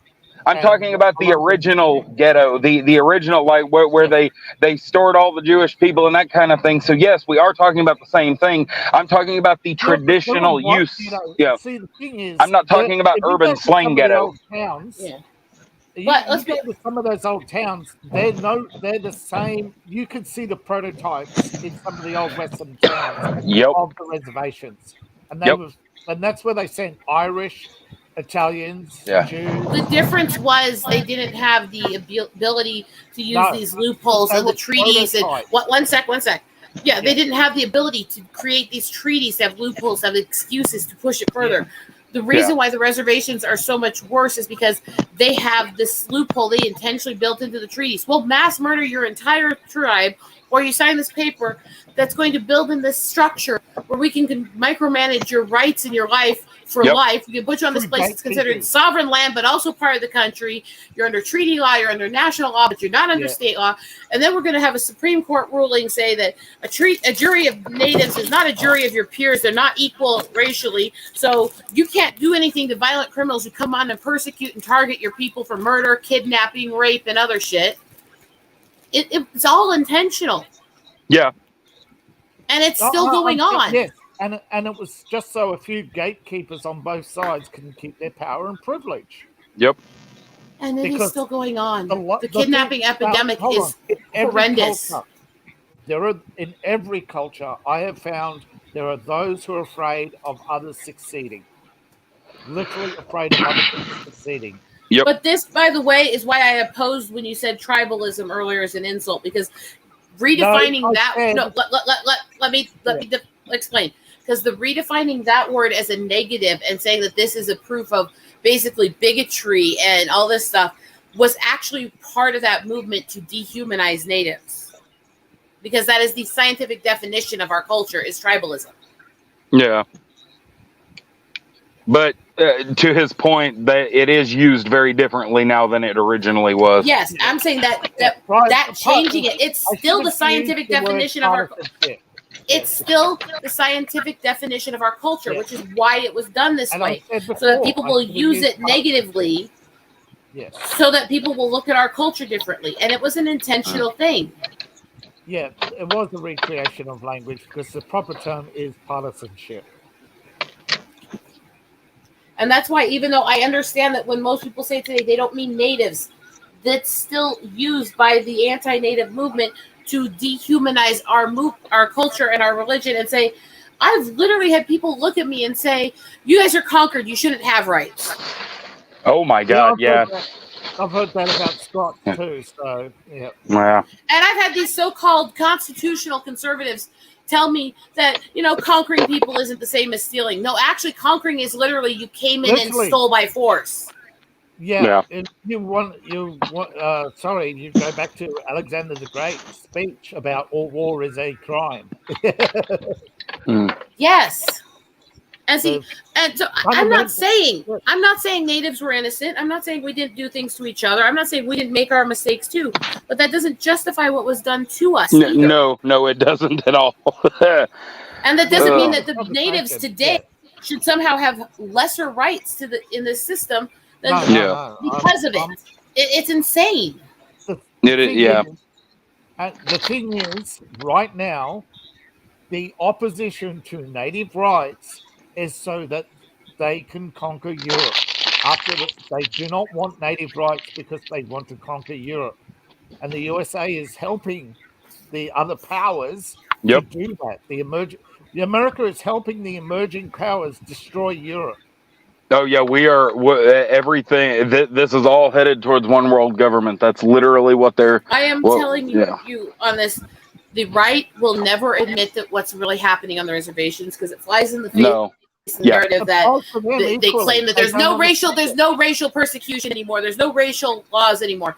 They claim this, and it's not true. I'm sorry, it's not true. Just like the left will never admit it, because if they admitted what's actually really happening on the reses, they'd have to admit that their socialist shit is murdering people. Their actions. That's what most. There are those I've met on the right who do admit that. That she means as an institution. Stand against native rights is because it would mean an end to migration, and there are too many on the right who support migration. And I'm saying you shouldn't support migration. That is 1960s mentality. You know, let's rebuild our land by bringing new people. No. Look, I have no problem with legal immigrants who really love the country, who really believe in the country, who want to be here, who believe in what we support. You don't have those people. That is a myth of migration. No, I know some that still are those people that came in, that truly love this country, who truly wanted out of the persecution they were in. The thing is, that's why you need to screen people. That's why you need to know who's coming in. That's why they have to prove their citizenship and loyalty. And it's not racist to make them do that.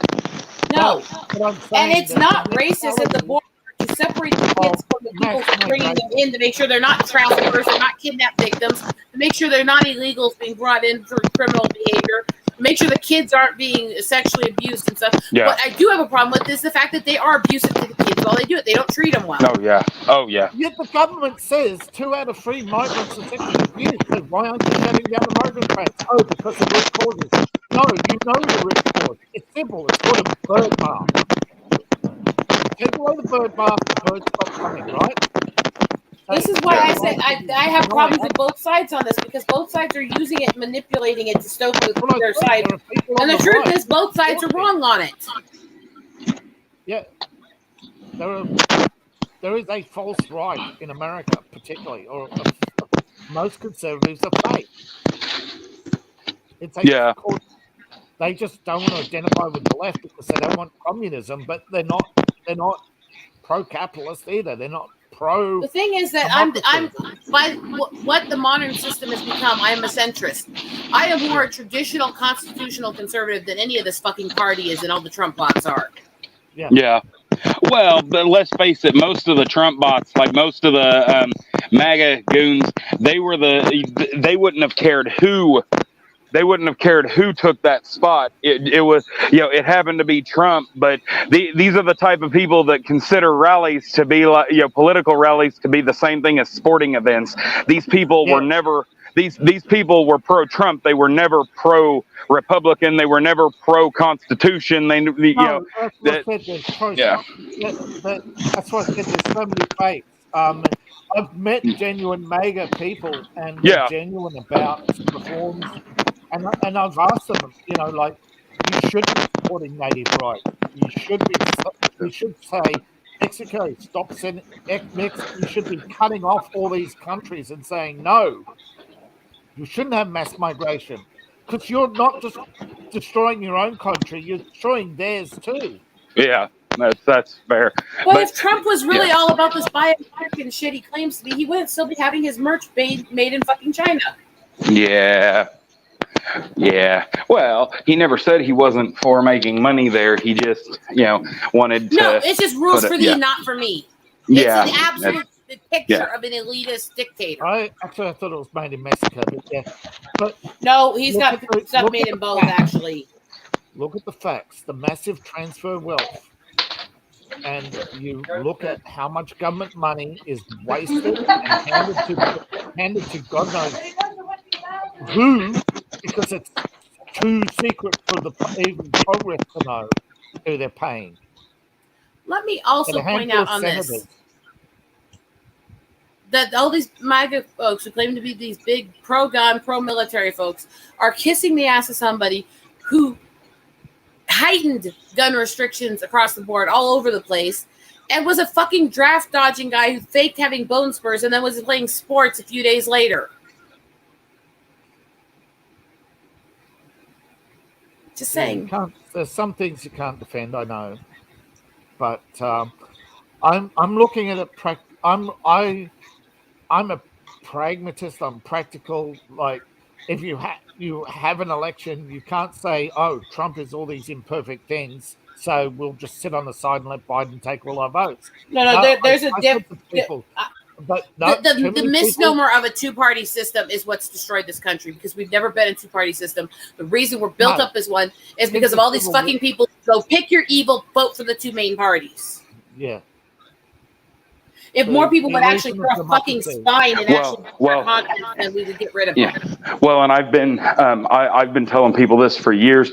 It was already highly unlikely for a third party to actually win the presidential election. But as of 2012, both parties came together and made sure that no third party candidate will ever make it on the ballot in all 50 states. Like there is only a very slim path.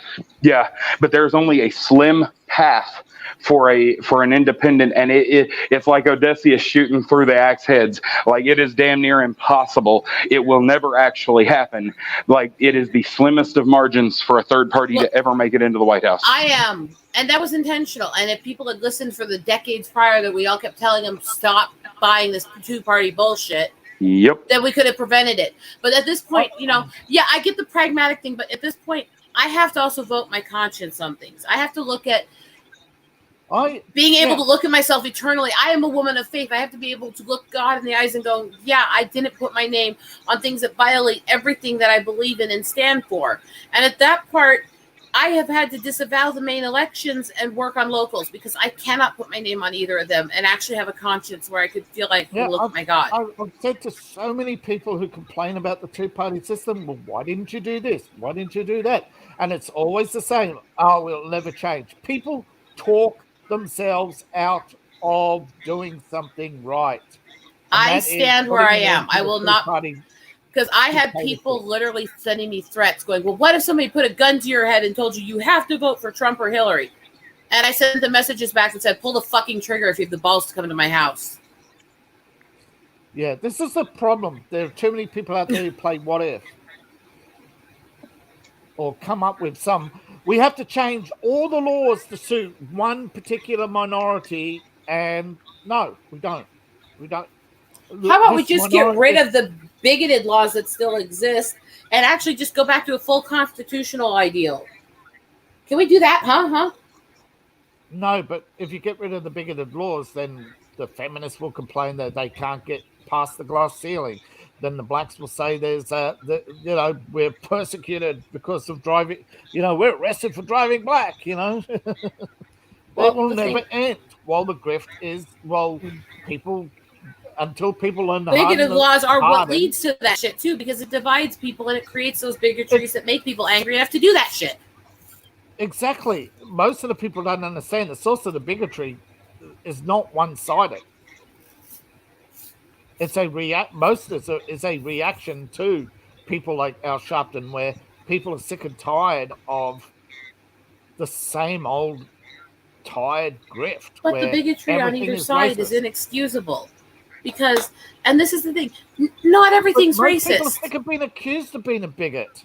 That's why not everything is racist. Not everything will ever be racist. But you can't ignore real bigotry just because some people scream at the most. This is the viewpoint of looking at Me Tooers and going, okay, we don't care about rape victims anymore. You can't do that. Just because some people are insane psychos who call everything things doesn't mean there aren't real victims who need help. Yeah, there's actual movement.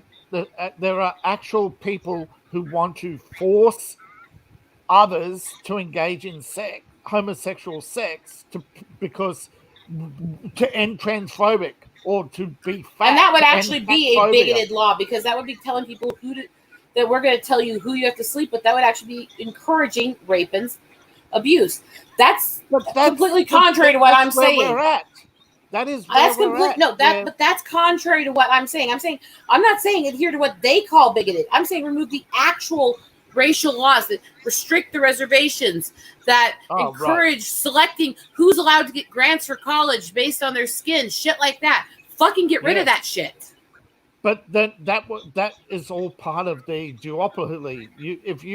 If you made people go to college based on merit, that would go back to the 1950s, where 70% of the people who went to college were white, Well, it would be about that and percentage because that's about the only plus. 90% of the graduates were white, even though half the people didn't graduate. The reason that it was that percentage then, well, there was some that couldn't get into it because they didn't have the financial or physical means to. No, it was also, Guess what? The percentage of the country is still mostly white. And I'm saying this as an albino native chick. Most of the people are white, so the statistics are going to be mostly white in all these places. That's just the I'm facts. just saying that the justification, and again, it falls back to gatekeeping. And if you look carefully, yes, a lot of the gatekeepers are white, but they are actual multi-ethnic groups who are funding their white savior complex. I'm not disagreeing with that. And truly putting it back. Look at California, Berkeley. Most people don't know this. Berkeley, since the 60s, has been getting money from China. Oh, I know. And I've said to people, it's going to come to an end soon because China's running out of wealth to sell to America. That's America's just how running out long of they've money admitted to it. To buy all these Ming vases and jewels and gems and Look, artworks. all these people who talk about all this stuff market. starting in the college system and all this stuff starting in the education system in the 60s are sadly mistaken. Guess what? Saul Alinsky was not the one who came up with that whole nudge push stuff. I know. He was just Nothing rewriting. He was just rewriting what was the He's a eugenics plagiarist. game book from the 1800s. They've been doing this since the 1800s when the fucking when the fucking progressive eugenics movement started in fucking Madison, Wisconsin in the 1800s, just before the Civil War. It came from England. No, it didn't. Well, part of the inspiration came from England. This is a very specific movement that is its own. Oh yeah, it was born of some of that, but it was specifically created in Madison, Wisconsin, in the late 1850s. Yeah, it was born out of the Franklin Hellfire movement. That came from England. And these people have I'll had be this back, guys. goal since they created it, to slowly infiltrate every system on both sides and change them to control the narrative and to control the people. Yeah. Everything. Saul Alinsky was a devotee of that. He had studied it. He believed it. But he was just one of the many people doing it. Yeah. This is why I hate both sides, because both parties are bought. You watch what both parties are doing. What they are is progressive R and progressive D, and they're both working towards a big government control with their ideals in the power. That's what they're working for. Yeah, it's all to do.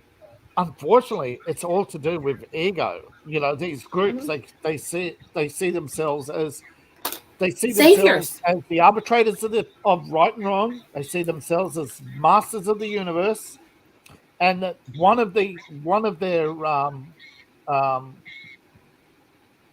I suppose reasons for existing is to ensure the fulfillment of prophecy.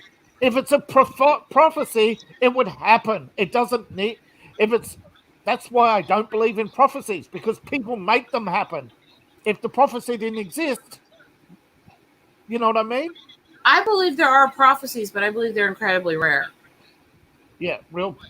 But I'm saying there's a lot of things, right, where, you know, people have been making prophecies and then later they come true, but then you find out, like, the Nostradamus Society has been working with eugenicists and people like Bill Gates and other billionaires to make them come true. Exactly.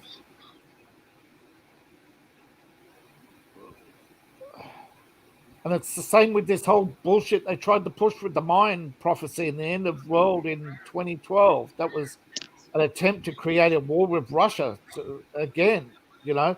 You don't have to like Russia. It's not, but the government of Russia is not your concern, because people bitch about Russian interference. Yet, how many governments has America interfered with? That's all I'm saying. Get problem I have with Russia, and this is why I called them out, is because they are still a pseudo dictatorship, and they want to control the entire world. I'm not saying America's innocent. I'm saying we can't claim to be noble. We can't claim that we're speaking out against evil and defend what Putin's doing when he's been the face of evil for decades. I'm not going to argue with you, and I'm not going to agree with you. So I think there is worse, and I think Putin has lifted his arm out to the West so many times it's been slapped down. You can't call people evil and expect them to eventually say, "I'll give up." He mass murdered his own people for daring to against him. He's evil. Period. Are we talking about who are we talking about? What are we? I don't know. Putin. The evidence. That's what I say. There's lots of evidence of what the KGB did with him at the head. Actually, he was only a colonel, not a general.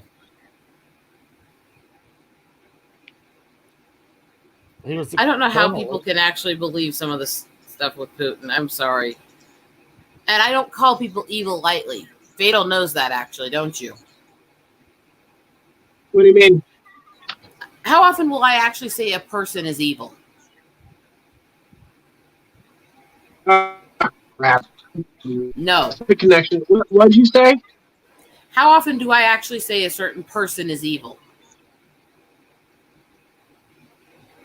Not often. No. Like I said, I'm the one who tells people all the time, there are always innocent bystanders in every group. No matter how evil a group is, there's always innocent people that got caught in it. And I believe that. However, there's just too much and too many things in some cases. Now, the reason I call that out is inconsistency, because the people that keep defending him are the people that are speaking out against others. And I'm sorry, he's done too many things that are evil, whether or not you agree with his overall viewpoint of the world or not. He goes about it wrong. He goes about it in evil, malicious, and murderous ways. And that's where I draw the line. You can't create good by doing evil.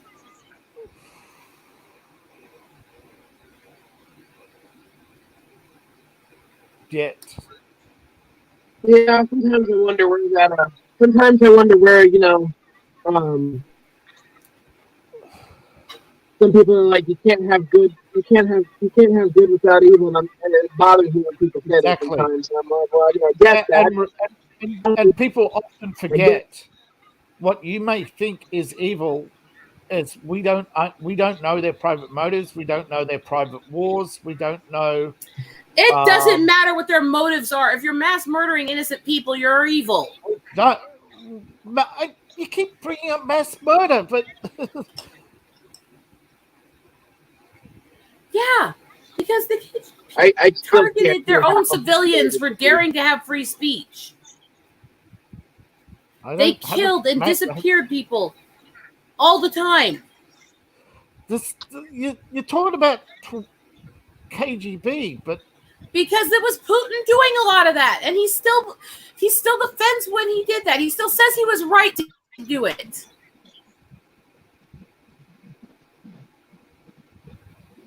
Because he has no redemption arc. He has no place where he's ever said he was wrong. And I don't argue to be vindictive or hateful or disagree with friends or stuff. This is something, though, that that man. I believe in redemption arc, but you have to see a redemptive quality. You have to see somebody sorry for their actions.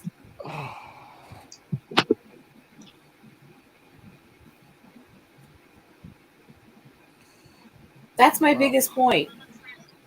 You have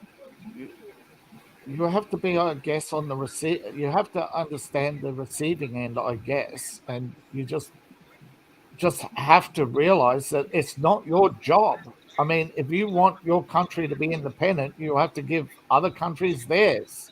Did I say that we were supposed to interfere with them?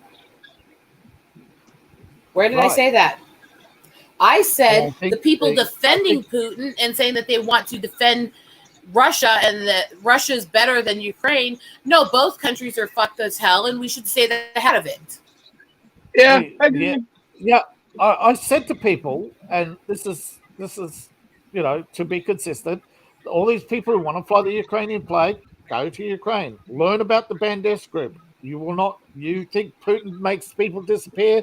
Well, so does Zelensky. Well, see, that's the thing is, I've said both countries do it, and they're both evil, and we shouldn't be involved with it because whichever side we side with, we're propping up dictators. What most people don't understand is that the Banderas group were pretty much protected and encouraged and funded by America. Well, but that's the thing. That War part's was true. planned all along, and you can't blame Putin. Yeah. for the action. But that being said, I mean, Oh, come on, geek! Oh,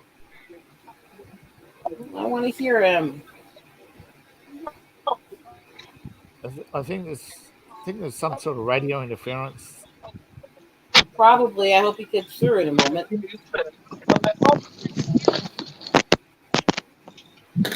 Like I s- As he's talking, he's just not. We're not getting his sound audio. We're just. that's what I seeing- think's going on. Yeah. But like I said, I don't say things lightly, and I'm not saying that we need to go in there and overthrow his government or all this shit. I'm not supporting that. I'm just saying people that are saying that Putin's the savior while bashing the Ukraine are as insane as people that are defending Ukraine and acting like Russia's pure evil. And both sides are Well, wrong, and both sides are idiots. I don't think he's wrong for. I don't think he's wrong for attacking Ukraine. I think it was a defensive war, just like. They didn't attack first. I'm sorry. When you strike first, it's not defensive. And I'm sorry. Ukraine was I'm killing sorry. ethnic Russians, so I'm not saying that are you either's forgetting about the innocent, but I'm Donbass sorry, war? but if you're after a war to actually fight a government's corruption, you go after the government. You don't bomb cities and civilians. Sorry. Well, I'm sorry, the world's not perfect. I'm so sorry the world is not perfect, Eagle. I'm so sorry that. all right. Is that better? Can y'all hear me? Yes, we can hear you. And I'm not saying perfect. I'm saying just decent I'm understanding sorry. of rational warfare. Why would you waste your weaponry on the civilians when you could go after the military bases? Well, and that's the thing. If they had started early and went specifically after the military bases, then they would have already finished this. But the biggest problem is this is all a show, and in some ways, at first, it looked like Russia was trying to do in Ukraine what we did in Iraq. But either way you look at it, the biggest problem right now is we are literally a U.S. special interest puppet, and because there is a very dark element to our government, a U.S. special interest puppet versus a former KGB interrogator. This is not a good business any way you look at it. Just stay out of it. Just stay out. They're both governments are absolute shit. Stay the fuck out of it. I think we'll never know the truth, just like we don't know why in 1972, despite the fact the US was winning the Vietnam War, they pulled out their best troops and sent them home. We'll never know the truth. Well, like I said, it's called the world stage for a reason. They're putting on a show. And we're just the captive audience. Yeah, I think Putin did exceed his supply lines back but in Kherson, that was obvious to most people that he exceeded his supply lines there. That the US had a month earlier identified and destroyed a key rail line that Russia was relying on. We don't know half the stuff going on. That sometimes it takes months before it reaches out. there's still no reason to specifically target civilians. I'm sorry. Ukraine I agree soldiers with are in civilian areas. That you can still Ukraine is- target the buildings where that is. You don't go after because he did I'm not sorry, target that okay. stuff. I'm sorry. This missile has a 10-meter accuracy. I cannot guarantee that it's going to hit the same building. They didn't that hit I aimed anywhere at. near that stuff that was known. They were No, targeting yeah. middle of nowhere where there was women and children in hospitals, nowhere near a military That's building. accusations that have been never proven. There's no public evidence. There is a lot of I'm going to false disagree on that, accusations and I've against looked through it a Russia. lot. I'm going to disagree on that, and I've looked through it a lot. Plus, you don't know one missile from another. Ukraine could be blaming its own missile disasters on Russia. Oh, Yeah, they know. can you don't admit lie. that Russia Like, is just as bad? Can you actually admit it? Because there's No, so because I much think evidence of Ukraine's Russia worse. being a horrible, corrupt country for decades and decades. Can you just admit that? Why? Because Because every it country is is. horrible and corrupt. They are not worse. Ukraine is worse. America Ukraine isn't worse. I'm not calling has either done worse. That's the thing. Ukraine is not Why worse. didn't they Russia's dr- evil too. Funny how they know. How funny how everybody forgets the massive increase in drone strikes under Obama. And yes, the Trumpians do forget that Donald Trump only cut the number of drone strikes in half. Nobody Yeah. knows how many go on under Biden. Because I've gotten And better at covering I it called up. that out. And No, I call yeah. that out. I call out my own government. That's the thing. I'm not inconsistent on this. I'm consistent. I look at the evidence we do have on each government, and I judge them for each thing I know that they're either covering up or hiding or doing. And I'm not going to be inconsistent. And you can't encourage good behavior by calling people evil when they're doing good. You've got He's to not doing encourage good. behavior. You can't just call people out and say, "Oh, He's not doing good. He's never been good. Sorry. there you go again." He's rebuilt the Russian economy without selling off Russian assets. He's actually taken on the oligarchs, unlike America. He's Because taken he a lot wants of his profit own out of the oligarch. arms He said industry. it himself repeatedly. He's overthrowing them because he wants to put himself in their place. Well, and let's not forget that I don't think he's still there anymore. We all know about the brain tumor a few years ago. I think he's about as mentally still there as Biden.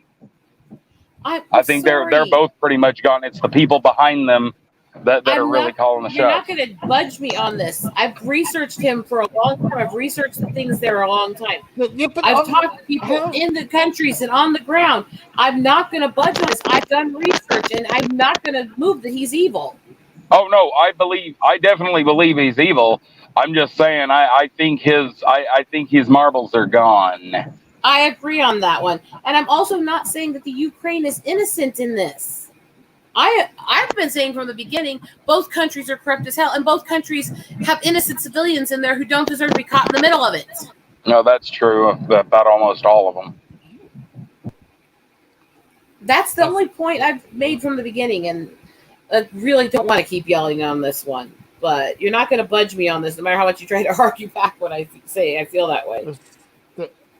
And I believe one of the reasons why they push this war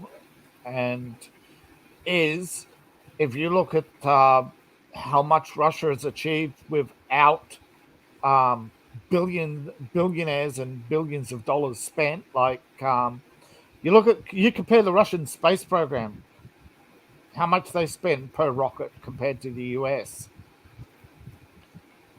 That is the threat to the US. If the American people ever figure out that the alleged profit margins of corporations, in fact, how much money is shuttled into, like, Jeff Bezos's yacht, where do you think the money for that came from if Amazon is losing $6 billion a year?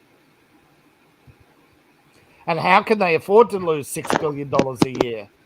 But this goes back to what I said before. People do know, they just don't care. I've said from the Right. beginning that all of this shit between different governments is kabuki theater at this point. It's been built up for a long time. It was intentionally built up. It's a power play, and it will be continued with one. And they don't care how many innocent civilians die for their power plays as long as they get controlled in. In fact, they want more of us to die because they believe in their population control and killing off the majority of the poor folk. Yeah, that's what I said. It goes back before to this culture of people who don't want us to leave this planet, who want to keep us trapped here, because it will end their power. Star Trek has got the space age all wrong. It's another mindfuck to get you thinking that you can't escape the government. I don't think that's why Roddenberry did it. I honestly don't. Do I think there might have been some writers? No. Roddenberry wanted to create a wagon train to the stars. That is true. And if you look and at I don't think he thought this was going to be a dictatorship government and stuff. I think he genuinely believed in his hype that humans were going to break through and have this new evolutionary move and become greater and more noble. And I think he was nuts, but I think he believed it. Yeah. But I think he had a lot of writers who manipulated him for that and manipulated stories and using his. Yeah. Well, let's be honest. Anything that makes it to the mainstream like that has drastically been changed from when it first started. I mean, and Roddenberry, Lucas, Tolkien, any of them, they've all been used. Every last one of them have been used because that's all the mainstream entertainment is a way to suppress the masses, just like everything else. Yeah, it's a propaganda. All art is propaganda. George Orwell. I don't agree with that line. I don't think it's all propaganda. I'm saying that no. Yeah. When George Orwell was asked about modern art, he said it was all propaganda. Oh, I get what you mean. I remember the quote. I disagree with the line because a lot of us are really just trying to share beauty with the world and create things we believe in. Well, and Orwell was very jaded. Yes, I'm jaded as fuck. Behind the scenes in the BBC. So, I'm jaded as fuck, but I'm also an artist, and I'm not doing it as propaganda. So that line always bothers me. But it's the context. He was talking about the art created by the BBC. Yes, but when you say all, you don't imply that anymore, and that's the problem. Also, but I hate absolutists. They cut the quote because the quote should come with the question because it is an answer. Yeah, but still, when you say all, it still is an absolutist, and I have problems with absolutists. Even the modern art era, even some of the stuff being done, there's plenty of good people who get swept up in it who don't think they're doing it for that reason, who really just want to share beauty, and they get caught in it. That's why I have problems with absolutes, because there's always exceptions to every rule. Make sense? I understand that. I'm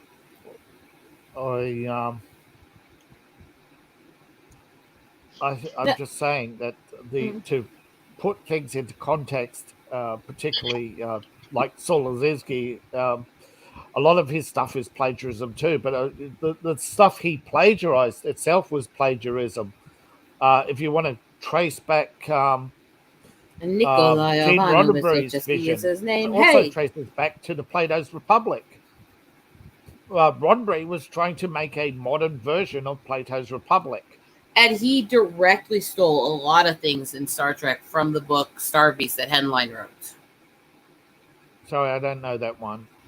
Read the book. That's where the Federation of Planets, all that stuff came from, was Star Beast. And it was written in the 50s before Star Trek was created. Yeah, he also stole stuff from Dune. He also stole he stole a lot of stuff from multiple Henline books.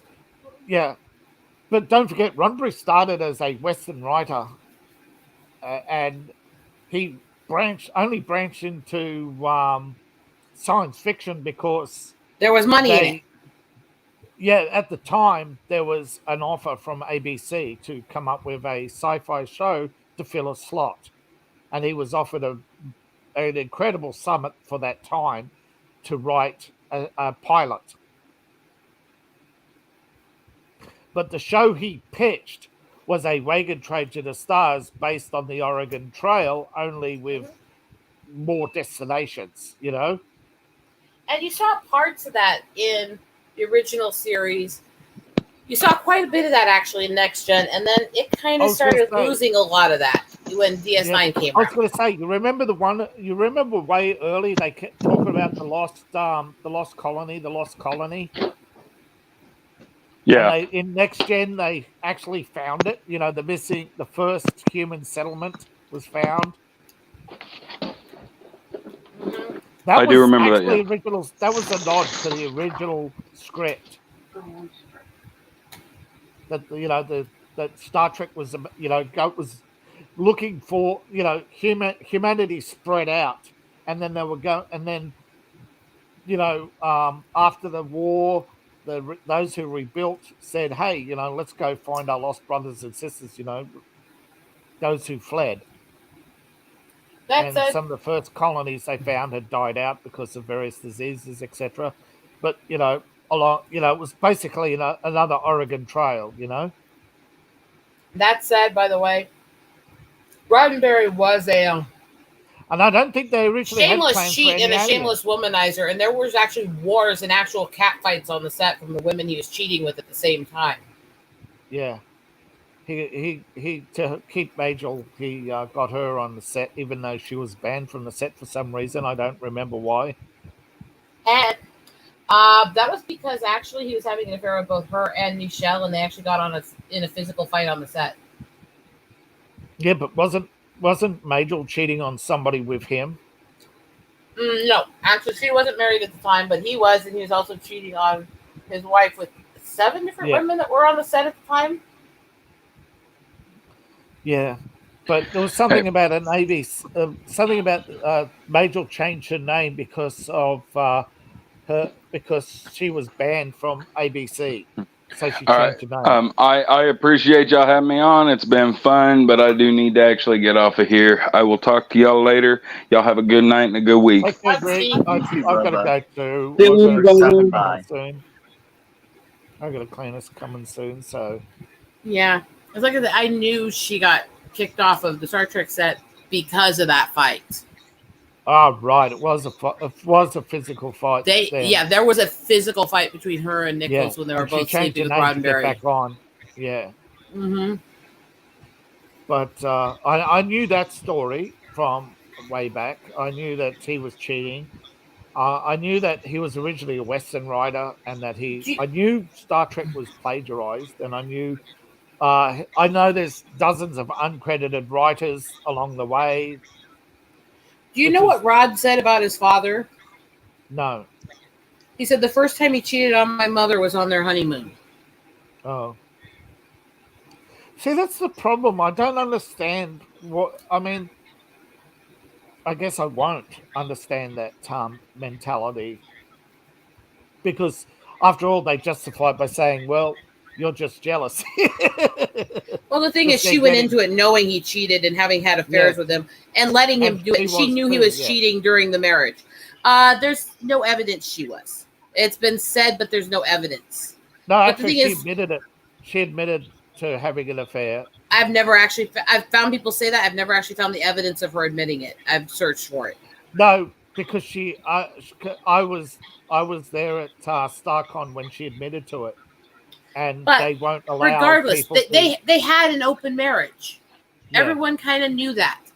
Did she Yeah. sleep around like he did? No, because he No. slept with everybody. He slept with anything with a pulse that was female. Let's be No. honest. No. No, she never said that. All she did was admit that she had 3 relationships during the course of the time they were together. That's all she said. She didn't say with who or how long or any details, but she never condemned him for cheating on her either. No. And like I said, I can't attest to that. I can't take that as fact because I didn't witness it and I can't find evidence of it. No, Did she because say it? Did you she maybe will witness not it? allow it to be recorded. She's not alive anymore. You know that, right? Yeah, but I was there 20 odd years ago at StarCon, and she admitted it all, and she said she will not allow it to be recorded. She And wants this her is- private life to be private. She'll answer I'm a few not- questions. I'm not going to say I'm accusing you Yeah. of lying or anything. I don't No. take anything is fact without witnessing it myself. That's part of my personal thing. That's fine. That's but fine. I'm that's just not saying, that's nothing against you. I And found it I'm not saying you're bizarre. lying. No, I found it bizarre that she would let public ask her questions that she will answer in private, but not allow it to be recorded. Well, She was I- paranoid about being recorded. I Having kind of a understand private what the way the televote media made goes about her. after families. I kind of understand, but at the same time, I don't think it helped anybody. No, I don't think it helped her admitting to the fact that there were problems on the set that and writers being tossed out, and and disagreements, and because Star Trek that we got wasn't Roddenberry's. Well, it was a shadow of Roddenberry's vision. He did love native tribes. That actually was true. He went to visit a lot of reses. He put a lot of native culture into a lot of the races he created in tribute to them. Yeah, because in his original plan, I don't think there were aliens. I think they were the different human tribes spread out over the It was stars. all the alien races in Star Trek were based on different cultures and races of humans. Yeah. And then it was until much later in the later series, right before he died and then right after, where they really started pushing the divisive viewpoint of all these different cultures and making them extremists. They weren't that bad at the beginning. No. The whole point of the conflict with the Klingons, however, was the ABC pushing the Cold War narrative. That was it wasn't ABC then, was it? It was CBS. Paramount. I was going to get to that point when you stopped. I was waiting. Yeah, sorry. ABC had some. It was really weird at the time. It was CBS Paramount for a while, and the reason I can tell you that is because it was actually greenlit by Lucille Ball. Yes, she was the one who gave $1 million to Gene Roddenberry. She loved the idea. Yes. And this is also why I get offended when they start claiming that the first biracial kiss was on Star Trek. A, it wasn't. B, it wasn't even the first black and white kiss on TV. That actually happened with Shatner on a variety show years prior. But the first biracial kisses that were happening on American TV were Lucy and Desi. They didn't count that because they considered, even though the thing he's is Cuban. That, first of all, yes, Cubans have some roots in Spain, and so it's Cuban. Oh, it was open in the show. I don't understand why they didn't consider. Because they don't consider that. There's this weird thing where they act like, okay, yes, Hispanic does mean of Spanish origin. However, the Hispanic races, especially when you get to Mexico and Cuba, are heavily mingled with the natives here, and they are absolutely minority blood too. Yeah. But they didn't consider that another race, and they didn't consider that. Look, Celts and Hispanics were never of the same racial background, even in Europe. Oh, there is a relationship between Celts and the Spanish, but they weren't from the same origins, is what I was getting at. No. And so it was always weird that they discounted that and acted like that kiss didn't matter and didn't count. Yeah. But it did, and that was first, and Lucy deserved that credit. And Lucy was the one who wanted it in the show so much because she wanted to further that and have more forms of biracial kisses accepted on TV. She absolutely believed in unity between the races. Yeah, she wanted Star Trek to be the optimistic progress that she couldn't do herself because people went after her. She was part of the ones. She didn't have as much control over her show as people thought. No, actually, Desi had a lot more control over the show than she did back then. Yeah, and to be fair to that relationship, they both openly admitted that they were both abusive to each other when they were together. Yet at the same time, I'm talking about script-wise. Yeah, they were heavily censored, where they didn't want that to happen to Star Trek. That's why they didn't want Jen That's to part take of why she any started money. pushing and creating the Paramount stuff and creating her own Desilu studio and pushing away from the main channels and stuff. Because she didn't want other people in control of her anymore. And look, I actually think Lucille Ball was one of the legit people that actually really cared.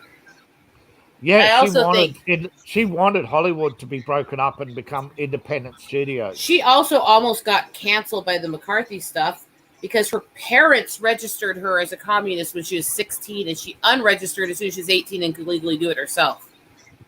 Because in that era, the parents could register you to a party before you were of 18. Yeah.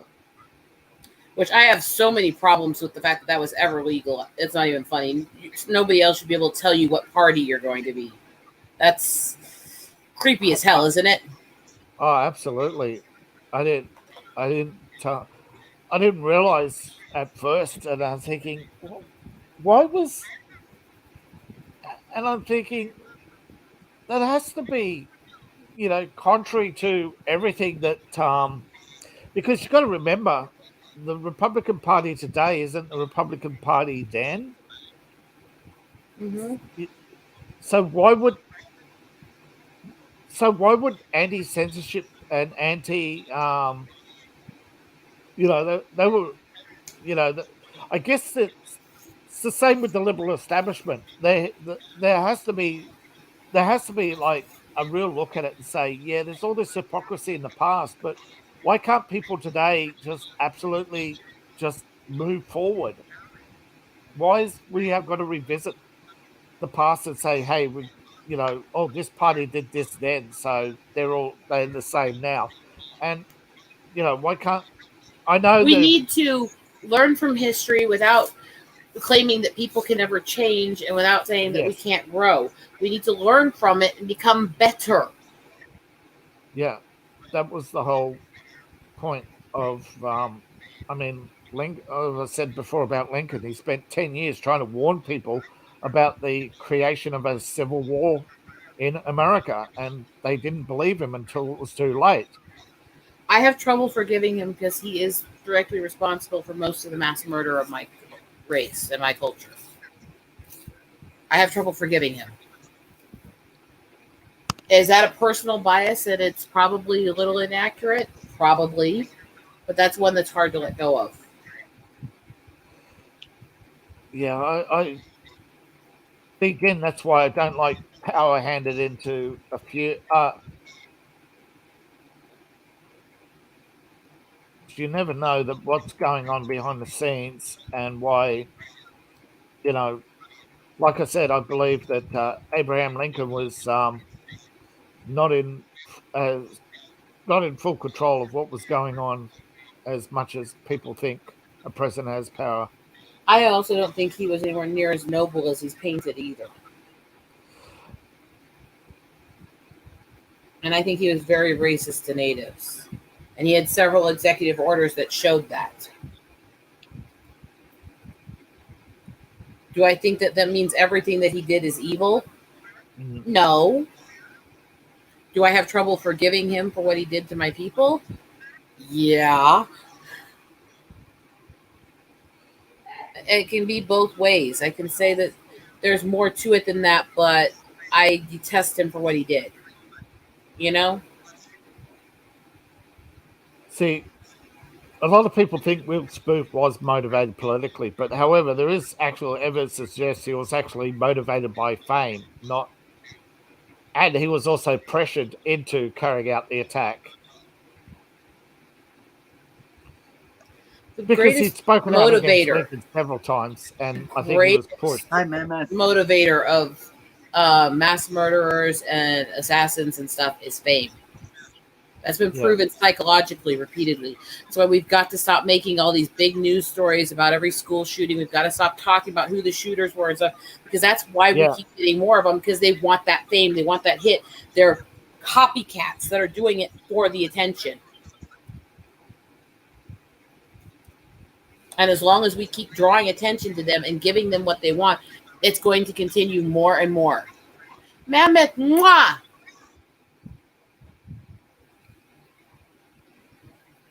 And It's not going to stop if they push gun control because it's not legal guns that are being used for it 99% of the time anyways. Yes. How does a 16-year-old Mexican illegal get hold of a brand new pickup truck and a dozen semi-automatic shotguns that aren't legal in the US? But those questions never get asked because No, because they'd rather scapegoat people who have mental illness and get the public hating us and fearing us so much. I never that look the into who hate crimes gave him the against us, weapons. hate crimes against people with mental illnesses are skyrocketing the last several years because of how much they're fucking shitposting, blaming us for everything that happens.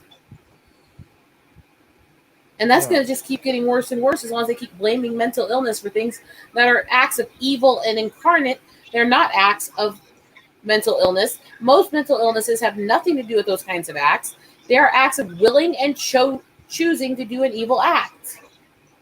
I think And they call it mental illness because it appeases the general public that. I think they call it mental illness because they all believe in eugenics, and one of the groups they've always wanted to get rid of is those who are disabled. Yeah, that too. And it's a way to turn the people against us. Anyway, I should have got going. I'll let you get going. Love them and leave you all in pieces. Bye. And don't have a good night. And don't feel too upset that I argue with you. I argue with everyone. No, I'm not upset with you. I'm just making sure because I have people go off at streams like all friendly and then go tap bitch as soon as they leave. It's like No, I have blocked people on Facebook for going full woke or waving the Zelensky flag as if the sun or thinking the sun shines out of Greta's orifices. But those are people who've set their way to deliberately niggle me for not thinking the sun shines out of Greta's ass. I block Trump bots for the same thing. When they become so obsessed in their culture that everyone has to agree with them or we're the enemy, then I block them. Yeah, I've tried to tell people not to get too fanatical about certain things. Hi. My mammoth. Take care, David. Hi. My mammoth. Yay. Hi. I'm just sitting here pounding out bookmarks while we bullshit and talk. And this episode's been far more political than we usually are. Hasn't it, Anime? Yeah, I just let it go because I didn't want to interject, but look, we're not usually that political, and I don't usually respond when people start talking about political stuff, but I'm hot on things right now. I've been pissed off at hell at some of the bigoted bullshit I've dealt with, and when it started, I had rants. Right. I get what you mean, man. It's like, like that's what's coming out of this thing, It's like that's why I'm centrist, man. I don't give a damn. I hate both parties. I hate the whole system. I think 90% of it's kabuki. I hate both the left and the radical right, so I think it's pretty much fair game. But I like moderates. Well, sometimes I get in a mood where I want to argue and debate. I get that. I'll admit it. Sometimes I rise to it. I've done it with Geek Hero a few times. Yeah. And we always talk over it and laugh and stuff after the fact. Right. But yeah, there's certain things that bother me, and when they get brought up, I rant. Right. Yeah, like certain things that get brought up, I've read about it too. I'm actually trying to get off that more because it just creates a lot of drama. Like this, like it's like there's a lot of good things out there, and there's a lot good things you want to do, but it's like, you never want to get mixed up with the wrong crowd. Or, they get sucked in. And that's what I like about you guys. I like to be able to disagree with people and still be friends. Me too. Because I think as a society, we need to have healthy disagreements and debates because I think it's the only way we can learn other viewpoints. Right. It's always good to be able to scream at each other, but at the same time still be friends with each other at the end of the day. And I did get a little hot on some of those topics that they brought up. Yeah, actually, the weird thing is I had to go back to the YouTube channel just so I could watch what the hell you guys are talking about because I couldn't hear a fucking thing because you're all a robot. Sorry. No, you're fine. No, he's pissed at his internet right now. I get that. I mean, I used to have fucking Windstream. Oh my god, Windstream was the worst connection I've ever had. Like, never. I'm on Dayton right now, and I'm in the middle of the Mississippi River Valley, so I'm like literally getting screwed right now. Literally? For literally almost an hour. Like every time I was trying to get back, like I've been kicked out quite a few times already because the connection is just absolute dog shit. I'm just going to point out that he said he's literally getting screwed, and that's kinky as fuck. I mean, yeah, damn. Yeah, it sounds like you're getting screwed out of your internet. Yeah, that's why, you respect it. If you're literally getting screwed, what's screwing you, and where is it screwing you? I'm just saying. Give me just a second. There we go. Screwed enough for you. Yeah, that avatar makes more sense with the whole slut tag. It really works well. Sorry, this is me tormenting my friend. Mm-hmm. Hey, that's all right. This is the best I've looked ever, which is like never, because I've never actually looked like this. I mean, really, I don't. I used to look. I used to look like this. Give me a second. This is what I used to look like. I hate bras. Bras? They won't stay in place for fucking shit. Oh, okay. Then they start feeling like they're squeezing the life out of my chest. Yeah, so this is. So yeah, the glasses is what I used to look like, and then when I ran the picture through a filter and removed the glasses, it also made me like half Asian as well. So that was weird.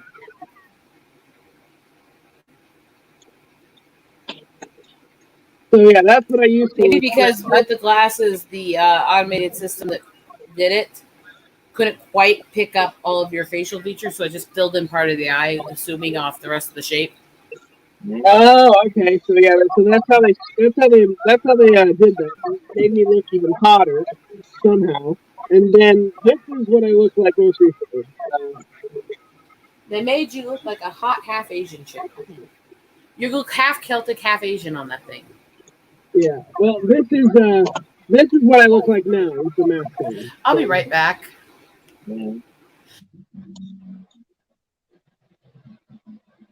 Yeah. Dark Legacy. What? Oh, I'm sorry. I'm talking about stuff.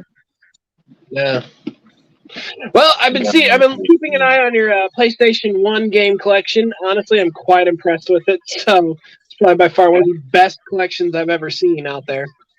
Yeah, I've collected that thing for a long time, man. I used to have Jackie Chan's Stepmaster Adventures of One Mask. Well, I should have never.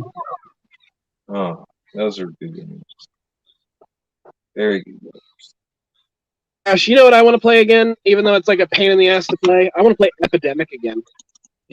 I actually got a controller of Silent Scope for the Xbox. Played Silent Scope? I have not. Oh my god, you gotta try it out. Like it's like this really cheesy arcade game where you have this big fucking sniper rifle. It's by Konami, and they literally have an actual gun you can buy that's from Pelican that you can use with the game. Let me guess. Was it from the Xbox original, the OG Xbox? Right, the OG Xbox. Alrighty. Well, another game that was released on both PlayStation 2 and the Nintendo 64, and it was an arcade game at one point. Winback. Was Winback an arcade game? I believe so. It had an arcade style to it. I don't think Winback was an arcade game, but it was originally an N64 game. I know that. And I have the disc on PlayStation 2. Give me a second. I'll look it up real fast. I'm looking it up already. Yeah. Yeah. It's from Koei. Yeah. Yeah. Let me. It was an attempt for Koei to branch out from strategy games that they were known for to more arcadey type or something. Or not arcadey, but more stealth type. Yeah, honestly, I honestly did not like this game. Like, I just could not get into this game at all. What's bad about it? I couldn't get into the controls for one. And everything just seemed weird about it. Honestly, I had more fun playing Killswitch. Were you playing the N64 version or the PlayStation 2 one? PlayStation 2. I think the N64 version might be better than the PS2, but I don't know. I don't know. I mean, I got the PlayStation. I found the PlayStation 2 version at a pawn shop, so, you know. And then I think one of the games I really enjoyed was Killswitch. I liked Killswitch when it came out. Yeah, I heard of Killswitch. You know, I think. Oh yeah, that's the other game. Yeah, Dead to Rights, which was also made by the same guys, Namco. Well, not made by the same guys, but made by the same publisher. They were gonna make Dead to Rights an Escape from New York game. Huh. Fucking kidding. I think there are advertisements you can see on the Escape from New York movies. If you get a copy of the special edition, you can see like that there's still advertisements for the Escape from New York video game that never came out because it became the rights. Yeah, it did crazy. Wasn't it? I don't remember Dead to Rights very well. Yeah, but it was supposed to be like Escape from New York, the video game. Yeah, there's another game that came out around the same, kind of close around the same time as Resident Evil 4. Kind of had the same vibe as it, but it wasn't as popular. Cold Fear. Oh yeah. I own it. I got it on GOG. I got some GOG.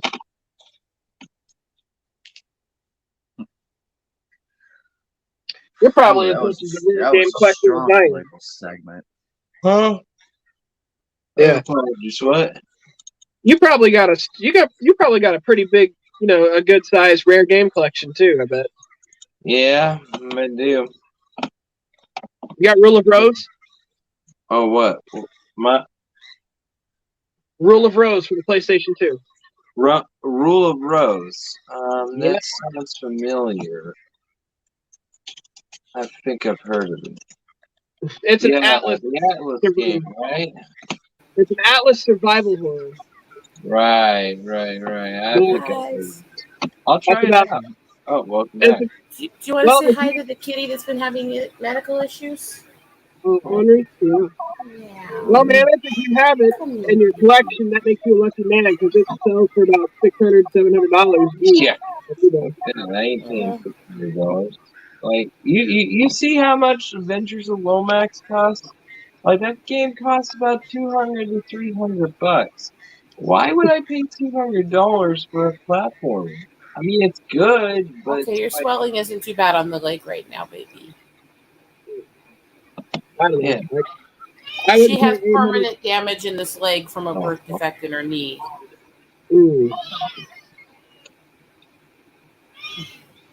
Like I wouldn't pay $800 for a real rose. I got Oh, it. baby. $15 for rose Baby. box. Baby, you're okay. Galarians and Galarian Pass. You just fell on your butt as you tried to do that, cat. You ever played any of the You also Gradius just games on PS2? trashed the Oh. spot here to lean on, cat. I couldn't hear you, man. What'd you say? You ever played any of the Gradius games on PS2? Well, what was it? Like Gradius. Gradius 3 and 4 or 5?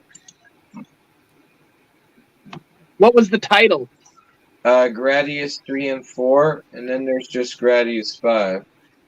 Like Grandia? Nah, Gradius. No, never played it.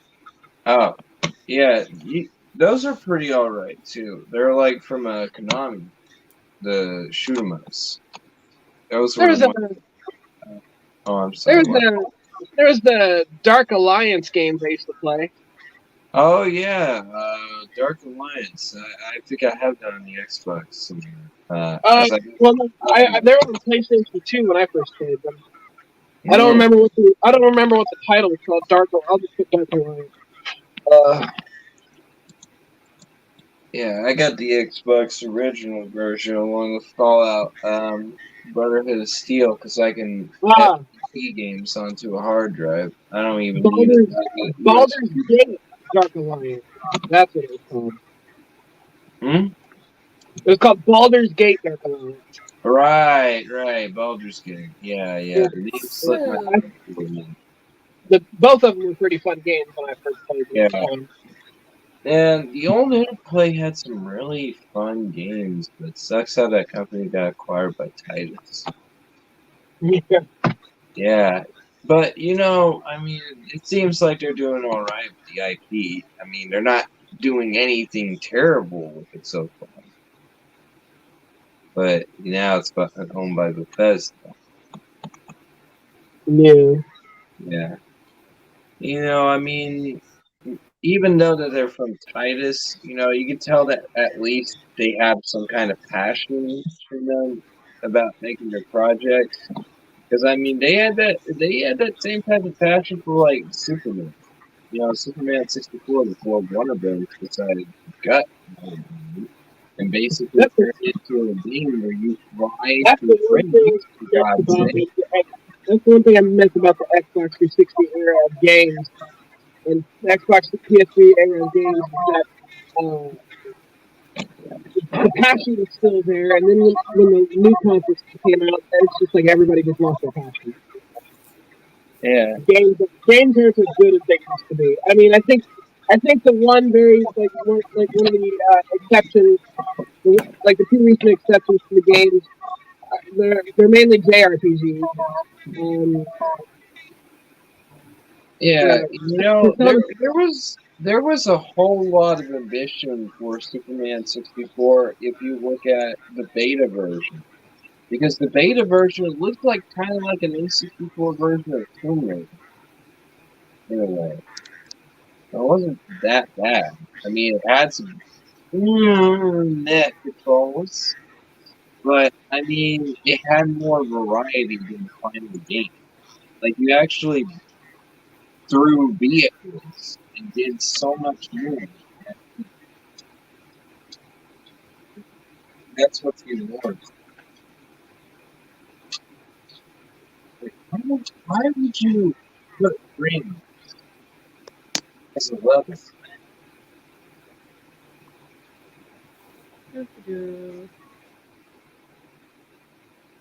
You are both weirdos. Yeah, I'm a nerd. I didn't say nerd, I said weirdos. Get it right. But Quote the correct insult, damn it.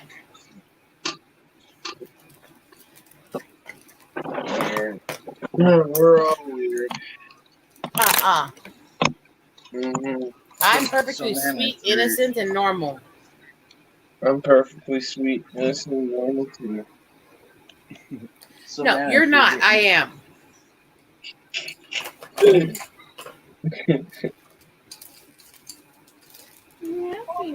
know, there's an actual game where, like, Rambo, like, there's an actual, like, giant Rambo that hangs on a helicopter. Like, there's actual soldiers that are, like, in the giant, like, the shape of Rambo, just jump on the helicopter. They're always called chopper attack. Yeah, but that was only on the N64.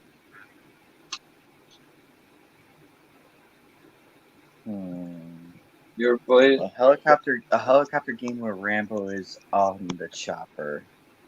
No, Rambo jumps on your chopper, yeah. Like, there's the giant version of Rambo that just jumps on your chopper, and you have to shake him off.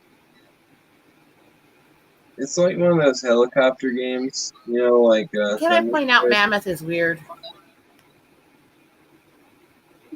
But he's my kind of weird, so I'm okay with it. Yeah, but remember, anime gave me power. I mean, I gave you power too. So.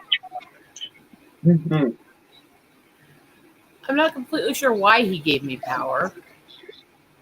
The only reason he gave you power is because I gave you power. I started the vote. Therefore, I'm going to veto this conversation as too dirty for me to deal with today. Love you guys. Anime. Love you. Well, I feel like abusing my power today. Can I abuse it?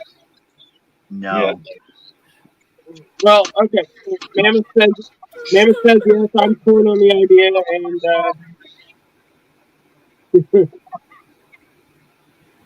but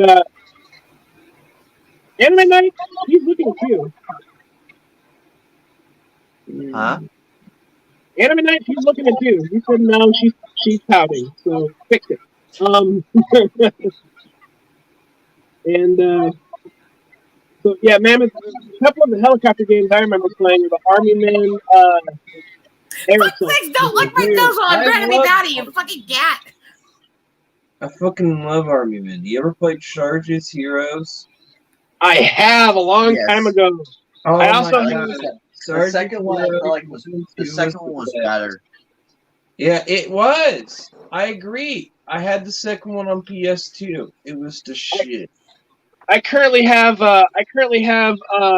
two Army Men games, World War and then Land, Sea, and Air. Yeah.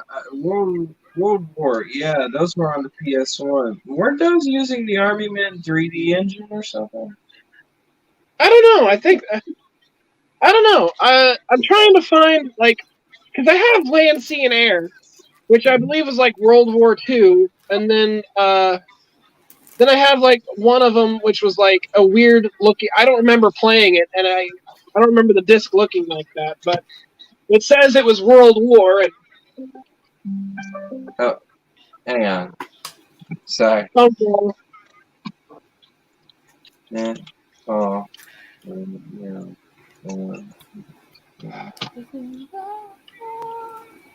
I'm trying to find the Air Assault games because I was really good at those. I might actually look this evening. Well, I have the chance.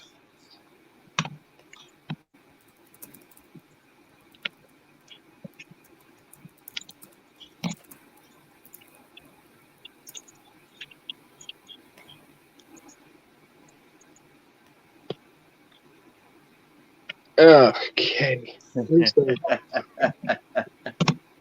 Yeah, sorry about that. Had a call What are you laughing at? I can't see. Hello, Oh my god! Wait a minute! Oh, dude! Okay, you know what? Adding to That cart. is I'm true. gonna buy That is true. Anime Night. I found the new sealed Lady Subaru figure for $30. Ooh, that is good. That is a great find. Yeah, You know what's a weird thing is that I tried to play this arcade compilation. Like, it gives me a black screen on my handheld, but if I'm playing it on my PS2, it actually loads up. PS2 emulation is weird.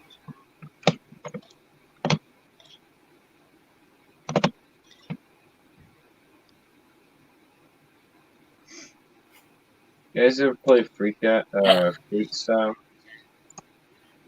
Let's see how long it takes people to notice things. That's actually pretty funny. I mean, especially when I'm sitting here with my boobs hanging half out. I want a wank counter. I mean,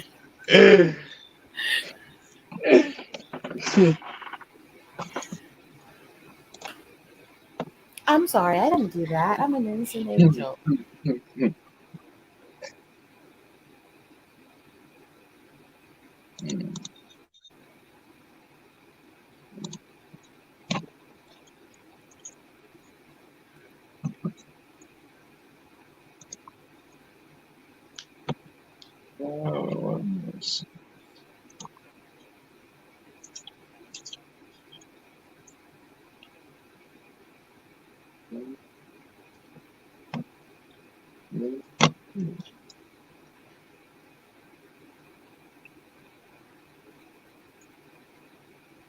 Wait till you see what animes I bought, Fado. Just you What wait. animes did you get? I really can't say because I want to keep them a surprise. Oh. Dude, you know what's awesome? Actually, I will reveal one. I'll reveal You know, people one. who say, Go ahead. "Oh, you wait till you see this." I'm not gonna tell you. They're really annoying people. I'm only doing it as a tease, nothing further. I thought men didn't like teases. Well, Fatal. Actually, I'll grab a raccoon. I'll just send God damn it.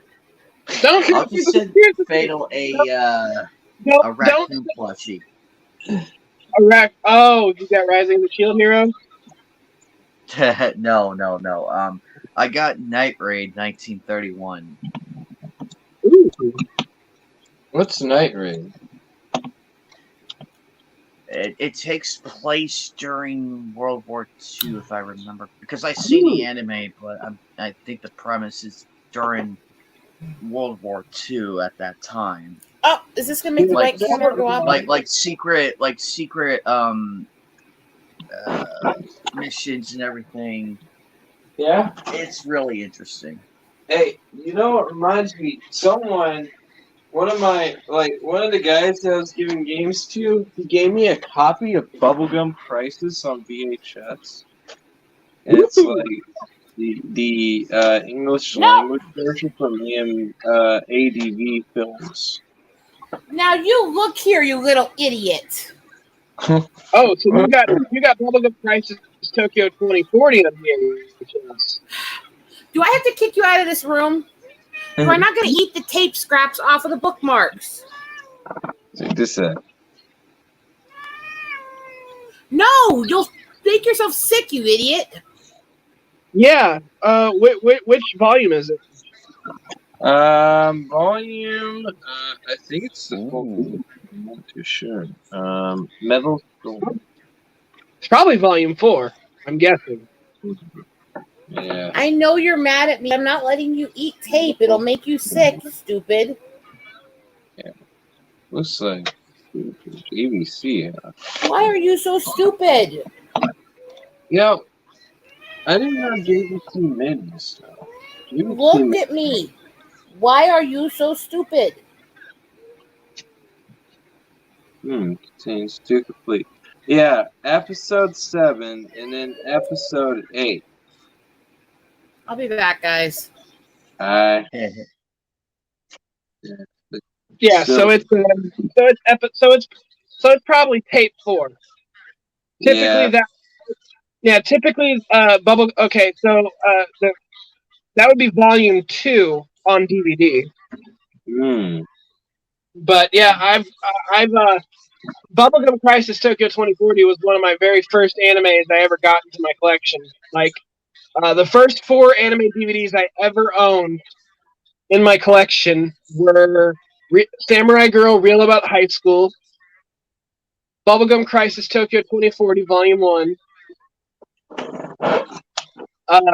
Trigun Angel Arms Volume, which only had 3 episodes on it, and Golden Boy Volume 1. Check this out. I actually got a copy of this movie. I can't see it. Phantasm 2? Yeah, Nice. That's classic. it is badass. Go watch it. It's best. First and second one best. Third and fourth one alright. Fifth one's not too bad. To be honest, there's not really a bad movie that's in the Phantasm series. I swear, if we can have a Nights in the anime table stream on, like, when I'm home, like, surrounded by my collection that I can make everybody jealous with, I'd be showing you lots of stuff too. You should see all my movies, man. I got the Beastmaster. I got all the Teenage Ninja Turtles. Oh, guys. My mom just sent me a news article she's laughing at. It says burglars come up empty after trying to ransack cashless businesses in University Heights. I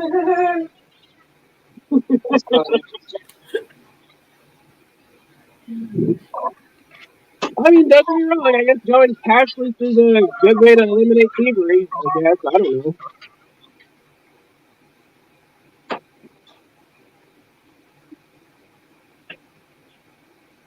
What I need to do is I need to get another Phantasm Sphere replica. Mine only has 1 port. That's not supposed to happen. Because the other one goes off the next.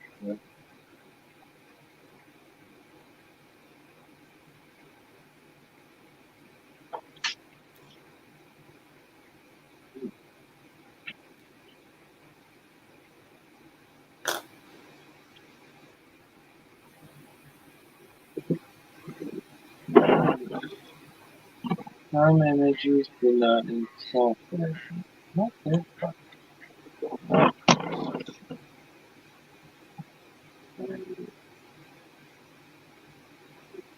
Right down. It's a weird thing with PS2 games. You have to shorten like the ISO names for some reason. Otherwise, they don't work. Alright, I'm done with that anime. Woo! I just rewatched Read or Die and Reader Dream TV. So I am done with that series. It's good. I'm actually glad I revisited the series. It's a good series, and you guys should watch it. If you haven't seen it already. Alright, next anime series that I gotta binge through is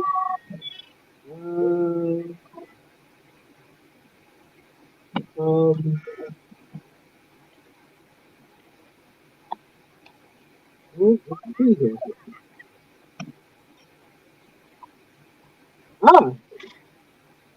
Eureka 7 and Astral Ocean.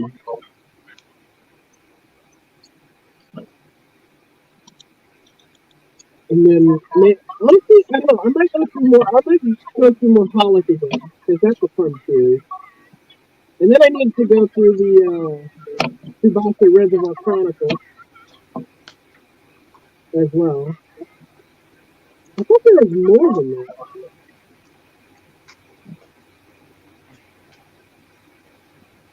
They have a special, and then they have... Well, actually, you know what? It wouldn't hurt to reveal what I got, what I bought. I also I also bought what else did I buy? I also bought Coyote Ragtime Show. I heard about that. I wasn't sure if that was going to be good or not. I didn't watch it. I also bought Sakura Wars. Good choice. Have you played the games at all? I also bought Monster Musume. Ooh. And I bought. Let's see, what else did I buy? I bought Prism Arc. Battle Girls Time No, you said Paradox. prison art. You said prison art. I'm focusing on that. You said prison art. Damn it. Your tattoos? Anyway, I also bought Maburaho. I Ooh. say it. Maburaho. Good. Oh, gosh. I remember that was a long time ago.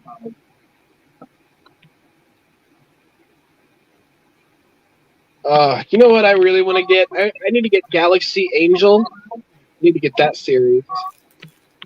Right. There's also one more I'm gonna buy later on. Hey, bless you. But yeah, I'm that's being probably sick. gonna be. And then up until that point, I'll do the anime. I'll do the anime DVD collection video. Yeah, Maburaho is an old ADV collection I really like to see again. Then there's Eumeria. I want to watch Eumeria. I gotta finish that series. Because What else? actually, if I compare my DVD collection, it's gonna be about roughly probably that high, maybe. Is your DVD collection as big as mine? Well, we'll see. Come to video, you'll probably see the stack of DVDs. Are we having a DVD measuring contest, boys? Yes, that's exactly what we're having. Yeah. I have over 3,000, and that's counting different seasons as one. So suck it. Needs to be anime. I've still got hundreds. So suck it. Yeah, I have hundreds too. So Yes, but I'm a woman. I'm not supposed to have a bigger schlong than you. it doesn't matter. Surrender to the giant girth of my anime collection. No, this just means you should be sending shit to me. Why would I do that? Because you like me? I do, but I'm not your simp. How do I change that? I mean, I don't know. Are you a cute femboy? If you are a cute femboy, then sure, I'll simp for you. But I mean, I'm not cute and femme. I don't have a schlong, but I'm cute and femme. Yeah, sorry, you're missing that final third there. It doesn't quite seal the deal. Sexist. I mean,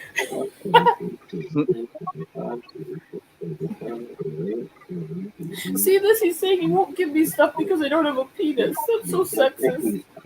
Yeah, well, you're saying that I should send you stuff, but the way you make it sound is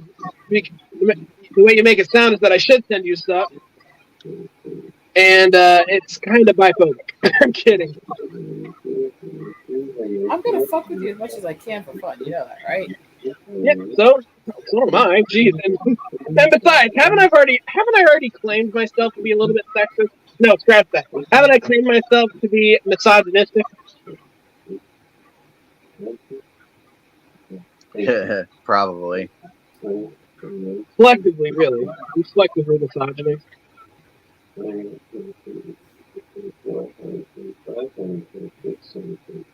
What is that noise? It sounds like who's conjuring demons? I'm not conjuring demons. I'm counting my DVD collection. I'm already at 120. Is it all anime or what is it? It's amalgamation, anime, sci-fi, horror, action. Well, I mean, just keep it to anime, and then we can do that. Cause, that reminds me. I gotta reorganize. I gotta reorganize my shelf after I get the final DVDs. There is 2 more. I'm probably gonna get Fatal.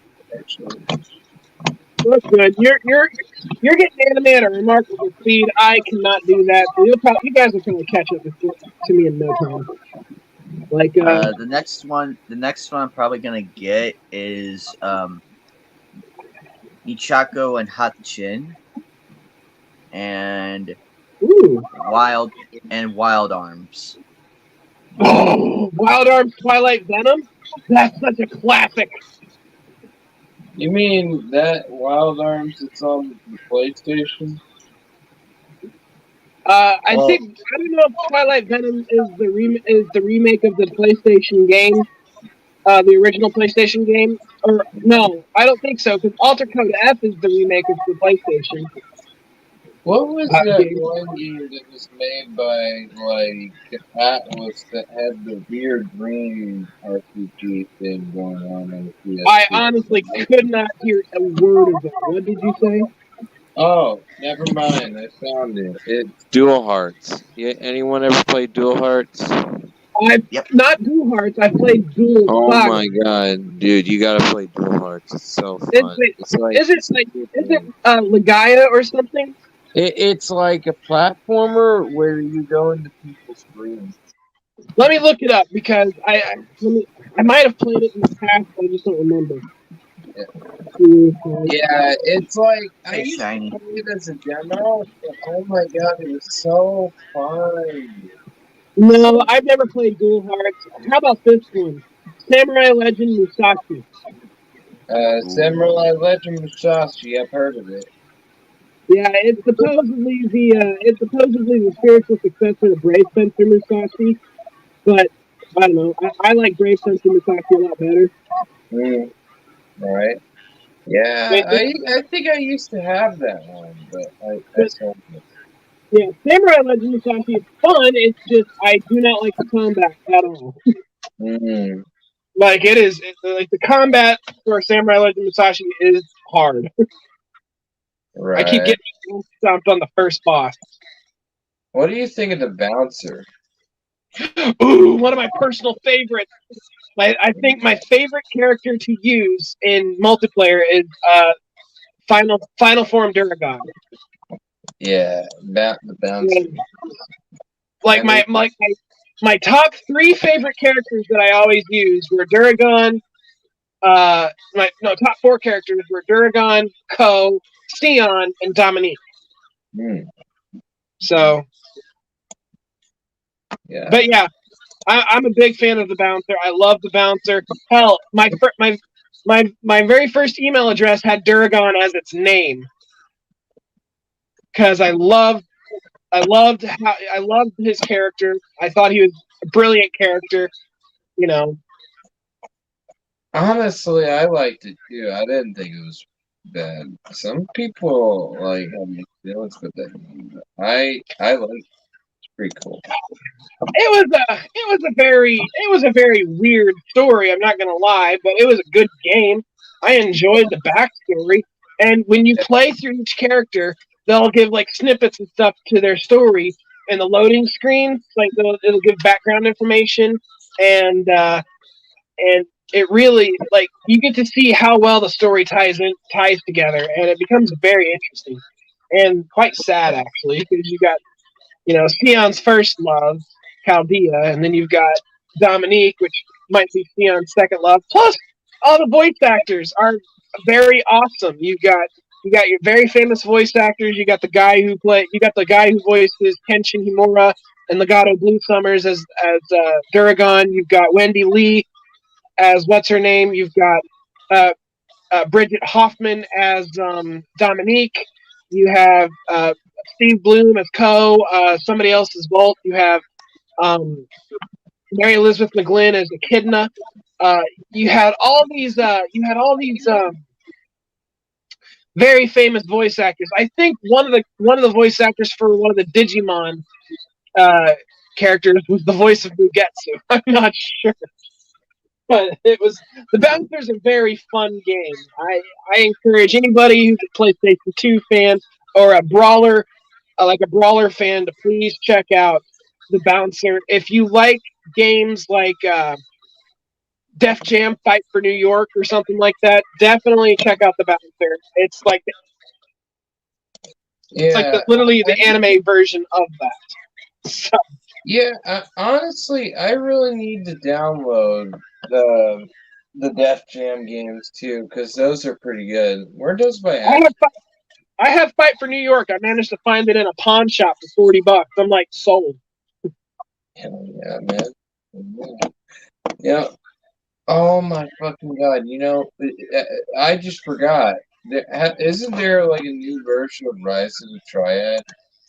Oh, I don't know. I want to download it. That's the case. I think there was a. Oh yeah, Ludicrous edition. How much is that? Oh no. Ludicrous edition is coming soon. This game is not out yet. Oh, it's not out yet. Damn it! I want to play it. It looks awesome. What other games out there? One game I really want to play again. I don't know. No, I think I do have it. I think I have Test Drive 6. Yeah, you know, the Test Drive games are all right in their way, but man, they do have some dated mechanics to them. Like I like Test Drive 6 though.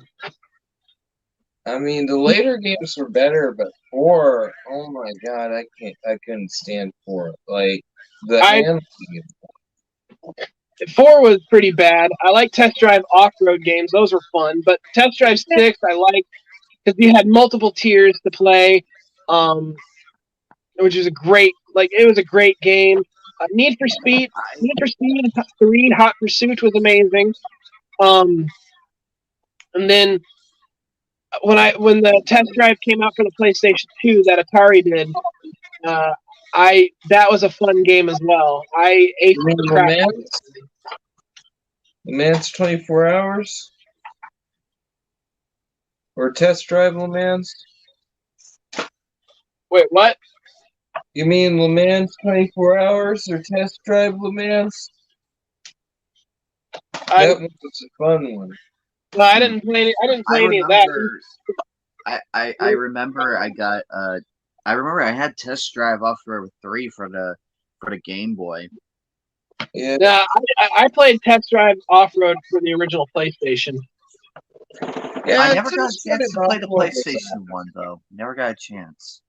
Here's one game I just do not understand at all. I mean, it seems like a fun game, but I have it. It's called Smuggler's Run. And I do not, for the life of me, understand what the objective of that game is. It's literally going from point A to point B, and I don't, there's no story behind it, to my knowledge. I don't get it. It's just a driving game running from the cops. And I'm sitting there going, well, why am I running from the cops? What's going on here?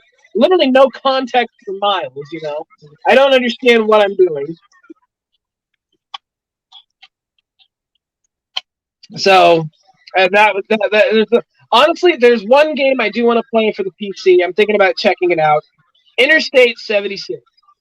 Yeah. Oh my god, Interstate 76 is awesome, dude. Like, you had a literal button where you could just make a poem. Like, that's so stupid. It's so funny at the same time. Because you get your partner say these weird, poems, and, your character just makes a response to that. So, wait, there's a button for him to, say a poem or haiku. And Yeah, there is. There's literally a button where he just says dark haikus about his girlfriend dying. Oh, gosh. Yeah. But no, I want to play Interstate 76 because I like the style, the feel, and then, of course, Vigilante 8 is the spiritual successor to Interstate 76, and I've always been a big Vigilante 8 fan. I like. If I ever get Dale, if that game's ever on stream, Jesus Christ, on Steam. Sorry. If you ever and whenever I get a gaming PC, I am gonna get that game, and you and I are gonna have a showdown.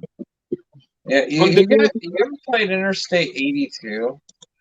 I heard that there was a sequel, and it was called 82, but I didn't even know it existed until recently.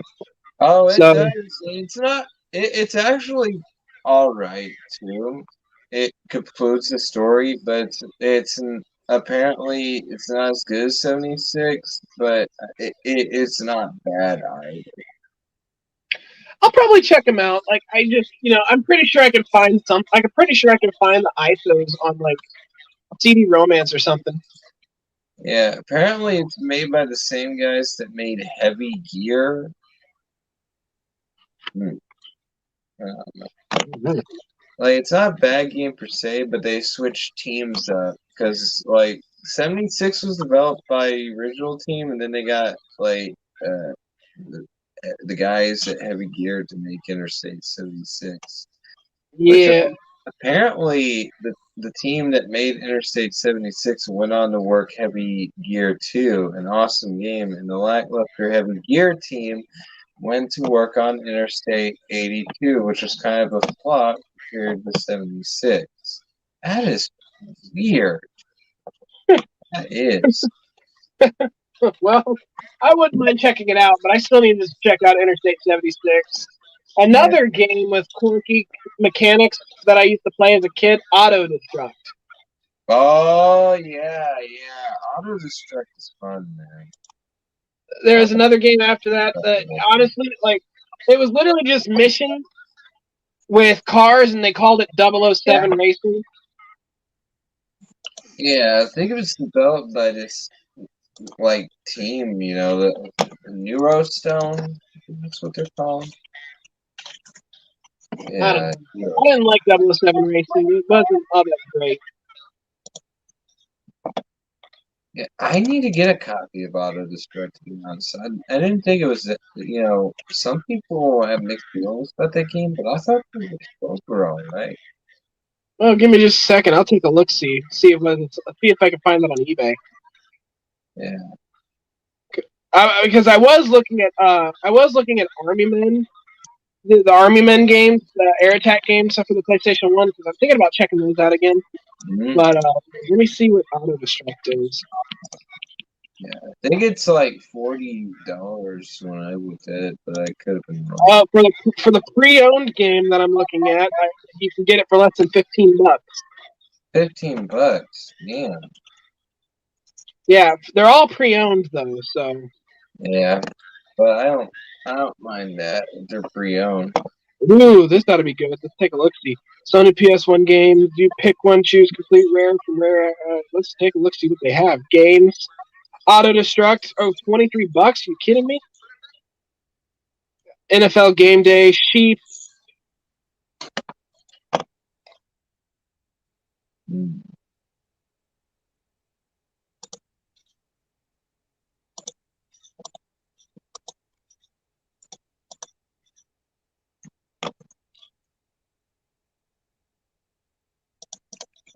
Yeah, I actually got a copy of the Grand Theft Auto trilogy on the original Xbox.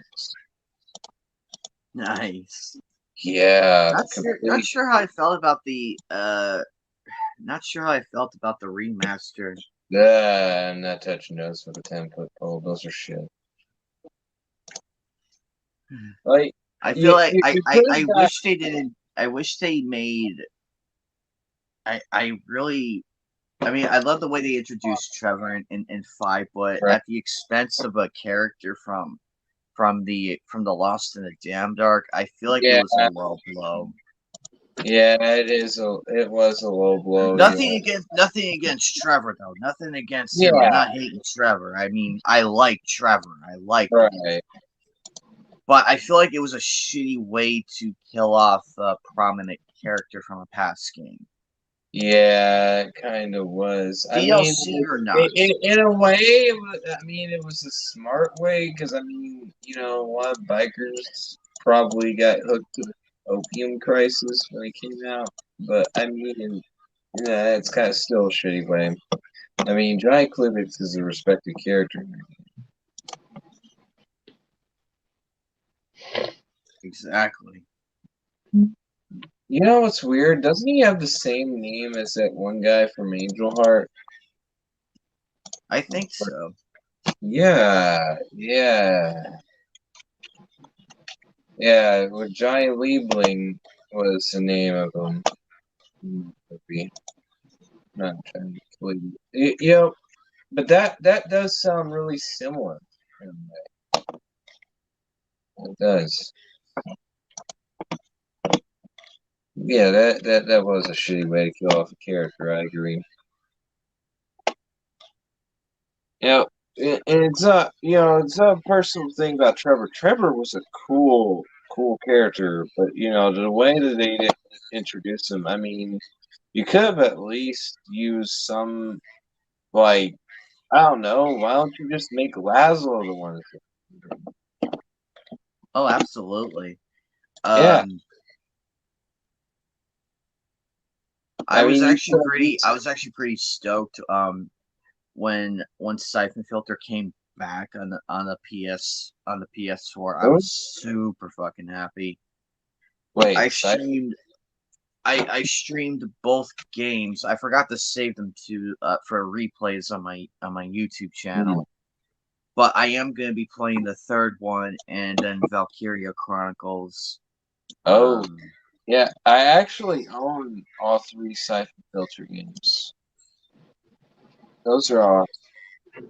Like, those are what actually saved Eidetic from going into bankruptcy, is that game itself. That's one of the best games ever. A studio I still hated Omega.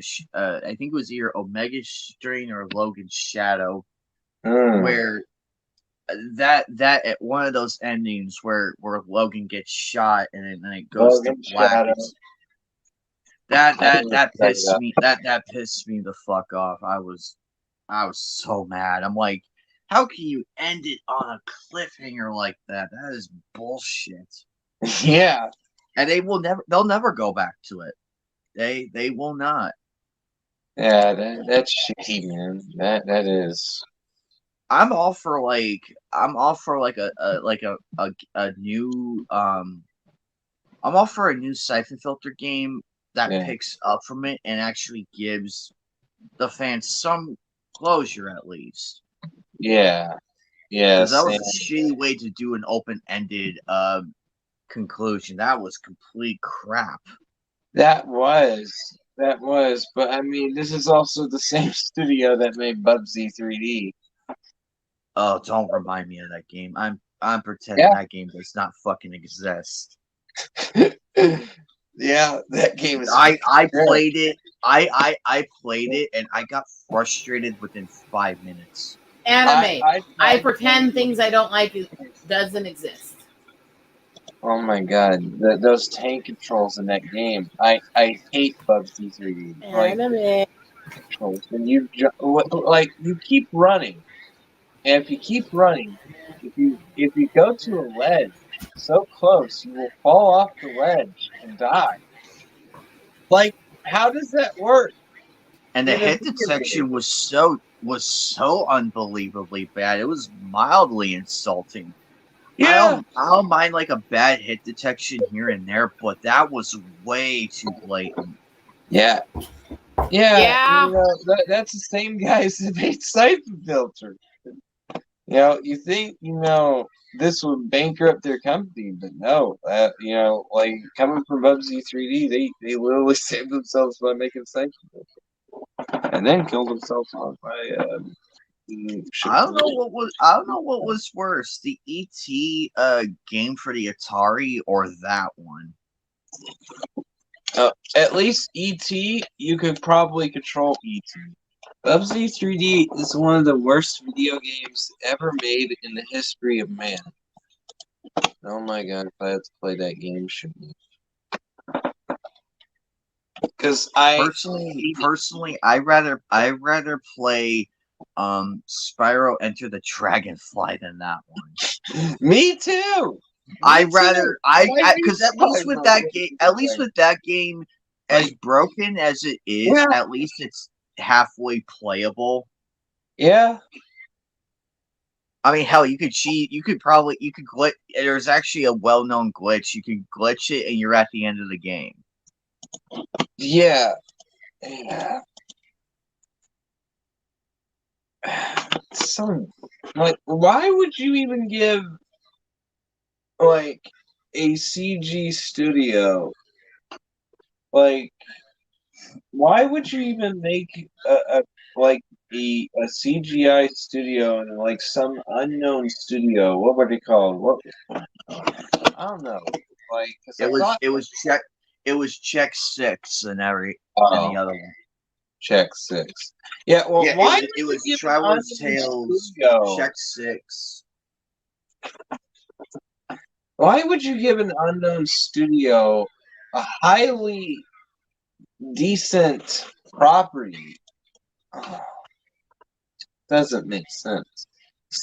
Which is why my hope for Spyro 4, like what they did with Crash Bandicoot, I hope they do with Spyro. Yeah. Like keep what worked, but expand upon it while still sticking to the core component. That's what Wrath of Cortex. I already lambasted this enough as is, but it bears repeating. Wrath of Cortex. It was a good Crash game here and there. Like they got some things right, but they did way too much shit, way too much time. They were given like a 12-month deadline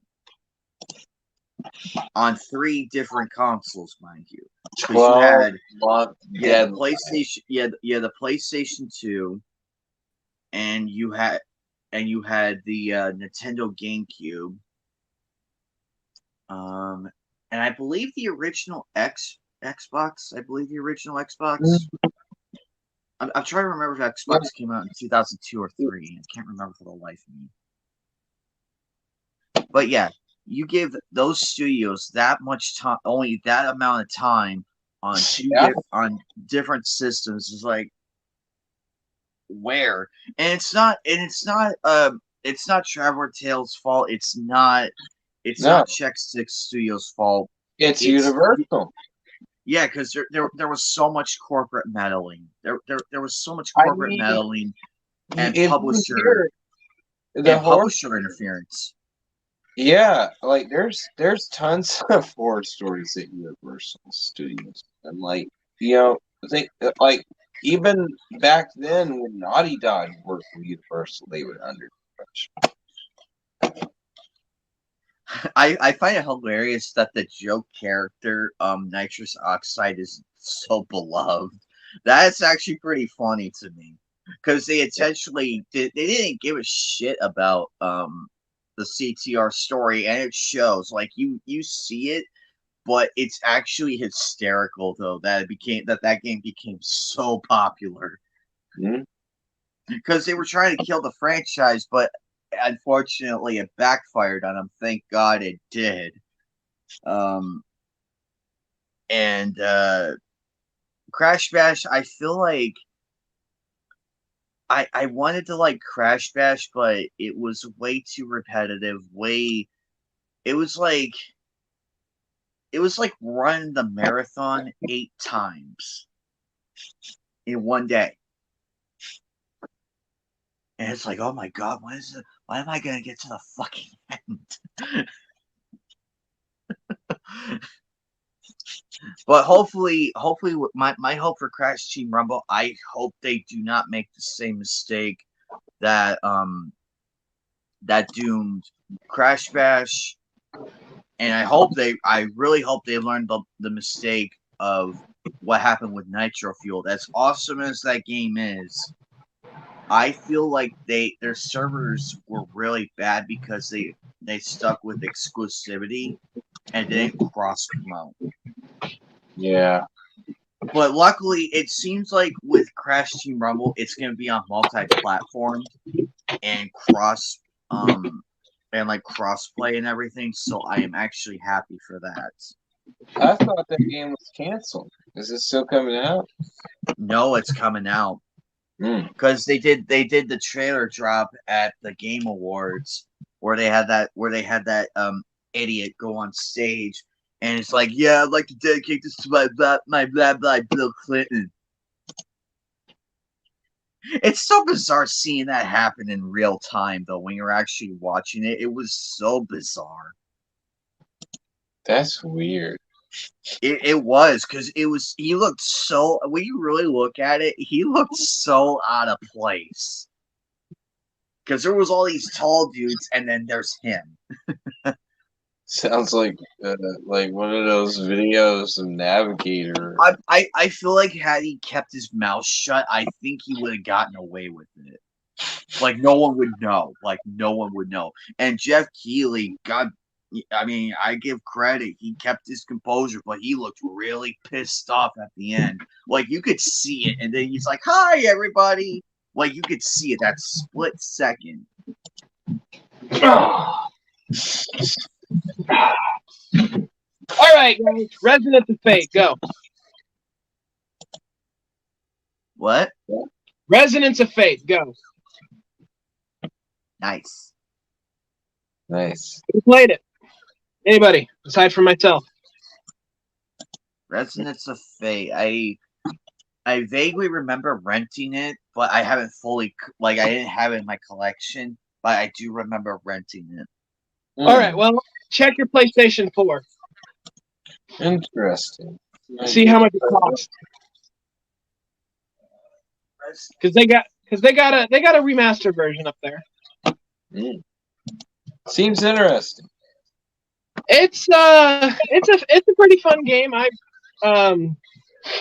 I've put lots of hours into it. I will not lie to you. At first, this game is hard as fuck, but once you figure out how to do stuff, it becomes real easy. Damn, they want that much for Resonance of Fate. Jesus Christ. How much is it? $34. Jesus Christ! I bought it for $20. Wait till it goes on sale. Oh, Prince of Persia: Sands of Time. Good classic.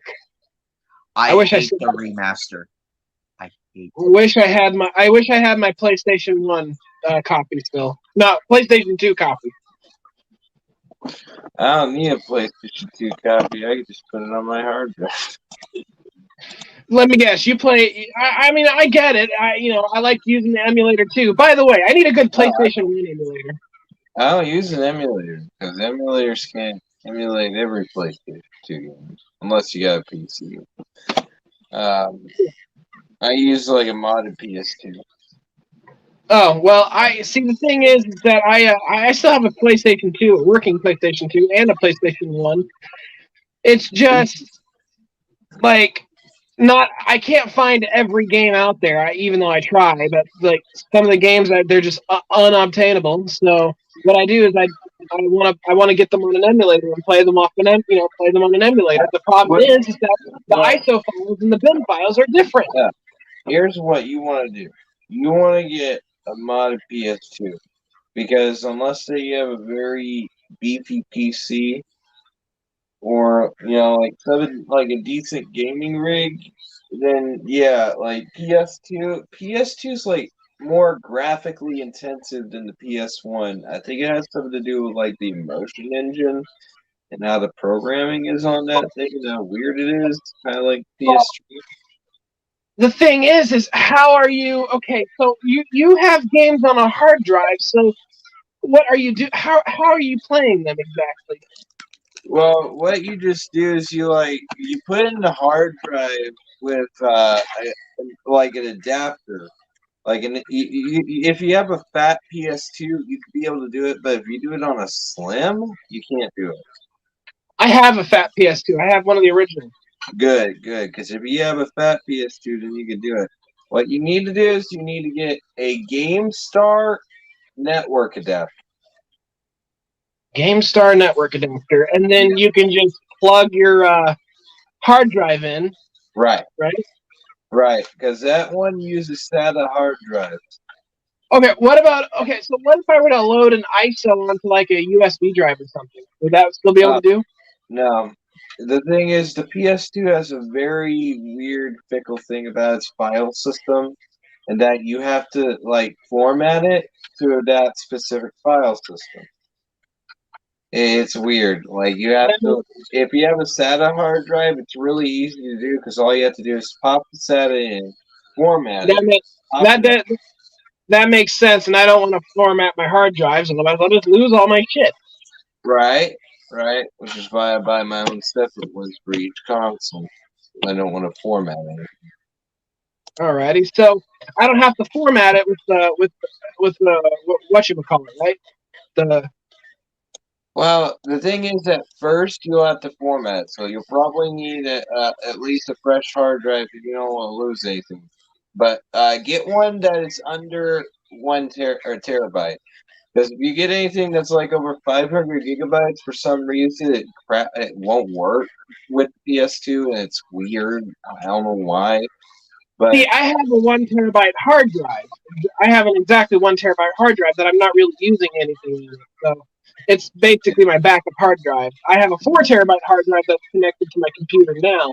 yeah, But I mainly keep that for my anime and stuff. Yeah. But my 1 terabyte, it has my backup stuff on it, but I can easily just get rid of all of that. right. But to be honest, I mean, PS2 games, they're like at least 1 to 4 gigabytes, so they're not really that much space. They're kind of like the Xbox in a way. So you can fit all of them at least under 500 if you're wanting to just get your own collection on there. Well, I mean, what I want to know is how you get these games on your hard drive if they're not ISOs. Right. There's a program that you use with your hard drive. It's called WinHIP,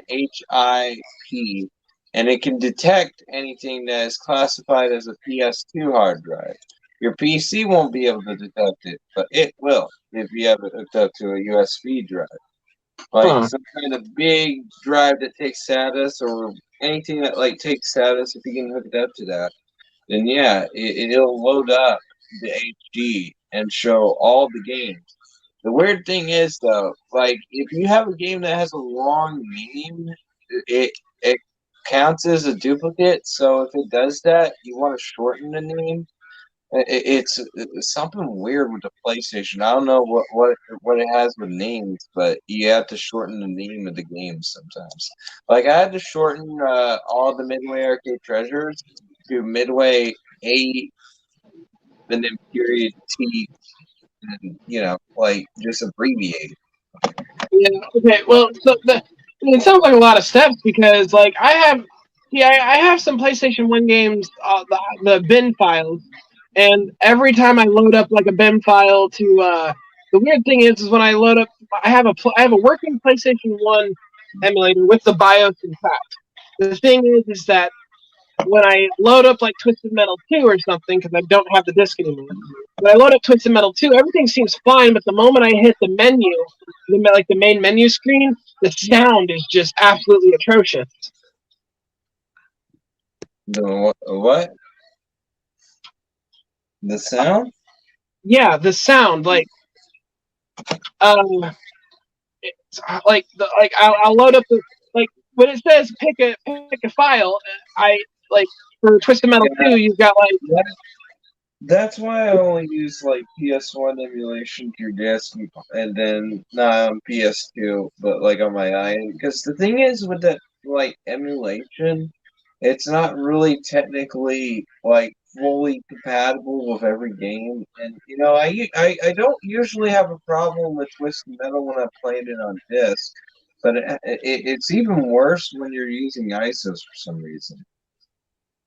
Well, see, it doesn't like here's the weird part about it. When I load up the bin file on my because you get for Twisted Metal, and it's probably the same for Vigilante 8 because the files themselves are music tracks.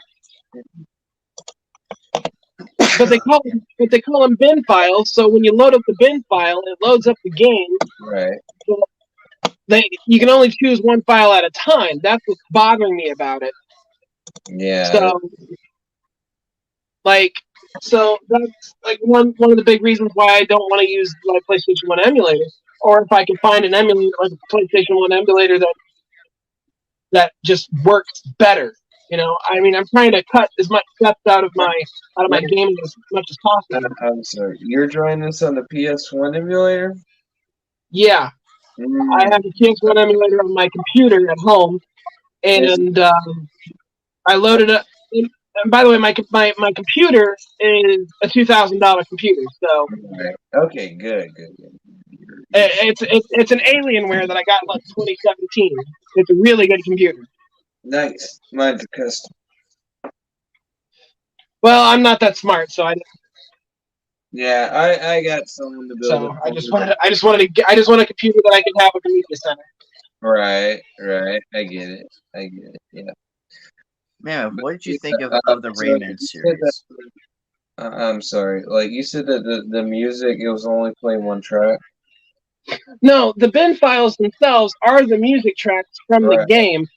But the thing is, like, because I'm pretty sure you've done the same thing where you put like a PlayStation 1 disc in a CD player. Mm-hmm. Yeah. And it plays the music.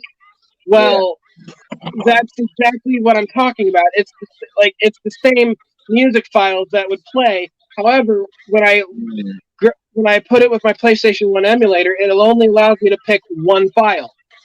And the weird thing is that it'll load up fine. The audio starts off good. Okay. I think I know what you're talking about. Have you tried the Q file? Huh? Have you tried the Q file? The Q file? Yeah, like the Q file. Because you're talking about multiple tracks, right? No, I'm saying they're called bin files. Not like ISOs. They're multiple bin files, right? Yeah. Yeah, I know what you're talking about. Multiple bin files. Yeah. But it's only allowing me to pick one file. And I cannot for the life of me figure out why they won't let me. I think there's only guys, where there's multiple. I'm sorry, what? I hate to interrupt, but I've been trying to wait for you guys to give me a moment to speak, and you have been kind of winded. I really do have to go for a bit. I've got to take care of stuff because of what's been going on with me and Mom. Oh, I'm sorry. It's getting late. Segment. I did what I could. No, you're fine. I'm sorry. Mad love and hugs to you guys. I'm still sick, and I've got a lot to deal with because of what happened with her car and what's going on with my kitty. So, hey, you're fine. Hey, it's good seeing you. I love you guys. I love you too. And stay out of trouble. And also, as I leave, just remember, I have this. Yeah. She's got the power to fuck shit. Exactly. And the power to cover up my face. Yeah, I was saying, about those bin files. If you select the Q file or try to convert it to like a CCD, that usually fixes it. And it will work on the emulator. Right. That's so weird. Yeah. I have those too, where it's like multiple bin files, and what I just have to do is like if the Q file isn't working, I just turn it into a CCD and make it one file. There you go, it works. Yeah, with my Fatal System account or my System Craft account, either or, just go ahead and send me a link or a message or whatever, and all the details that it's called. And I'll see if I can work on it tomorrow tomorrow or Tuesday when I have my days off or something. Well, what I can actually do is I can actually send you the emulator for Zebra, and it has this sort of thing called Q to CCD, where you can put in a Q file and turn it into a CCD, and just you can just select it like that. Huh. Well, yeah. I mean, just go ahead and just send me the send me the stuff where I can look for it, sources and stuff. I always like to check shit out. So, just send me the stuff on my Twitter. Yeah, you just gotta download the emulator and it'll come with it. See, I have an emulator, a PlayStation 1 emulator. Am I using like the wrong emulator or something? It's weird because it comes with the emulator. It comes with like multiple programs, but it comes with this thing that lets you convert CDs to like from QS to actual clone CD images. Huh. I think Huh. yeah. Let me see here where it's at. I think it's under the folder CD tools. Yeah, it's in the CD tools folder that you'll get with it. And it's called Q to C CD. When I get home, I'm gonna, because I have my emulator all set up and ready, and so when I get home, I'm gonna start looking around and stuff and see if I can do that, and because it might fix the shit with my problems. Because when I download the files for the stuff, it throws it all in bin files. You figure they'd have it all fixed before that, but I guess there's a reason for it. So. Yeah, like some of those PlayStation games, the way that they are, it's just they're a little weird when it comes to like the sort of image files that come out. Like usually I get mine from like Archive or anything like that because I know that theirs are like mostly redumps and they usually work.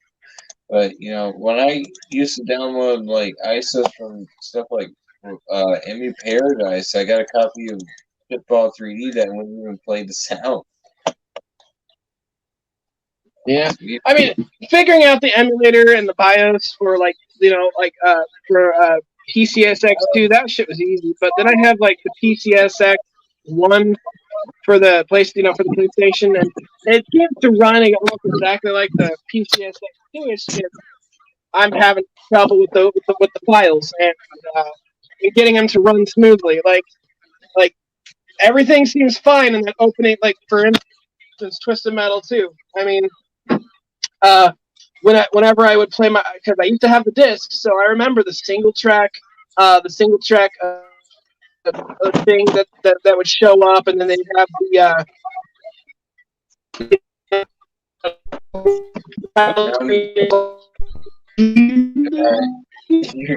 and then I remember everything up to that point.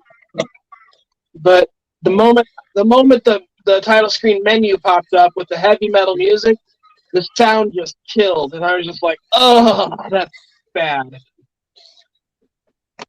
Yeah. I'm sorry. Like, what were you saying before that? You were kind of. Did I robot out? Okay. Yeah. Well, like I said, like when it came to the files that I was using, like the bin file that I would use, the movie aspect of it was fine. Like whenever I'd mess around with like it would show single track, right? You know, the people that were involved in the game. It showed the single track. I remember that having a logo, and then it would have like the opening movie as running towards or as driving towards the title screen. You know, making noise. Yeah, I know. Yeah, that one. And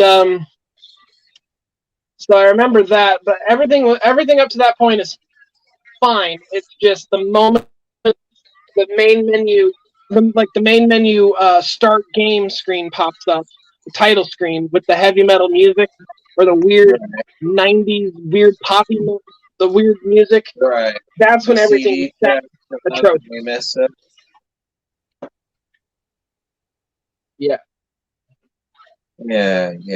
You know, I've actually had a few problems with that, you know, with some of the ISOs and like that also, like, you know, it also depends on what like version of the ISO you get too.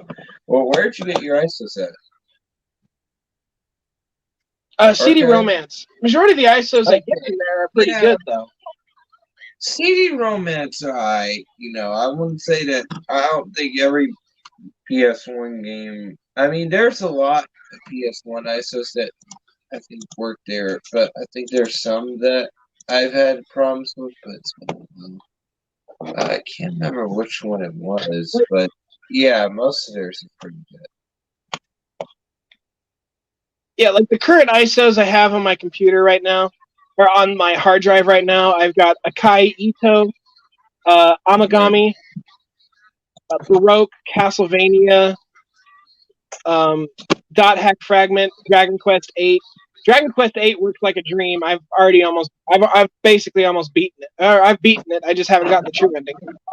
Ephemeral Fantasia, Grandia 3, Magna Carta Tears of Blood, Mobile Suit Gundam Encounters in Space, Mobile Suit Gundam, Gundam vs. Zeta Gundam, Mobile Suit Gundam, Zeonic Front, MS Saga, A New Dawn, Persona 2. Those ones are the... Let me look at Persona 2 real quick. Yeah, see, Persona 2 is just a one bin file, so it should be okay. Yeah. Oh, wait, no, then I have a Q other file. Oh, Yeah, that's cool. I have a Q other file, which is... Oh, what? Then I have the bonus disc Q file. Alrighty, cool. Sakura Wars, So Long My Love. Samurai Western, Sky Gunner, Steambot Chronicles, Twisted Metal 2. Boom. Oh, see, here's the weird thing. I have the Q file for Twisted Metal 2. Yeah. It's not showing up on the emulator. Well, which emulator are you using? Well, it's not on this current computer. Have you tried using I'll have to go DuckStation? home. Hold on a sec. I'll have to go home like later tonight and check it out. Or wait, is it possible that I have my emulator stuff? No, that's all PCSX2 stuff. Yeah, because if you use like something like DuckStation, it should let you use the Q file. You know, because most emulators that I've used, they let me use the Q file. But RetroArch, some emulators have a weird thing about that, like RetroArch, where they don't show the Q file. Yeah, it's weird. Yeah. Well, okay. You know what's really weird? I don't get it because you figured the PS2 emulator would also pick up on the bin files, but I guess not. Yeah, Or the Q PS2 has some weird, complicated hardware due to the motion engine for some reason. It's kind of like the PS3 for its time. Yeah, I heard about a lot of big problems for the PlayStation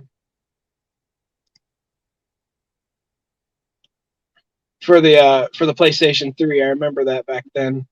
Yeah, but it was also kind of like that for the PS2 as well. You could see that some of it wasn't really as easy to program, you know, especially because of the motion engine. Huh. Yeah, like, you know, some games on the PS2 are really good, you know, with that engine. But, you know, like some of the games on there, like some of them are, you know, like they're good, but like there's also like a lot of good things with that are with the Xbox, and like that doesn't have what the motion engine has, but it has pretty much just as much, if not much easier program for it. I think that's what could be more. I don't know what the Xbox architecture is, but then again, it's like it technically is like a PC. So I mean, I'd assume it probably would have been more easier to program. True. Yeah, because I mean, I know people have their criticisms about the PS2. You know how the hardware would break down, like the disk drive and everything. And you know, I see those as like, you know, those complaints are, you know, I get them because the PS2, the hardware and everything. I mean, you really have to have someone that fixes up these consoles, or you have to have a really good console because the hardware in this, usually what Sony put in was absolute shit. Like it would. I witnessed somebody's PS2 explode. Jesus, really? I do not know how it happened. One minute it was running fine. We were sitting and gaming like, yeah, we're fun, and then kablooey. Done. It just really blew up. Yeah, Damn. Holy shit. took the TV with it. Luckily, Imagine. There- luckily we were far. Like, it's a good thing he had a giant ass living room because we were like far from the TV. Yeah, dude. Like, there was a story about the arcade manufacturer, Williams. They put out this arcade game that had this, like, I guess they were trying to use cardboard shells for, like, CRTs, but the CRT literally launched out of the machine and impaled the Donkey Kong Jr. Oh, yeah. The reason why that game never really came out was because of those cardboard shells that they used, and they didn't have like another variant of it, so they had to shelf it. Only 3 ever came out. Yeah. Now, the one thing I don't like about this computer of mine is that it does not have enough. This is so weird. This computer is supposed to be able to support.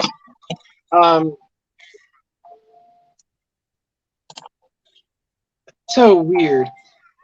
Yeah. It's supposed this computer's supposed to be able to. It's a streaming laptop, right? Well, you figured it'd be able to support video games and stuff like that. Well, it doesn't. This laptop is a piece of crap. So that's why That is why I'm thinking I about- stay away from laptops, man, because laptops have crap hardware usually. Well, no, it's not the emulator that's the problem. It's my PlayStation.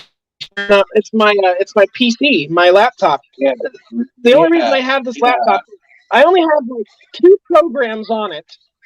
Aside, I'm thinking about just getting rid of the PCSX2 off my laptop anyway, because it's useless. I can't play at full speed. The only 2 programs I have on my computer are literally Microsoft Word and VLC Media Player. That's it. That's what I'm saying, dude. That's why I avoid using those laptops, because they put the most crap integrated hardware in laptops. It's insulting. I mean, you're supposed to put in I don't know, ATI Radeon or something like that. But What cracks me up about this laptop is that it says, "Oh, you have 32 gigabytes of memory." No, I don't. I have fucking 4 gigabytes of or not 32. Yeah, I have 4 gigabytes. I don't have 32 gigabytes of space. I don't. And and then the RAM on this thing is even more atrocious. Yeah, the RAM is atrocious on that. It's literally why. It's why even place something on it, because it doesn't even run. First off, it's a cheap laptop that my mom got. All right, because I needed a laptop. But the thing was, I don't like this laptop. I don't. I bought my own laptop, an Alienware, and that laptop has served me very well. So, but I use this one to type my stories on it. So, yeah. I never really tried out any of those gaming laptops. So honestly, I mean, I'd probably say my own. Depending on what laptop it is, I'd probably say it's a much better experience than those crap laptops there out there. The only thing I got is a Chromebook. Well, this one, you know what? My mom thought about getting me a Chromebook. I said no. I don't want no damn Chromebook. Yeah, I don't blame you. She was like, "Oh, I'm gonna get you a Chromebook." I'm like, "I don't want a Chromebook. Just send it back." Piece of junk. Yeah, I only really use the Chromebook for college stuff or anything like that, but nothing else. I just use my desktop for it. My laptop, basically my Alienware laptop is my desktop, essentially. So yeah, does it run games pretty well? Because most of the laptops I had never really did that. Well, you got to remember, I paid $2,000 for this one, so I 2000. so yeah, it's a pretty good laptop. I like every now and again it kind of slows down or acts a little weird, but majority of the time it runs just fine. So I typically tend to play like I can play games off Steam. I've played Final Fantasy 15 off of it. I've played Valkyria Chronicles 1 and 4 off of it. I've played. I was thinking about getting Cyberpunk 2077 to play on it, but I haven't gotten that far yet. I've played PlayStation 2 games off of it. I play fairly new games off of this laptop, off Steam and other games. It seems to work just fine. So, Yeah.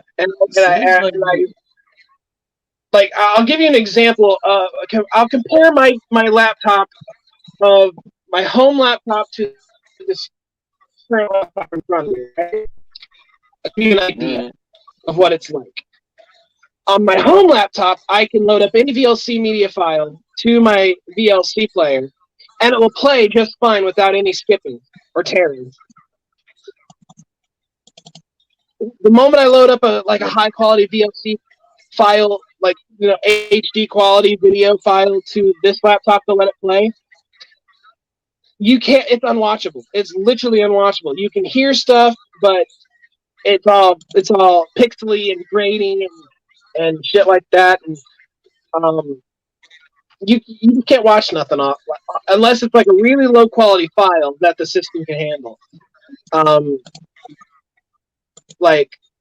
There's no comparison.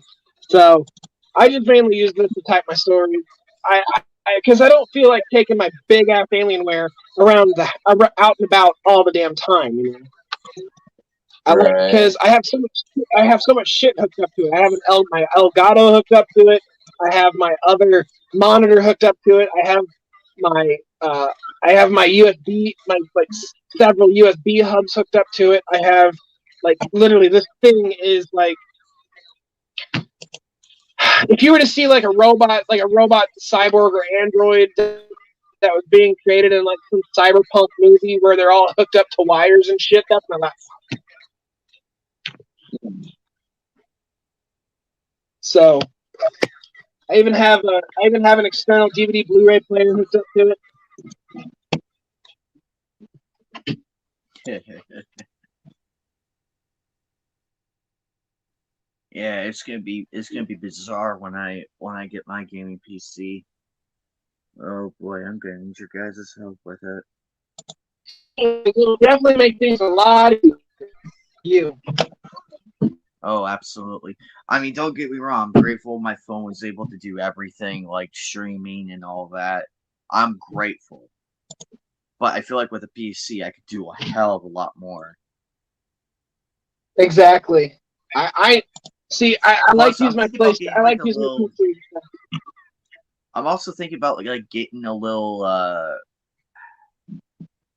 little camcorder for whenever I go to Comic-Con or something. That way I can just go like this, be like, yeah, look at all this. And get one with a little a boomstick. Or a boom mic. A selfie stick? Not too big. What about a selfie stick? You can use one of those. Oh, fuck that. It would be so awkward because I wouldn't be able to do much, and odds are I might hit somebody. Which I nearly did at one of the Comic-Cons. Dude grabbed my fucking I've seen a lot of people using them. They don't seem to be too bad, so dude grabbed my Riddler cane. I almost knocked him out. It's like if you want to hold the cane and for a pose, that's fine with me. Just ask. Don't fucking grab it while I'm walking, asshole.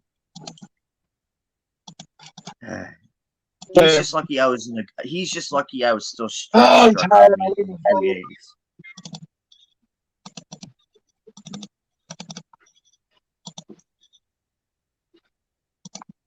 I'm ready to go home. I'm tired. Well, I guys, watched.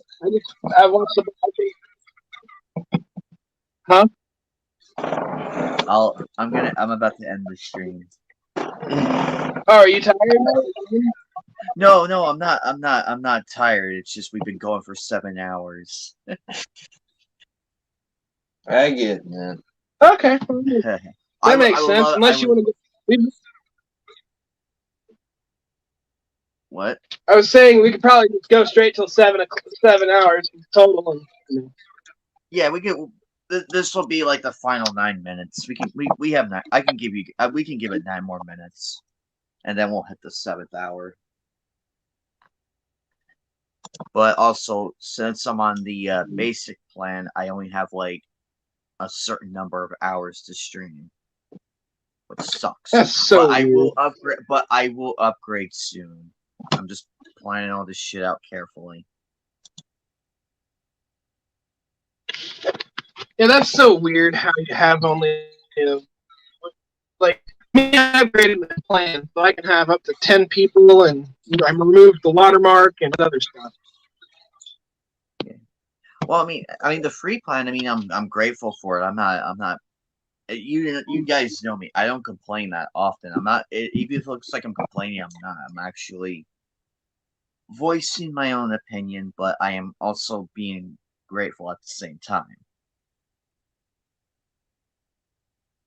Now, if I Yes! was really complaining, All right. I would be spouting. I would be spouting so much shit.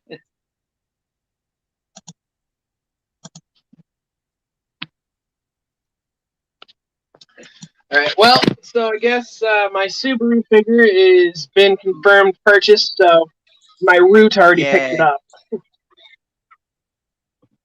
$30 Wait, for a what? Subaru. That shit is going. Yeah, $30 for a Subaru figure. That shit was going for about $60 last I checked.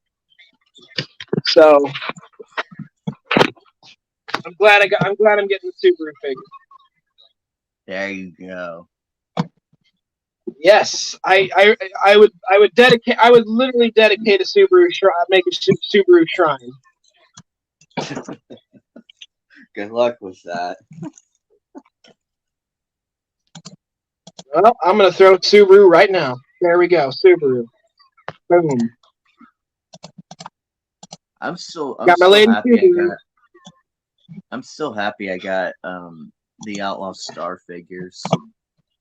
Nice. I would like Yeah. if I could, I'd cosplay as Lady Subaru. But I'd make a really ugly Subaru. You know what? Just because I'm a Subaru simp, I'll just dress up as Silver Knight. There you go. That's more that's more you. Yeah, my Lady Especially Subaru.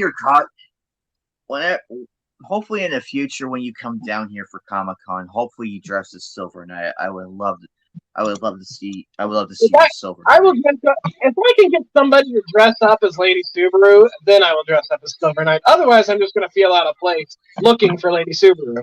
So well, hey, you could pull that off. Actually, you could probably add that to the while we're like walking around. We're like, we gotta find Lady Subaru. Where did Lady Subaru go? you know what? You should dress up as Sora. I can't. I don't. If you asked me 10 years, maybe 15 years ago, I would have said yes. Just give me the fucking wig and outfit. Yeah. So yeah, 15. I would have said yes 15 years ago. I would have said yes, but I can't. At this stage in the game, I can't. What? Why not? I mean, well, I still want to go. At some point, I want to go as Kite because I can't do Mama. So you're forsaking one Twin Blade character for another Twin Blade character. Okay. I can always go as Tsukasa. Yeah, Tsukasa works as well. I just have to figure out if I can get the thing made because that would be easier. I know some people who would do it. I know. Ooh, you know what? How about Krim? Oh god, that will. I'll have to like get a full body, like costume and everything to get that figured out. But it might be doable. It might be doable. I'm still going as. You could play one of the Crimson Knights. That may actually. We'll see. We'll see. Yeah, so I'll be Silver Knight, and you be the Crimson Knight, or you can dress up as Balmung. Oh God, no! That is You don't way wanna- too much. you don't- way you don't way wanna too dress much work. That would take me like. That would probably take me 2 years to complete. Even with the help of my friends. Even with the help of my sister and my friends, it would not get done until late next year. Yeah, the wings would be a pain in the ass. Then you got the whole armor to worry about. And unfortunately, the metal detectors and everything, so we gotta find a way to work around that. Yeah, you can. Well, you can always like, I don't know. You can always do cardboard and like a very like a. You can spray paint it silver, and then like get a little like, I don't know, like if you do it very well, you can like take cellophane paper where it has the shine and right around it. I would be a cheap bitch and just 3D print it, but I feel like I accomplished nothing by doing that. Okay, if you 3D print it cheaply, then you'd still be spending quite a lot of money. The only thing you accomplish is working to buy it. Yeah, and set myself back $250,000. Yeah, probably.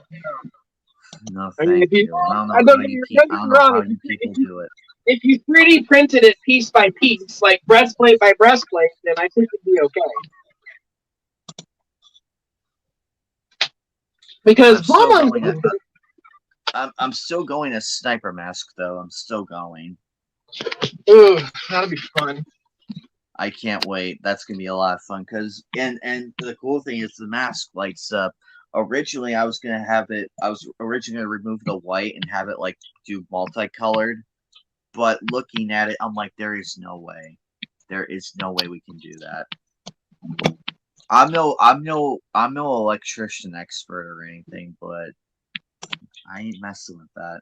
So I'm just gonna leave it as is. But I'm gonna be careful with like making it flash and everything because I know people have epilepsy and all that, so I'm gonna be very careful.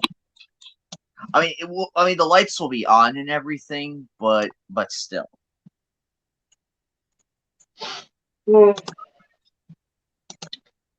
Yeah. What other? What other? Oh, you know what? I got you. Pyros the Third, dude. Fucking hell, that would. Oh my god, that's probably gonna be a tough one. I did see a good cosplay of that, but I can feel the stress from the guy. I can literally feel it. Like whenever I see like a very complex cosplay, I can feel the stress from it. Like that had to be so stressful to make. Looking at the details, I'm like, how do you manage? Okay, Pyros the Third would be a little crazy, but I think Pyros from the first dot hack would be absolutely stupid. I don't think you could pull it off. No, I would not be able to, because number one, I also live in a desert state too. What about Sanjuro? I might pull him off. I might actually do it. I think you'd pull off Sanjuro really well. Yeah, I can probably do it because I just need the eye patch. Though I'm probably gonna have to learn how to fucking walk with an eye patch. Oh my god, that's gonna be difficult. It's not gonna be that hard. Just cover up one eye. I know, but like I'm gonna be staring at a lot of stuff and everything, and trust me, it's gonna be. I mean, it's like you can lift up your eye patch to like just lift it up, just like over your just have it lifted up out of your way. I mean, you'll look ridiculous for a while, but it's like, hey, I'm just walking. I need to see. You want to take pictures? I'll flip the eye patch down. Yeah. So that's just the hinder, but that's just the only thing. Aside from it, I could probably pull it up. I just gotta find the wig, the sword, the outfit, the face, the marking. I could probably pull off Sanjuro. I could probably pull him off. I think you can. I think you could too. That's why I suggested it in the first place. Yeah, he I'll add that to my list of cosplays to do. I mean, I could just probably buy the wig and sword and just do everything else. I'll have to figure out how to do that. Well, guys, this is Anime Night 1992. Hope you all enjoyed the stream. Big thank you to Mammoth. Big thank you to Shiny, Fatal, David for coming on, Eagle for coming on, Geek Hero for making a surprise appearance. We will be back again next Sunday. Don't forget Mad Matt. You didn't say Mad Matt. And Mad Matt too. We'll be back again next Sunday. We are going to try and expand the days of streaming. We're going to try and expand. It just depends on everybody's scheduling. It just depends. But we will see what we can do. But hope you all have a great night. Well, hopefully we can have it expanded every weekly. Yeah. But anyway, guys, you all have a good night. You too, man. You have a good night.